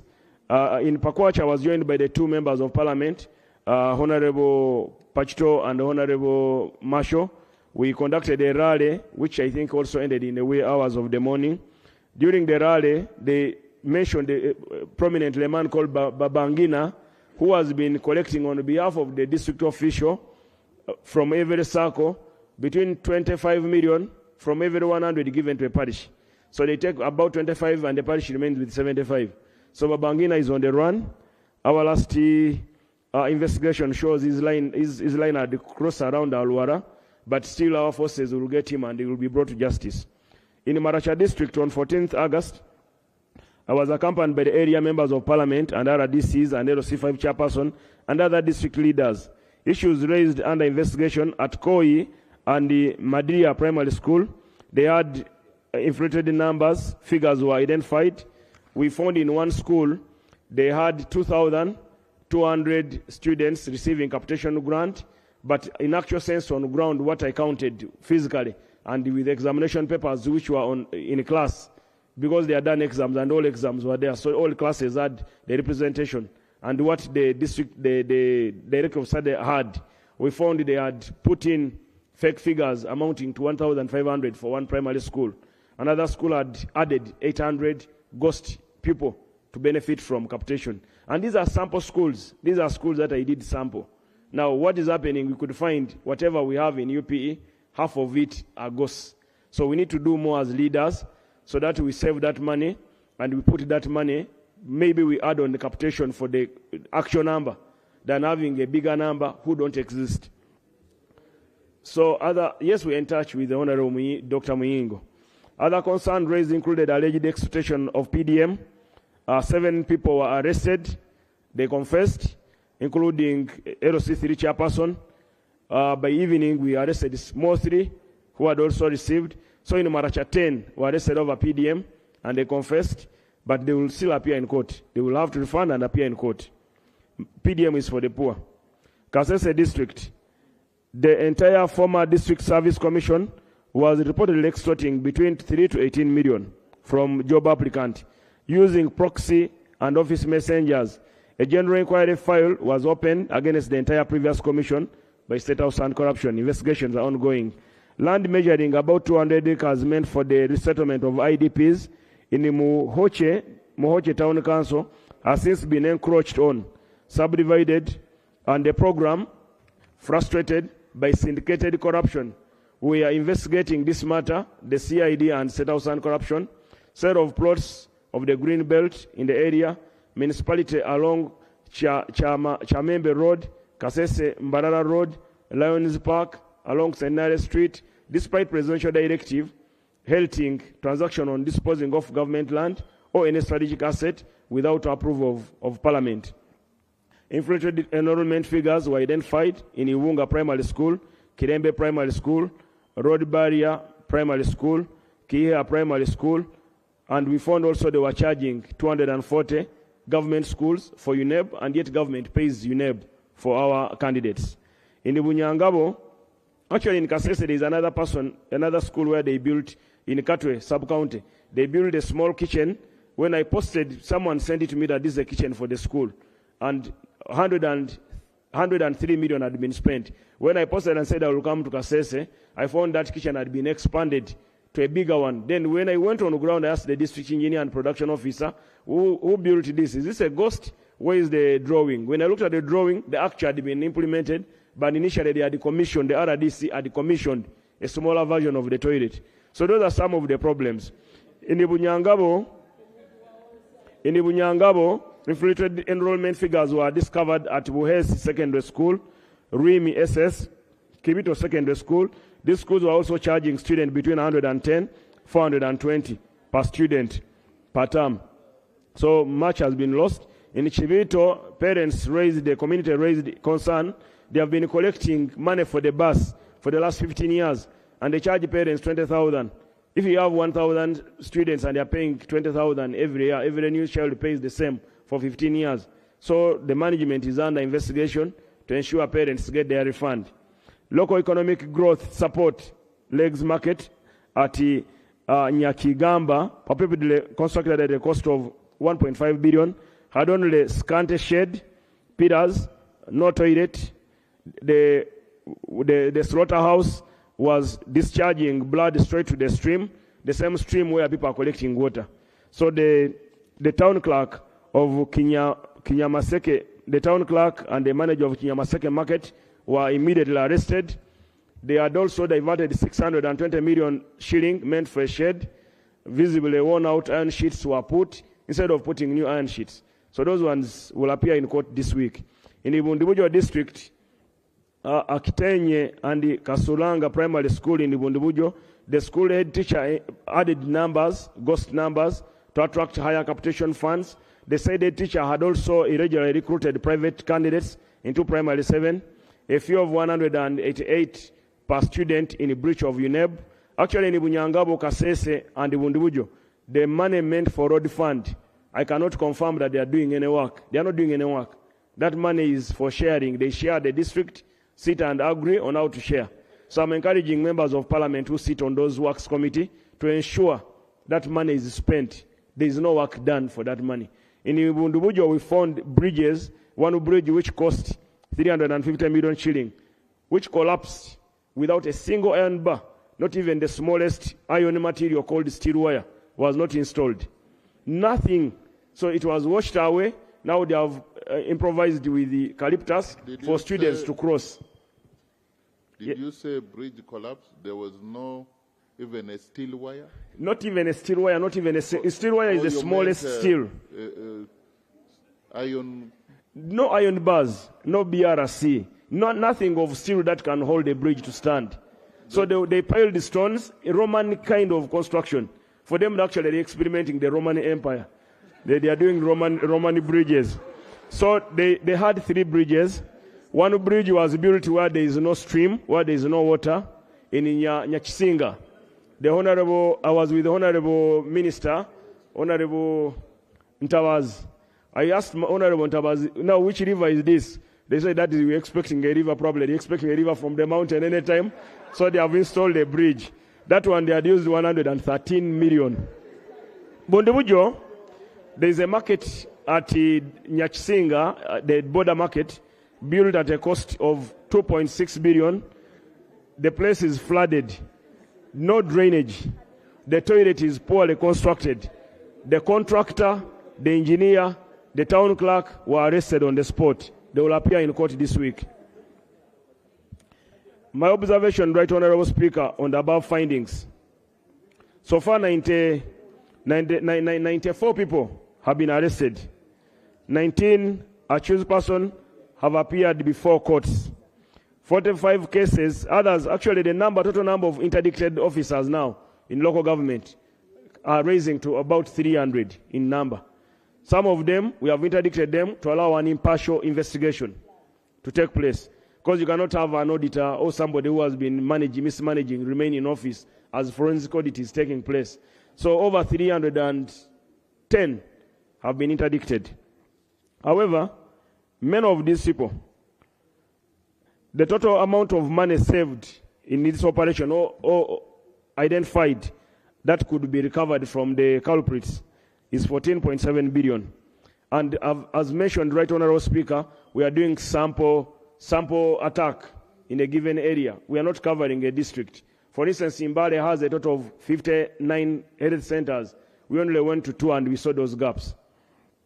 The key cross-cutting issue found in most districts visited were irregular charges in UPE and UCE schools, inflation of capitation for UPE and UCE, grants, shoulder works in road construction, other civil works projects, selling of government jobs, irregular charges levied by government schools to the case of voluntary contribution, national-wide issue. So what we need to do is, Right Honorable Speaker, as Parliament, we need to support the President and government to see that our young people in the different schools where we control get free education. Those who don't want to take porridge should get free education, because capitation grant covers chalk, exam, and any other cost. Apart from external charges like trips, those are met by the parents and the food. But their parents who don't want food, who can give their children. So we should insist, all of us, that no charging people or students in UCA and UPE school money under disguise of meals, which are never provided in most cases. So on inflation of capitation grants, which should be based on actual enrollment number.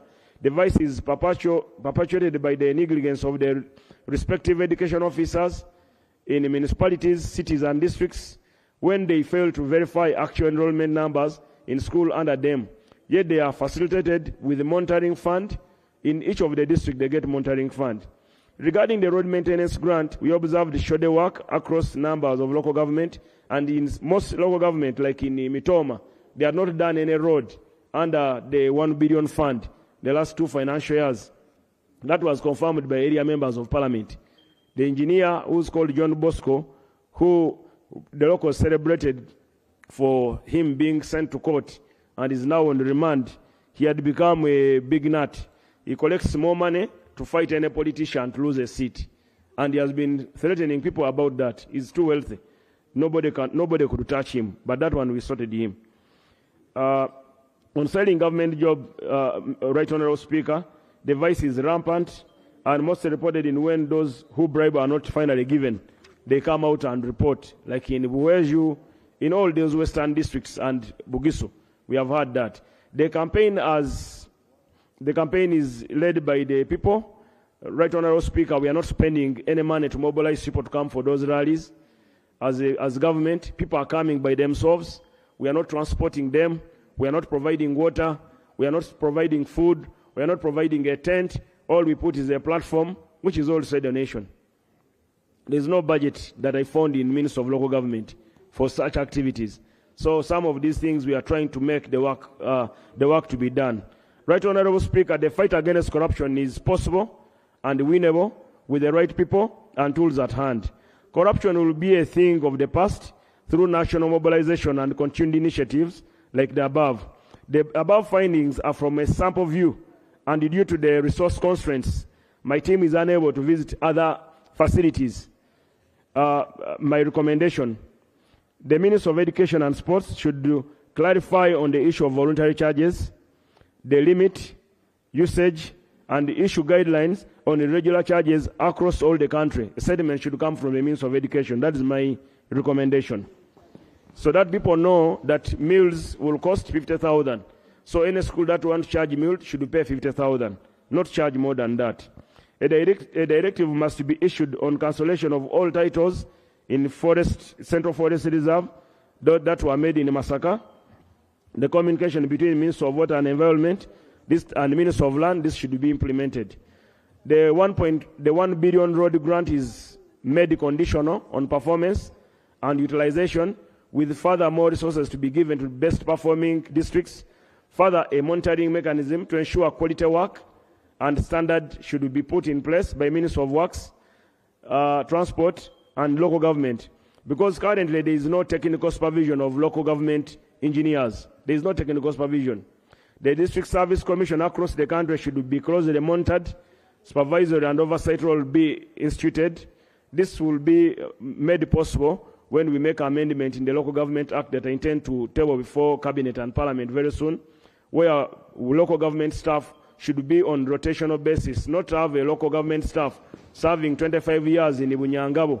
He becomes a small king in one district. So they should be rotated in the regional, in a given sub-region every 3 years, including chief administrative officers should be removed and rotated at most times. I would like to thank in a special way the Office of the President, the Director General of ISO, all DISOs, Mr. Sekabira Samuel, a Principal Legal Officer of State House, Superintendent of Police Owed Muhammad, Inspector Dongo Daniel, Sergeant Kisule Siraj, Maximu Erizoba, Chief State Attorney at DPP, Mr. Mugisha Raymond, Chief State Attorney at DPP, Mr. Masaba James, a councillor in Mbale, who exposed him and others, exposed all the rot in Mbale district and Mbale city. There, 32 people were interdicted, and with enough evidence, we pray that things are done. Then the other recommendation to Brigadier General Isoke, to CID, to DPP, in terms of extra lawyers, good lawyers, to support the prostitution capacity and resources for this invaluable support in the fight against corruption. Despite the small sizes of the unit, we pray in future that once people have stolen a lot of these funds, people are stealing funds, probably we may need to do a constitutional amendment where a bail for the corrupt and also people arrested and charged should refund, not arrest, sentence, and then don't refund. People should refund money because there are those who are willing to do that. So maybe we may have to think of a constitutional amendment in future. Mr. Speaker, I've attached Annex 1 and 2, a summary of action taken and status of the cases being handled. Furthermore, Mr. Speaker, full participation of all honorable members of Parliament. Just give me 3 minutes. Kindly, Right Honorable Speaker. Only 2 minutes. Thank you very much. All honorable members of parliament should actively participate in the Expose the Corrupt campaign and support the efforts to strengthen accountability.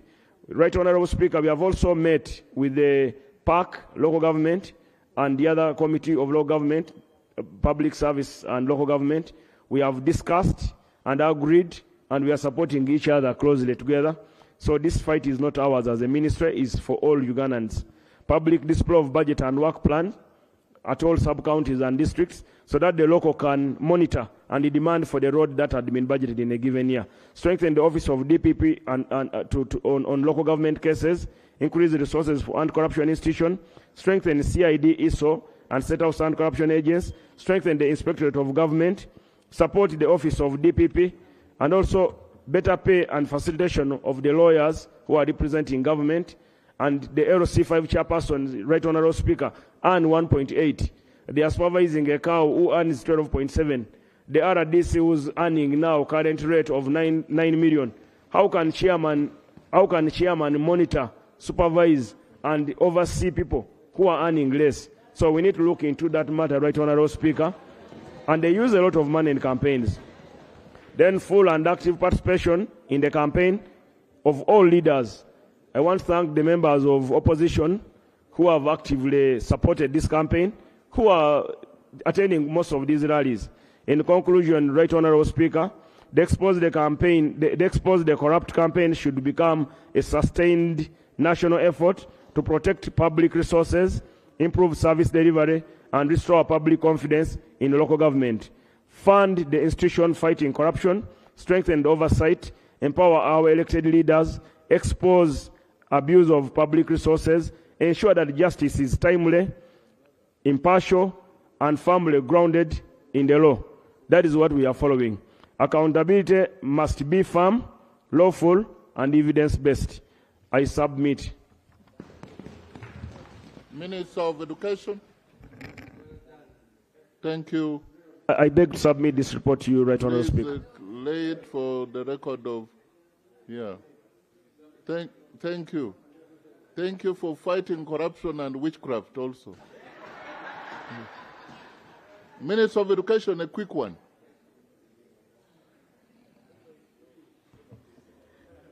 Thank you very much, Right Honorable Speaker.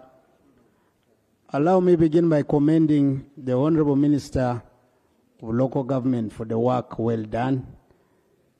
As the Minister of Education and Sports, we want first to begin by thanking him for helping us work through his ministry to identify some of the challenges we have been talking about which affect the performance of our programs, that's UPE, USE.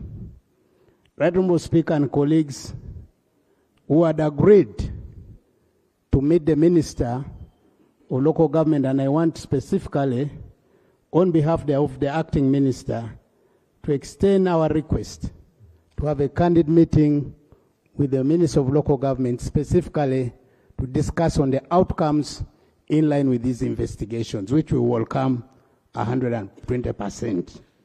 I also want to reiterate and call upon all of us that as a sector, we might not be able to reach all your constituencies.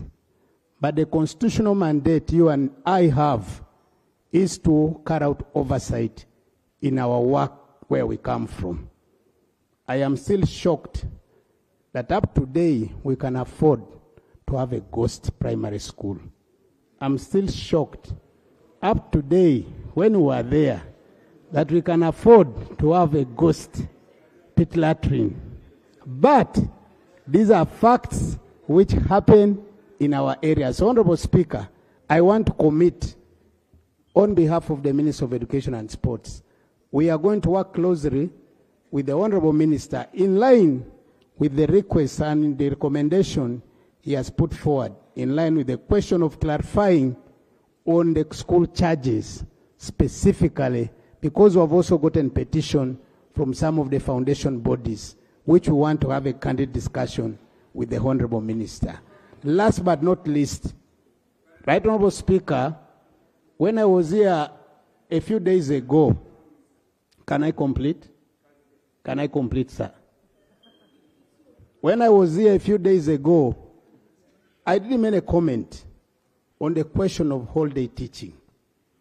I want to reiterate that we have picked information that candidate classes are being held in various schools across the country. Can I reiterate that there is no pupil or student who is allowed to undergo holiday teaching, whether you're a candidate or not, during holidays. Okay. I want to thank the police, the DPC of Mbale City, who has swung in action, and he has been able this afternoon to apprehend one school in Mbale City which has been carrying out holiday teaching. I have also gotten information that there is a school in Mukono called Mukono Junior School. It continues to carry out holiday teaching. And you know the challenge we have, the burden goes on us, the parents, to contribute money for holiday teaching, which is also very expensive, and yet we have terms coming to open. So I want to call upon us, please. I gave toll-free line. Can you report to us and work with the police to ensure we move together? I thank you so much. The Shadow Minister of Local Government, then LOP. Thank you, Right Honourable Speaker. The paper was largely for information. Yes. Status report. Yes. Are you going to... Mine is just a prayer, an addition to some of the observations that Please have a short one. Yeah, thank you, Right Honourable Speaker and honourable colleagues. I think let us all join hands in thanking the Minister for Local Government for the wonderful job he has done to ensure that as a country we protect our resources and we also ensure that accountability is laid before Ugandans. Right Honourable Speaker, I have a few prayers to make in regards to what they have moved. One of the things is, I think we need to ask ourselves as a country, how did we get here? It is a very important and fundamental question that we need to ask ourselves. Are there system problems before even we move forward? So I think let us ask ourselves as a government that how did we get here in the first place? With that, then, let us move away, because as we are now here, Honorable Balam has just sampled very few locations. If you are to imagine from what he has said, I think Uganda has lost a lot. And as MPs, that is the point of accountability for us to come back to Parliament or not. So we should take very keen concern and support the move from across the aisle. Now with that, my prayer is, let us move away from the arrest and expose and go deeper to prevent, detect, prosecute, recover, and reform, as he is suggesting. There are reforms that we need to ensure that we put in place. Otherwise, if we are only trying to prosecute and arrest, how are we going to detect and prevent it from happening again? Because as you may be aware, if we go back there, you might find the grass have started growing. In other words. 2, let us have a system all across the ministries to verify in real time monitoring government programs, such that we can at any one point know what is happening. As we are now, we are appropriating money to ministries for monitoring, but God knows what is happening. 3, let us strengthen internal audit systems. We have public account committees at local government. What are they doing? How can Bala move all the way from here, goes there to find all these things with the RDCs, with everyone there? My goodness. Let us fund their activities. Let us train them so that we have a team that is scattered. Thank you. Thank you. I'm told there is a shadow and corruption. Please, that is corruption. let's have anti-corruption shadow and LOP, and then this side, the government, yeah. Yeah, thank you, Right Honourable Speaker. Yeah. And I also want to extend my gratitude to the Minister of Local Government for the commendable job done. Personally, as shadow anti-corruption, you've made my work easy, Honourable. However, in your recommendations, I would like to also slot in one last thing, or one more thing, which is blacklisting. It's a practice that technical people, after being interdicted and probably, facing the CIDs, after some time they are rotated. Somehow they find their way in another department of government or another district or something like that. But as a person coming from private sector, for us in private sector, once you are interdicted, exposed and put in newspapers, you will be blacklisted. There will be no company that will be able to employ you again. Therefore, I also would like government to adopt this, blacklist these technical people once they have been found guilty. No government entity should be able to apply, to employ them in any department in Uganda. Thank you. I beg to submit.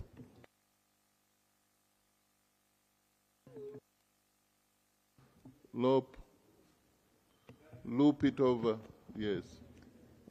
Mr. Speaker, we take note of the energy and the zeal with which the Minister for Local Government, Honorable Balam Barugahara, is doing work out there. We hope that he will keep on the right side of the law. That's very important for some of us. I actually saw the Vice President cautioning him, one of those functions, saying the work that you're doing is important, but make sure you operate within the law. You see, corrupt people are very smart. They will look for a loophole. So you don't want to give them any loophole to take advantage of. So it's very important that that gets to happen. And that's why I disagree with one of the proposals you raised, Honorable, that suspects be denied bail. That's totally unconstitutional. You see, we need to strengthen our judicial processes. So any suspect, whether they're suspected of committing murder, nowadays they come up with all sorts of things, terrorism and so on, and then you say now these terrorists should not be granted bail. That's unconstitutional. If a suspect has been gotten, Article 28(3)(a) of our Constitution provides for the presumption of innocence. Take the suspects to court, let the judicial process be smooth and operate as it should. Otherwise then, it is going to be abused when you say, let's deny bail. Before you know it, many other people are suffering the same. Mr. Speaker, the reality is that some of us have been vindicated. That's why we are beaming with a smile. Why? For a long time, we have talked about corruption. We have screamed our voices hoarse. And as we were exposing this corruption and corrupt tendencies, we were branded as enemies of progress, you know, that we are anti the state, and all of these different things, that we are malicious. Forgetting that when corruption is tackled, it's for the good of all of us. When we talk about corruption as opposition people, it's not because we are opposition. First, we are citizens of this country. And so when we tackle corruption, it's for the good of all of us. Mr. Speaker, years ago, there was an entity called Uganda Airlines, which myself, together with other people, we went head-on against the corruption therein, and were branded all manner of names. But time has a way of vindicating us. And now, action is being taken in that entity. Parliament became a subject of corruption, and many of us were called names. And we said, no, let's deal with the issue. And we have been vindicated. So it's very important. Now, Mr. Speaker, this is not even for the Honorable Balam. This is for government generally. If government is really serious about the corruption fight, it needs to empower the anti-corruption agencies. You see, if you expect that Honorable Balam is about to tire out, the work that he's doing, running here, running there, and so on, it's good to scratch the surface. It only scratches the surface. It does not fight corruption to the core. And that's why we must empower the anti-corruption agencies and allow them independence in their operations. Because, yes, as I've said, the individual raids, they can cause excitement here and there, but in the long run, what happens when corruption is not fought institutionally? He will run around, scratch here, and then he will go to another place. But because the institutional capacity has not been developed, they will continue to do their own things as he has gone elsewhere and that kind of thing. It is not sustainable, Mr. Speaker. Also, the challenge these agencies do suffer. Sometimes when they go after the big shots, they are told, you keep off this one. And so we end up wasting time. Go slow on some of these individuals. We send a wrong message when some are touchable and others are not touchable, Mr. Speaker. Mr. Speaker, where are these agencies? Because sometimes I have seen the concern that some of these agencies have issues. Let's deal with the structural issues. But it becomes a problem when we begin to duplicate. There is State House Anti-Corruption Unit, there is State House Investor Protection Unit, and all of these. The genesis of these was the IGG at the time was not doing their job. If the IGG is not doing their job, fire them, hire the right one. So now what happens when these others also fail on duty? Are we going to create a third layer? So we cannot keep duplicating. If an entity is failing on job, hire the right people, fire the other ones, as opposed to duplicating, because where do you stop with this? Mr. Speaker, the fight against corruption should not be selective, should not be seen to be selective. That's very, very important, that both the small and the big fish are targeted. When there is a perception that some small people can be touched, those who are building bad bridges, a bridge that should cost about 50 million shillings, but people who are stealing billions of shillings are not touched, we are sending a wrong message. And so it should be an all-round kind of approach. And there are numerous examples, Mr. Speaker. In the last parliament, we had the challenge of the Karamoja iron sheets that were taken where they should not have gone. And some people seemed to have been untouchable. Right now, the Honorable Agnes Nadutu is in jail. And for me, I don't even defend that she should not be in jail. If she stole iron sheets, she should be in jail. But is she the only one who took iron sheets meant for Karamoja? No, and that's the reality. So when we do the fight against corruption selectively, we are sending a wrong message. We cannot send a message that some are touchable and others are not touchable. That's problematic. Finally, Mr. Speaker, I would like to caution the Honorable Minister. He's talked about rallies that we see him organize, and as he has mentioned, these rallies go on through the night until the wee hours of the morning. That's outside of the law, I believe. Because I have seen concerts, people are told your concerts should not go beyond 12 midnight. Meetings, public meetings should not go beyond that time. So you also want to operate within the law. Otherwise, people will say, if the other rally could happen beyond that time, why am I being targeted? I hope you get the point. So that we don't throw the baby out with the bathwater. I thank you. Thank you, Honorable Macho. As independent. Then the minister, is there a minister of RDCs? How can we have RDCs and we have these things? Thank you very much, Honorable Speaker. Honorable Speaker, I speak as one of the MPs who had the chance of hosting the Honorable Balam. First of all, most of our constituents in this country are receiving Balam. In Maracha, men knelt for Balam when he entered their town. Two things came through. One, that government actually is sending money, which is reaching these entities. Two, there is a failure in audit. That is why Balam became a phenomenon. They were not receiving him as Balam the person. They were receiving him as a phenomenon of a person coming from the center to follow money being eaten at the local sites. Honorable Speaker, today we have heard about corruption in two halves.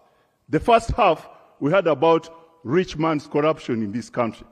In the second half, we have heard about theft by the local men in the villages. But we all agree that this parliament, particularly the 12th parliament, we want to leave a mark as a parliament which fought against corruption. Two proposals. One, Honorable Balam remembers that the people of Panyimur, who unfortunately now hosts the world's most expensive pit latrine, could not have hosted that pit latrine if the local community had been allowed to monitor the project.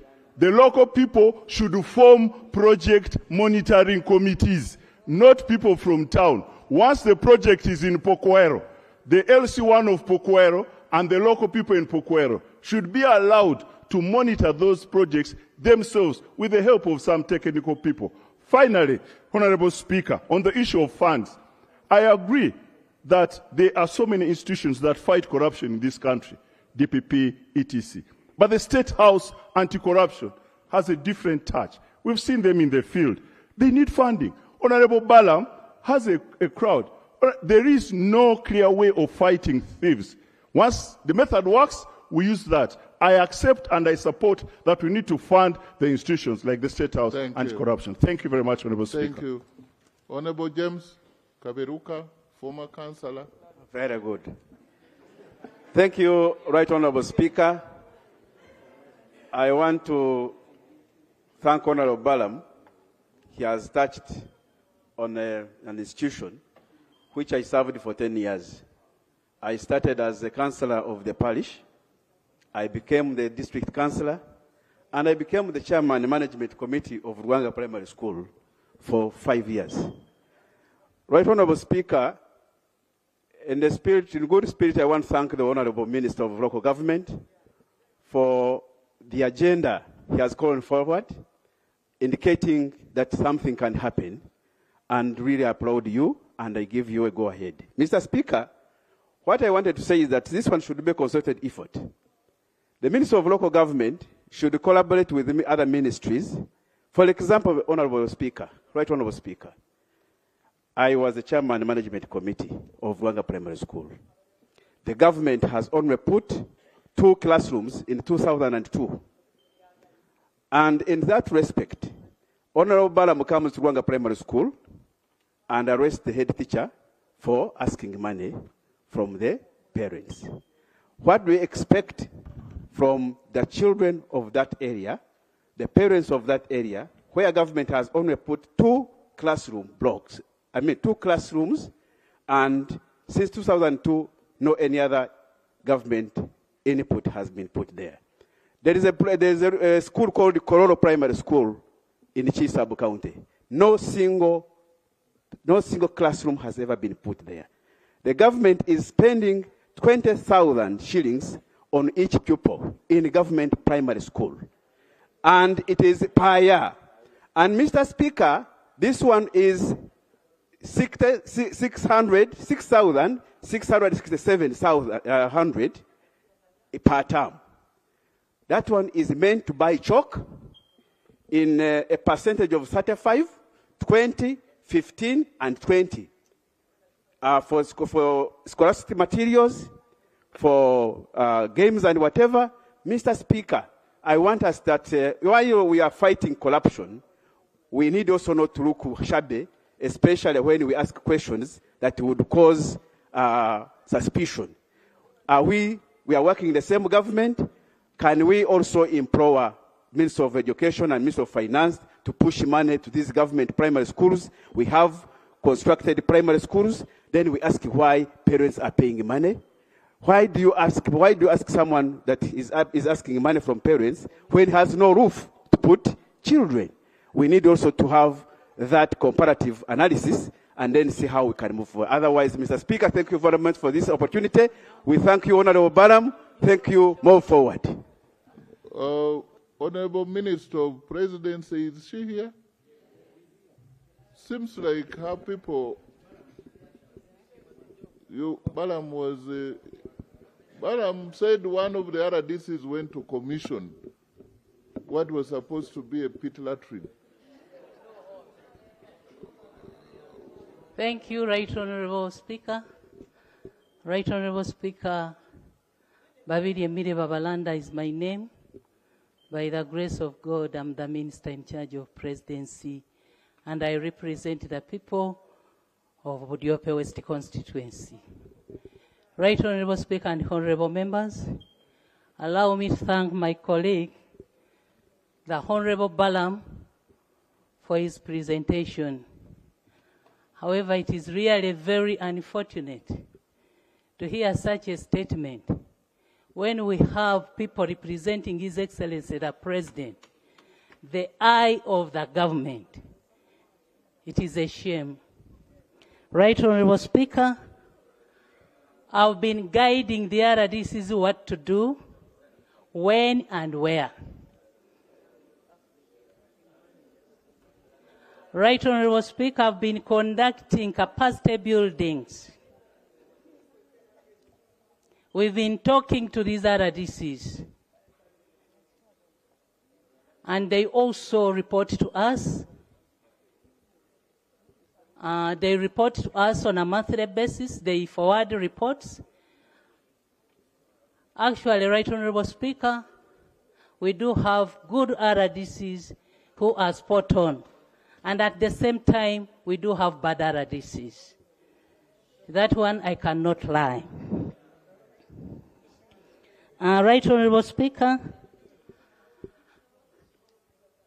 this time round, the President is very clear and is not going to appoint RDCs who are slippery, who are helping the land grabbers, who are participating in land grabbing, RDCs who are compromised, name it anyway. And it is the reason why we are silent and playing a low profile to wait Honorable Balam conclude his fact-finding mission, his monitoring and supervision, so that we compare notes. Because we have a report from ISO. We have our own report as presidency. Therefore, we are waiting for Honorable Balam to conclude his fact-finding mission so that we compare the three reports and then forward the comprehensive report to His Excellency, the President, for action. But this time around, Right Honorable Speaker, the President is going to appoint only patriotic cadres. That one I can assure you. I thank you, Right Honorable Speaker, and I beg to submit. Former LOC5, Honorable Mapenduzi.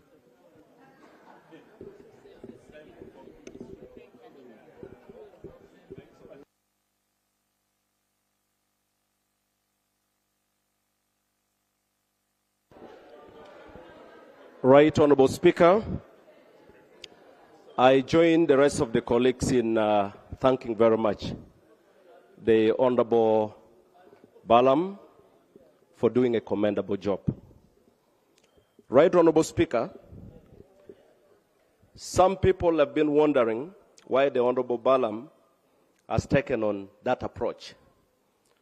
First, we need to know and recognize that Honorable Balam is different from the others. But also, secondly, we need to understand that looks like the country had gotten very used to the style of work that has been before. And so it is important that we have an approach that makes people uncomfortable, but also making corruption very risky. And so I commend him and also commend the deputy, his deputy, the state minister. Right Honorable Speaker, from what we have seen across the country, especially in the areas where they have been to, it is clear that this parliament should pick a lot of interest and begin to give special attention to the Ministry of Local Government, but also local governments around the country. Just to give you two examples, Right Honorable Speaker. In the last term, in the 11th Parliament, the councillors who were elected that time, about 85% of them spent the entire term without getting induction. And the Ministry of Local Government struggle every year to get resources to have the capacity of these leaders built so they can monitor. Because legally they are supposed to monitor implementation of programs within their areas of jurisdiction. How do they do it when they are not empowered to do it? I think we need to support the Minister of Local Government. Secondly, Right Honorable Speaker, it is also important that we need to look at some of the laws that make fighting corruption very difficult. It is extremely difficult to deal with technocrats who abuse their powers, mismanage resources, because there are so many complicated, procedures that you have to follow. Again, the Minister of Local Government spent almost 15 years now pleading to this Parliament to provide some little resources so that they can do a review of the decentralization process and come with amendments so that some of the laws can be worked on. Right, Honorable Speaker, I think it's important that we encourage Honorable Balam and the team. There could be challenges, but again, how much they have done and the impact overweighs the challenges. Where there are challenges, I think they can be corrected, supported, advised, but above all, they are doing a commendable job. Thank you, sir. Thank you. I think let's hear from the Government Chief Whip.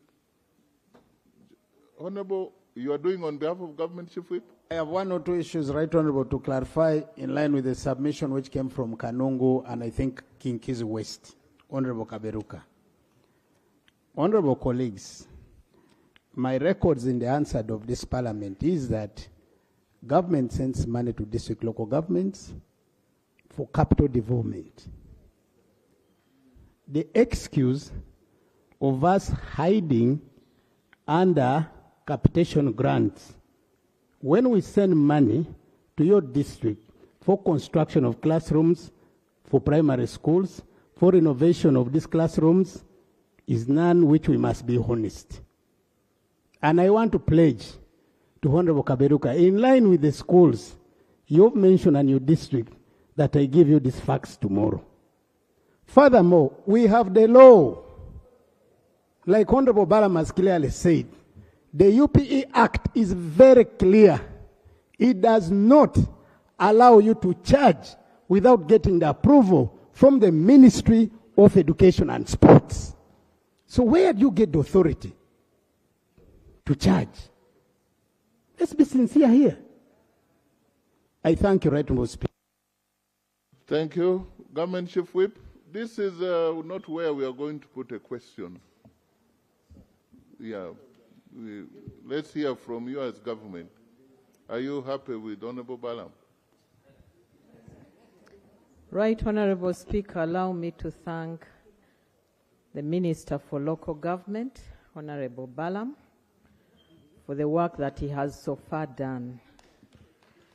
And Right Honorable Speaker, I am sure that you have seen that the House is equally happy with the work that he's doing.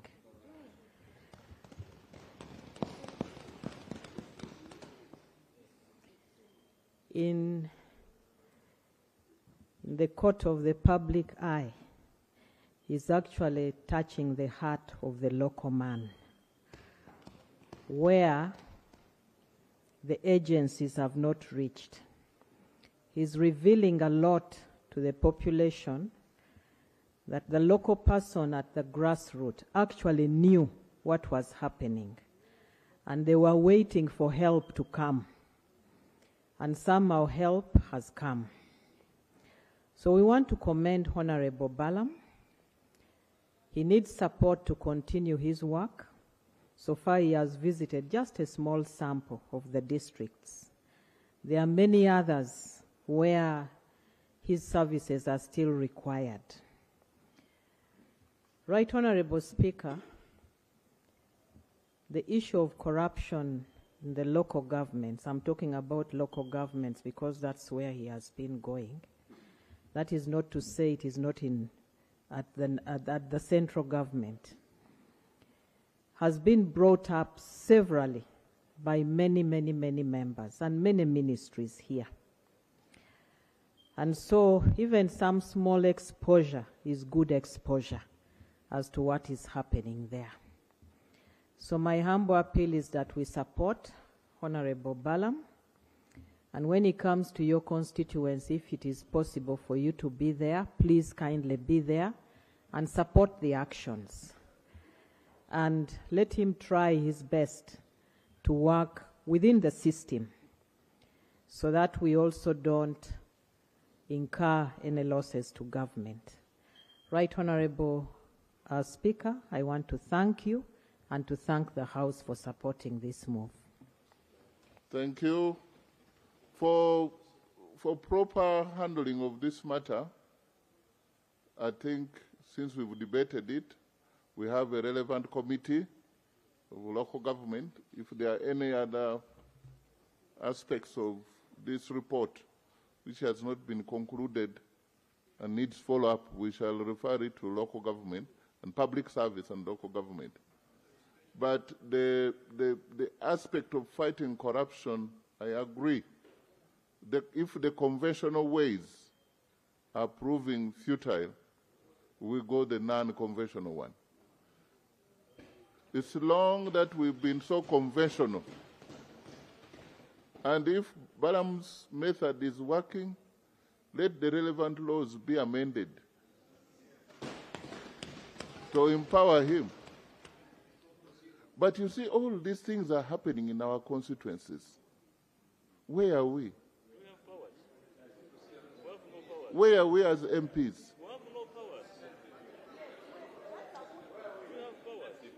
Yes, Nsamba. We want to conclude. Where are we as MPs who are paid as public officers? Thank you. Thank you, Right Honourable Speaker. And Right Honourable Speaker, that is the procedural issue I was standing about. We should not make this a Balaam war. Corruption touches all of us. Now, when my sister comes and says that we should only support Balaam, I think at this particular point in time, what we've been saying that ministers are only for policy making, hands on, eyes on, hands off. Balaam is showing to us that all ministers, otherwise there is only in a local government. Money is being siphoned, Right Honourable Speaker, in all ministries. So the procedural matter, Right Honourable, I want to raise is whether this is only a Balaam issue and not touching all ministers and all MPs and all Ugandans and all where money is being siphoned, Right Honourable. Thank you. The procedural issue you raise is rhetoric. We all have to be involved. We don't have to wait. Please. We don't have to wait for Honourable Balaam. After all, he doesn't have capacity to be in all the local governments. But for us, we are all from these local areas. Why can't we get annoyed for once? Why can't we get annoyed and start going to ask those questions, inflated peoples in, Uganda actually has a lot of money. This country is rich.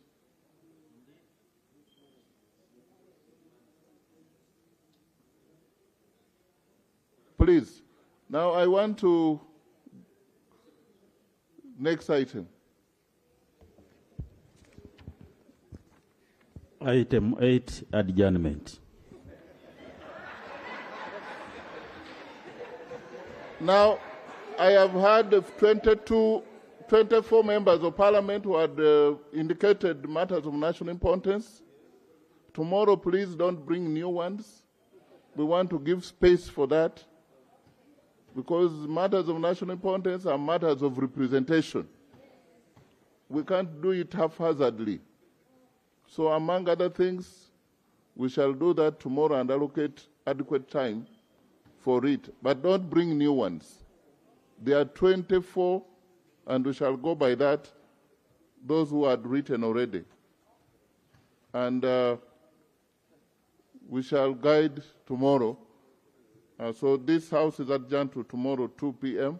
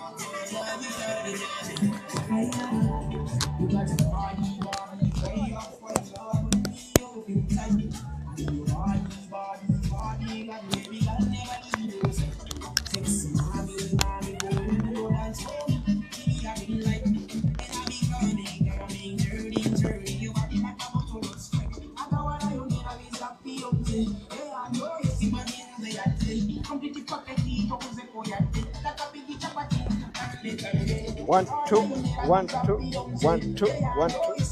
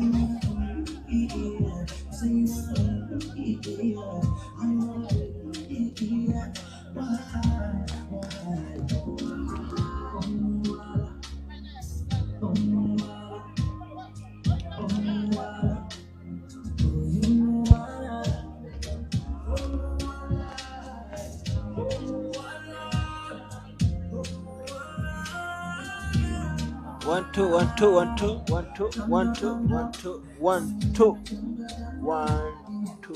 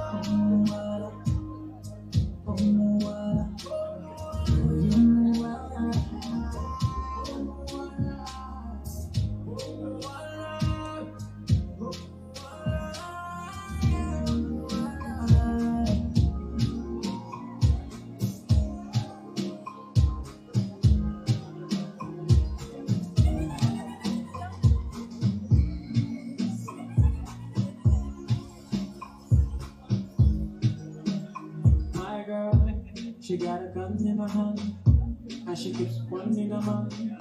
Baby girl, I know what I did. You ain't gotta run me your mouth. So run me your mouth. Baby, I say run me your mouth.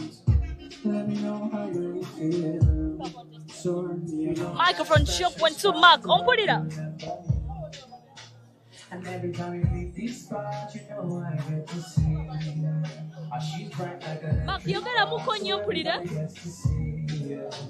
And every time we leave this spot, you know I get to see. But tonight you can't come. Tulina budjai, babita obo budijai, naye tutadde mu handmail. Mukwano kitegedde doozi. Tulina buno obuntu naye tubutadde mu ndalo. Ani music ayitamu nnyo. Titugenda kendezaako.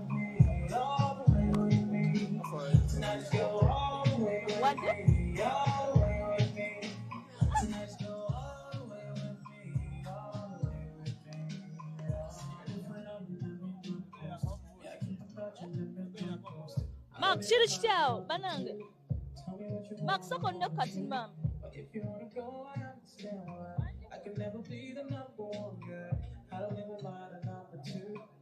Hello, hello, microphone.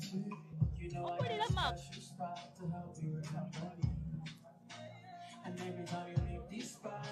Titeka keta.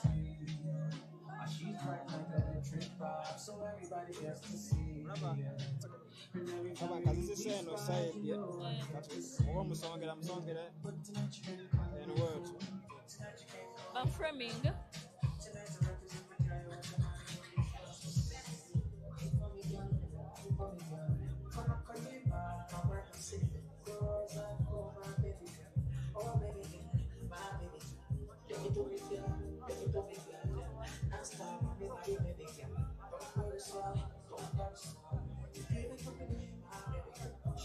Baba, Mark, ojja kwongezako ko ku ddoboozi mbe nga nkuwulira ye?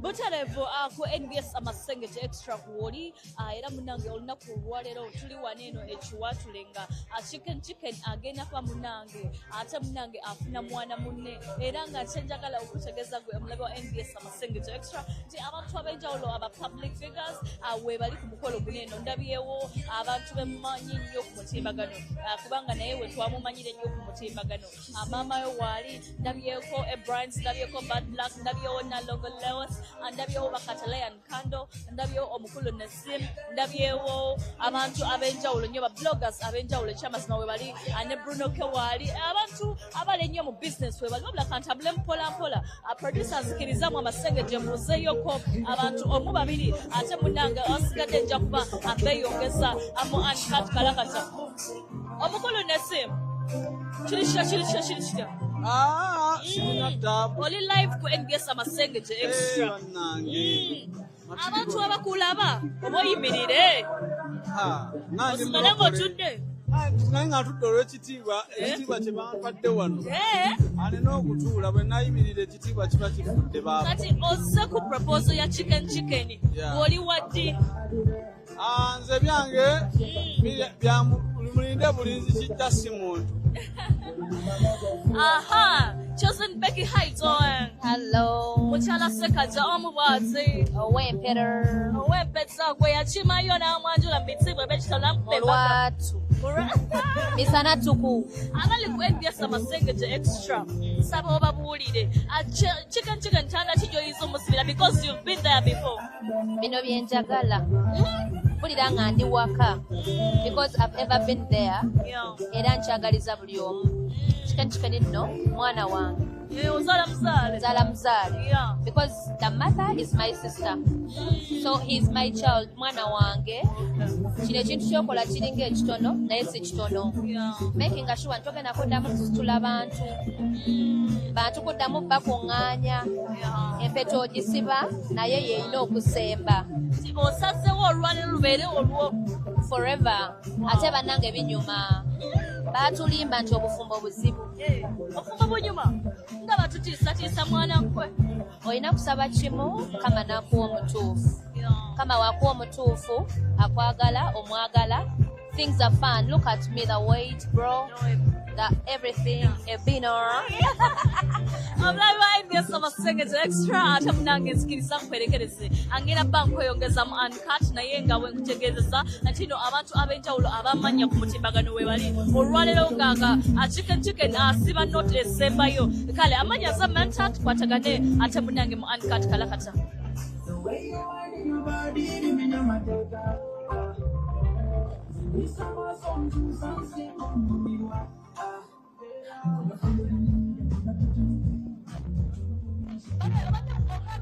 Nasikuwulira.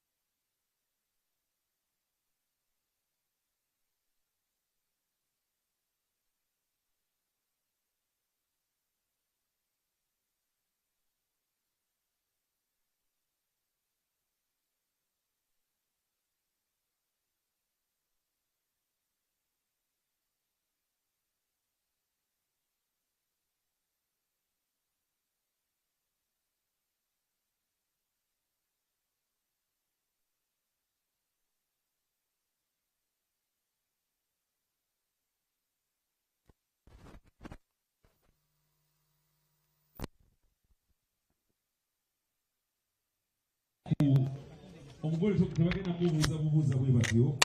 please make sure that if you're seated next to your wallet and this omugole wajja, get some time, pull out your wallet and appreciate and celebrate the omugole. So nina sabanti bananga ekisooka mukama Katonda engalo ez'amaanyi akolese mu kifo kino. Very important. Let's give something to the Lord Almighty. A big round of applause, ladies and gentlemen. Njagala sooka okwebaza event UG banange yatekedde akafo kano kemulaba.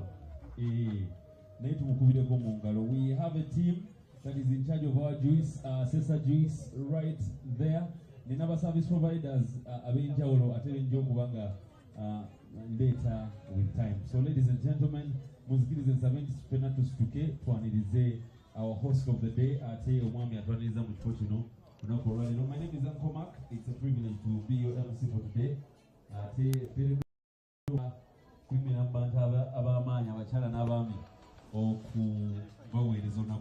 So, Mr. DJ, as you take us away, and let's welcome the groom of the day.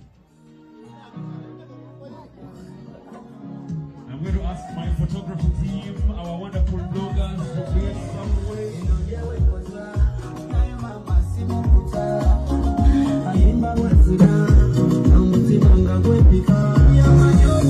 Let's do this one more time. Let's do this one more time. When the song is nice, what do we do? What do we do? Ladies and gentlemen.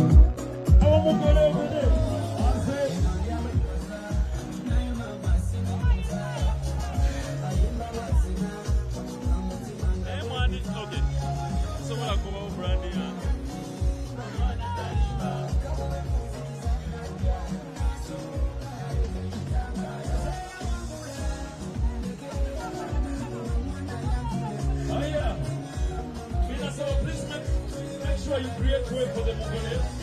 Create way for the Mugole. Right there, right there, right there.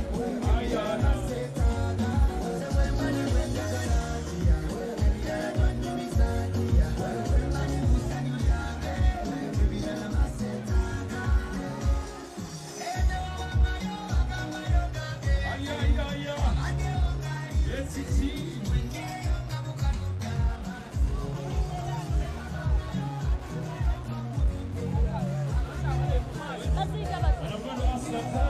my fellow bloggers and content people. Let's do this.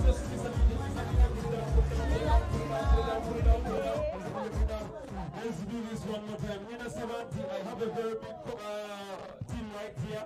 Our wonderful bloggers. Nina Savanti, we're going to go back a little bit to where the beginning of the thanks I do. I am going to first of all ask that my blogger wangabananga abamani kansamenti just mumpe mukafasi katono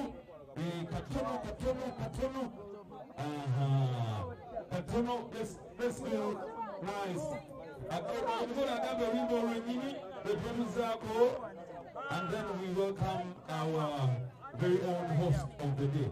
Mr. Nina Sabanami, Nina Sabanami, Benabano, to take over to ground.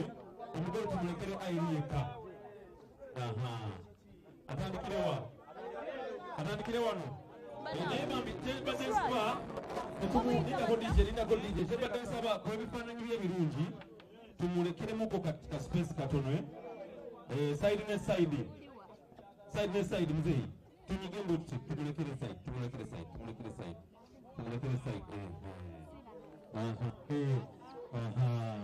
Okay. So mina saba ne ate me wanu ngani nawo banji. Banangi wanu ngani nawo banji koze ntwa.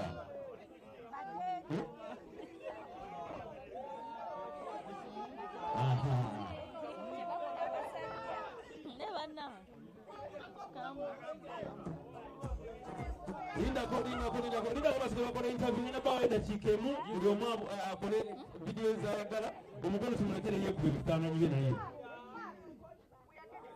Yeah. Nice.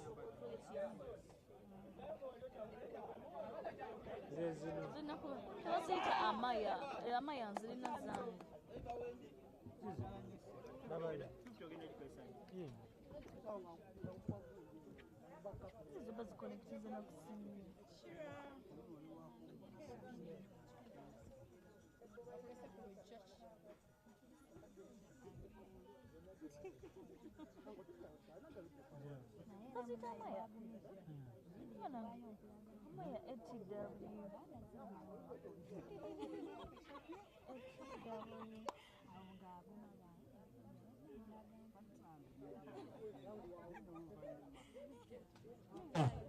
Kale, danange kansabe tuyalinge no whiteboard yonna nyo kube ku bifaananyi.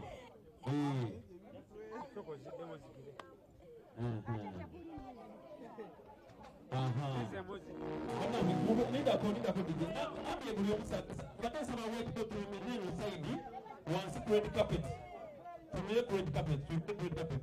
Natuli. Abali mabiga. Wakati wako bifana bya mugole no jiramu. Basubiri yamba detect. Baonyao. So ngina saba uzei. Ladies and gentlemen, banangikanyanirize omugole waffe olunaku olwaleero who is the unstoppable, the one and only Ate and our wonderful host. Ladies and gentlemen, please put your hands together. As I went to Mukubire Komungalunga Bajja as we celebrate this beautiful.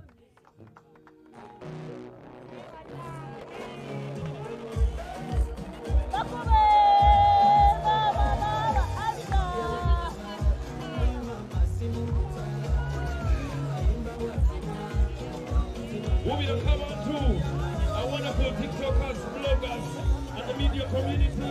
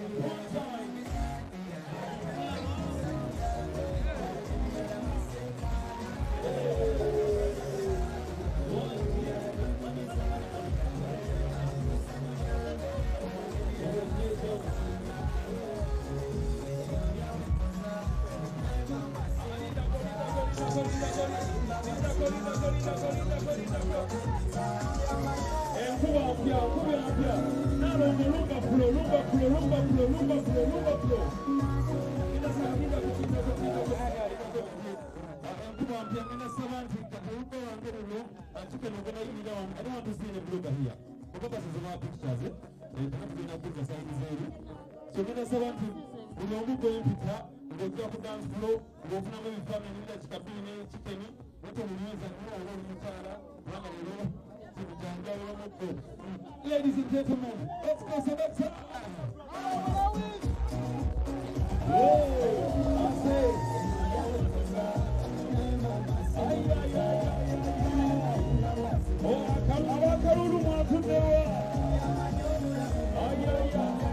Oh, yeah, Mutara now for one time. I tell you, back to you, they must collect the decoration. I say,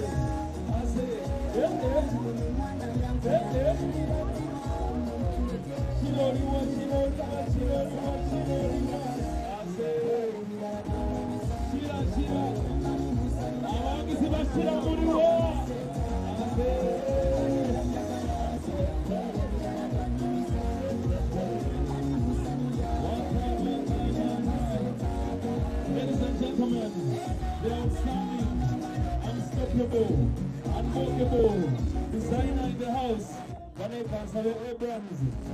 Nice having you here. My brother.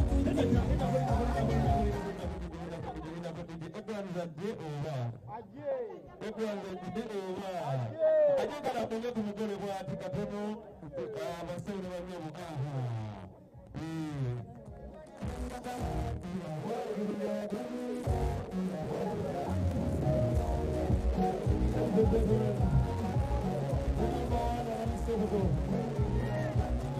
Thank you so much.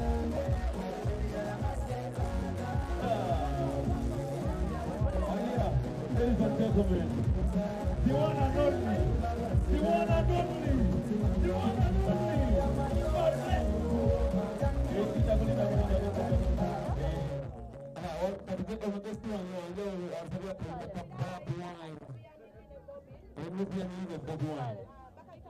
Better for what? Better for what?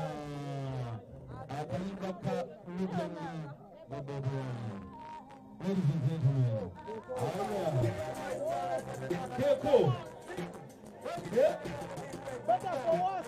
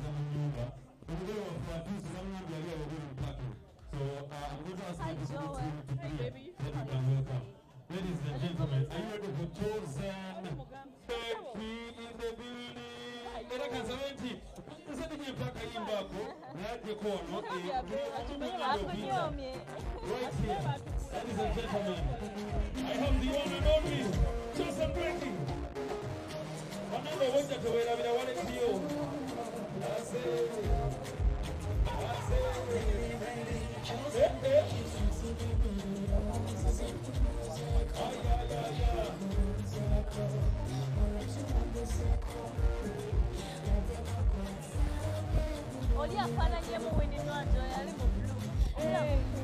Mwekanze mwene. Ndibadde gamba Winnie Nwanjo yagadde tumulabe.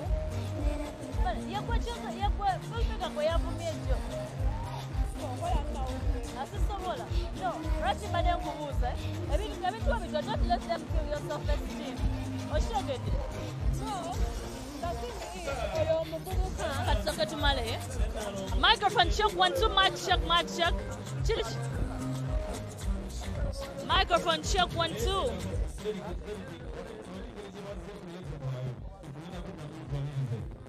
Kale, yakuma ninzegwe.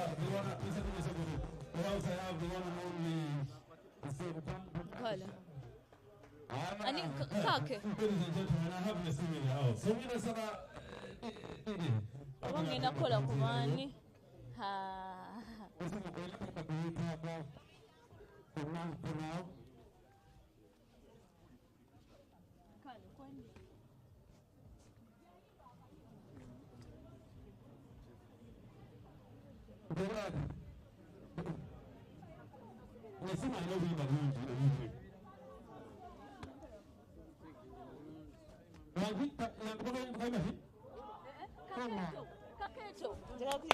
Toma. Kaketo. Stand by. Just call it. Ladies and gentlemen. Nassim. Nassim in the house. And again, mention, ladies and gentlemen, Nassim in the house.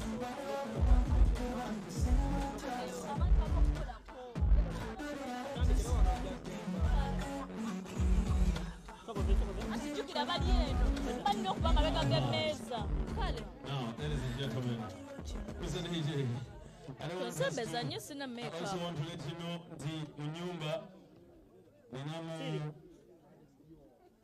the baddest, beautiful duo. Ladies and gentlemen, Catalina and Kanda. Catalina.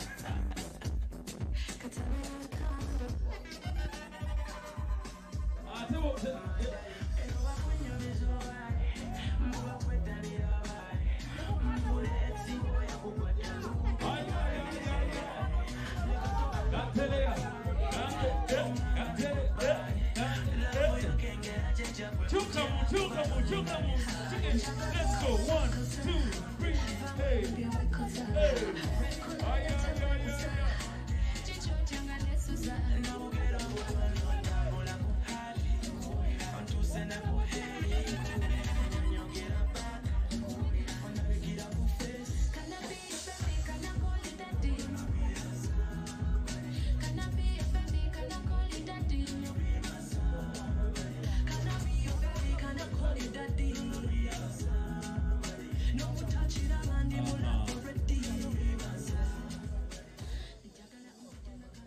Now, in the house, Banangi.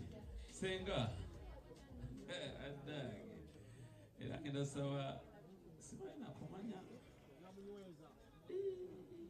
Kale. Senga bakubire kayimba ki. Awuterebo ko ankatkala katakoli ensibuko ya masma ano wenkanya. Kapiata. Sandra ndaba owetannyo naye sijja kutojja kukikola ekyo. Mechanics na Sandra shitufudala ndi waneeno era nga munnange chicken agenda ba akola ekyafayo agamba forever starts now era nga munnange agenda ba anandika mwana munne akaweta era batutegeezezaako nti omugole ye amunfa atuuseewo naye chicken ye yakubye suuti akakeeto soko bamuliseeko ko balabe akiki eni mu kwogerako essaawa zineeno oyo ye chicken essaawa zino bwatyo bwafaana era nga afulumya okamala akubye suuti eri gye bayita abakoba abo bazze akubye engato wansaawo abantu ab'enjawulo amunange bali mu kubanga ate batuuka oyo bamuyita senga makanika oyo yennyini amufunidde ekimuli ate munange ne ssente abantu ab'enjawulo badde bajjanga bamubongako era munange nangenda bampitamu ate mbe nga mbabuuzaako ampolampola ku bagenyi abayite ndabyewo abayimbi ab'enjawulo okuli White Banda okuli Bruno K, kubadeko Sheila Price, kubadeko Chosen Becky, to mention but a few. Nakutegeeza nti abantu bemulaba ku mutimbagano aku proposal tebaltumidde mwana aleti hi. Hi sweet pie, how are you? Nange ngosha nana. Nonze bwentyo ate leero nkutese tegese bulungi. Nze ntukula okusinga wano kimanyi. How are you baby? Nice to see you. Nice to see you too. Sabo osibire chicken entanda. Kakati chicken kyo olina okukitegeera nti kano koyingidde mu bufumbo. Marriage is not a bed of roses. Okay. You need to be patient, you need to be resilient, you need to be forgiving, and you need to be kind to each other. Yeah. You need to be friends with each other. Of course, you're going to meet with challenges. It's Tebibula very yo. normal. Tebibula yo. But you need to be very patient with your partner and understanding. Moja kumalako. Okay. Febyagana na ebo baja kumalako. Yeah. Tosubira biddamu. So why? Never say never. Never say never. Kubanga benakuzirusha bastaking. Ndibulala. Yeah. Osobola sanga mwana munno. Esawa yona. Oyo no Aletic Muchimba. Hello, can I say hello? Hello. What's her name? Kimberly. Waha. Osobola subirayo chicken intanda. What's the encouragement? Are you seeing someone? Yeah, I'm seeing someone. Okay. But still, you're not married. I'm not yet. So sinachonyiza musubirira. Kambuza kuono ye mulabyeko nakaweta hi kusanyuka TV uncut kala katakuwali tubuzeko. Hi. Oh, kutegede my name is Sarah John. Yeah. Sarah John katigoli mukazi mufumbo sicho. Menisha agenda okuwasa agenda ofubira chicken olwale ko bagenda proposing ina munsibire yenta nanchimanya ali ku MTN TV by Afro Mobile atula. Aliye sente z'omusajja. Ekikigwe? Aliye sente za Ladies and gentlemen, we have White Ben. I'm married to a generous man, so aliye sente za baawe. Tell me about generous men. They pay everything. They are providers. Very good providers. We catch flights. We vacation every year. We don't know anything about bills. Akujako stress. Banange Sarah Jani akwagazisa okufumbirwa olunaku rent. A generous man. Generous man. Abasajja bali mu type, but a generous man is the best. Era n'abawala bali eyo bagambe. A generous man, if you're picking a partner, get someone that is a provider. You do not need anti no ali generous ono tali. Nababiki byakola nga tannakuwasa. Nga tannaba kugenda wuwe. Yes, biki ataddemu kyenkana ki. Tusooka tukamulemuko. Tekuba kamula omusajja omugaga tebamukamula aba atoddeko butozi. Oyinza oba nga si mugagga. Kati Sarah mugaga omwagazi atali mugaga omwagazi aki. Gumangi netekwata kushipapula nange sizirina ate nfuna omugagga. Kati waki gwogendewo omwavu. You will not live our life. Ekikigwe? Yeah. Nayongeddeyo. Aha, nsaba nkubuzeko. Yes. Amanya gafu. Samad's on the beat, producer. Olunaku olwaliro chicken agenda kufumbi, agenda kuwasa. Nsaba musibire entanda. Buba bugumikiriza. Yeah. Gwolinayo omuntu? Nina omuntu. Bamuyita. Latifa Nalubega. Bannange. Era ndi mugole wano n'akamalo kwanjula. Mazima. Wakamala omukolo. N'akamalo kwanjula ndi mugole. Okay. Yeah. Aha, mwami Samando agambye buba bugumikiriza. Lucky one gwe bayagala okugira wali eri. Lucky one ali mukubanga ajja ebyaffe abiwonye. Mugende mwenna atulaba ku uncut munange ate ndi mbanga neyongerayo mbuuzeeko ku bantu ab'enjawulo. Hello. Hi dear. Tambota munange. Amanya gaffe. Manya Senga Munyweza. Oh yeah, naye nyini Senga Munyweza. I knew. Senga Munyweza. Ku uncut kalakata kwoli. Chicken mukwano gwo. Mbadde nsaba omusibireyo ku ntanda. Entanda gyensibira chicken nga bwe yasazeewo n'omutima gumu omanye okusalawo kuzibu kubeera mukwano kyangu naye okusalawo nti ogambe kati nze tolinze si kyangu abula kyemukutira kimu engeri gy'agenze n'atwala omwana w'abandi nga tewali amukase amukuume bulungi ate yeewala emikwano egimu obufumbo tebube omukwano gwonna relationship yonna kasita esukkamu abantu babiri eyeebeera esasuse ne babanga bafunye obutakkaanya chicken otuulenga n'omukyala mu kisenge babiri muteese bibeera mu maka obutakkaanya bubeeramu naye kumusolvinga mu ababiri we bisukka ababiri bigenze baganda bange nti omusajja yakozebwa no need ate kyetaagisa muganda wo tekyetaagisa n'abazadde mwino kibateekamu nga kiganye nga muli akibalemeredde naye emikwano mbono bestiono sister no bliss ate menisha ye omugamba kyagenda okubanga mulamu wa social media kuba omwami wa social media yes alina okumanya nti omwami alina emikwano ate ekirala merisha kyalina okukola mamitiyana weewala essimu y'omusajja essimu gyewalire ddala ddala ojasangamu message oluusi abadde anyumya naffe oluusi nga tulina mu kusaaga onyiike oluusi olaba amasimu gamukubira ogambe ono buli kadde ng'abeera ku ssimu essimu etta amaka ettira ddala ddala amaka ate buli wamulaba kuba omusajja amulabye nga waali mu socialite aleme kubanga akola ki aleme mujjako bantu yes amanye nti omuntu wange namufuna nga wa mikwano muntu w'abantu amumanye amanye ekyokukola nga ye omukyale waka azanye paati ye ate aleme wuliriza bigambo gundi yaŋŋambye tebibeera birungi yes olina kukola nga gwe omuntu kyolina okukola towuliriza bigambo by'abantu abantu tebaagaliza kuwulidde ogamba nti essimu y'omusajja katungulu essimu y'omusajja katungulu mumbeja za Leiro wa mumbeja Ashaz twozayoza nze njozayoza koja wange kuba ye katongole mama wange wantu era jjajja fumba kuba gye wazze omanyiyo ya kuba kwati we yasaliddewo bangi bonna ababadde bamwetega abamuteeka mu ssente n'asalawo gwe katononooza nnyo essimu y'omusajja katungulu mubbiikiriza amasimu g'abasajja nga bali mu buliri n'ogijjamu looko kuba yakulaga yabeera transparent gy'oli ate n'oyagala oyitewo akamanyiiro abasajja tebakyawasa ensangi zino omusajja okuwasa abatwagalira eno bbali ne wano akuleeta ebbantu be mbazadde be it's not easy si gwe obaddeyo nti gwosinga amabina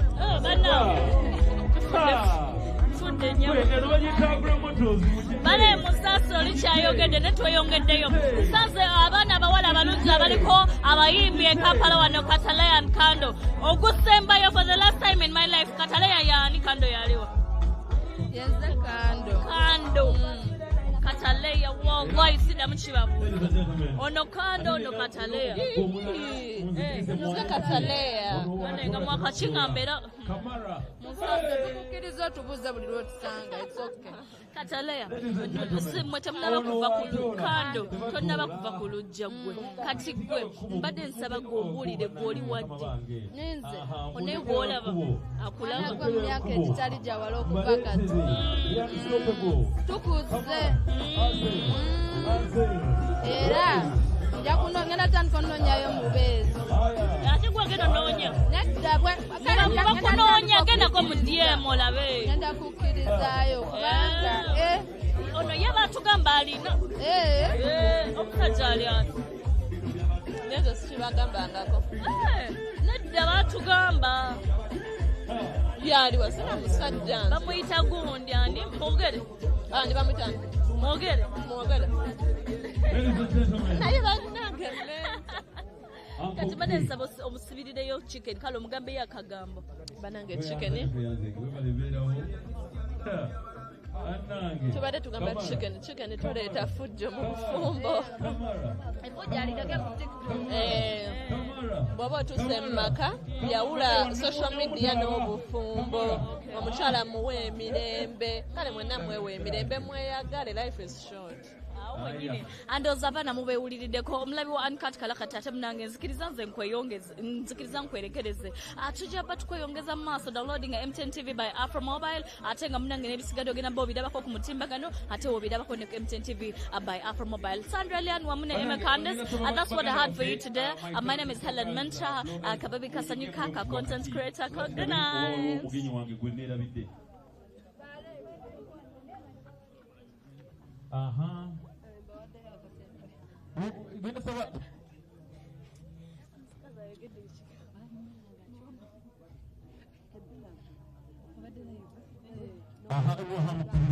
That's great.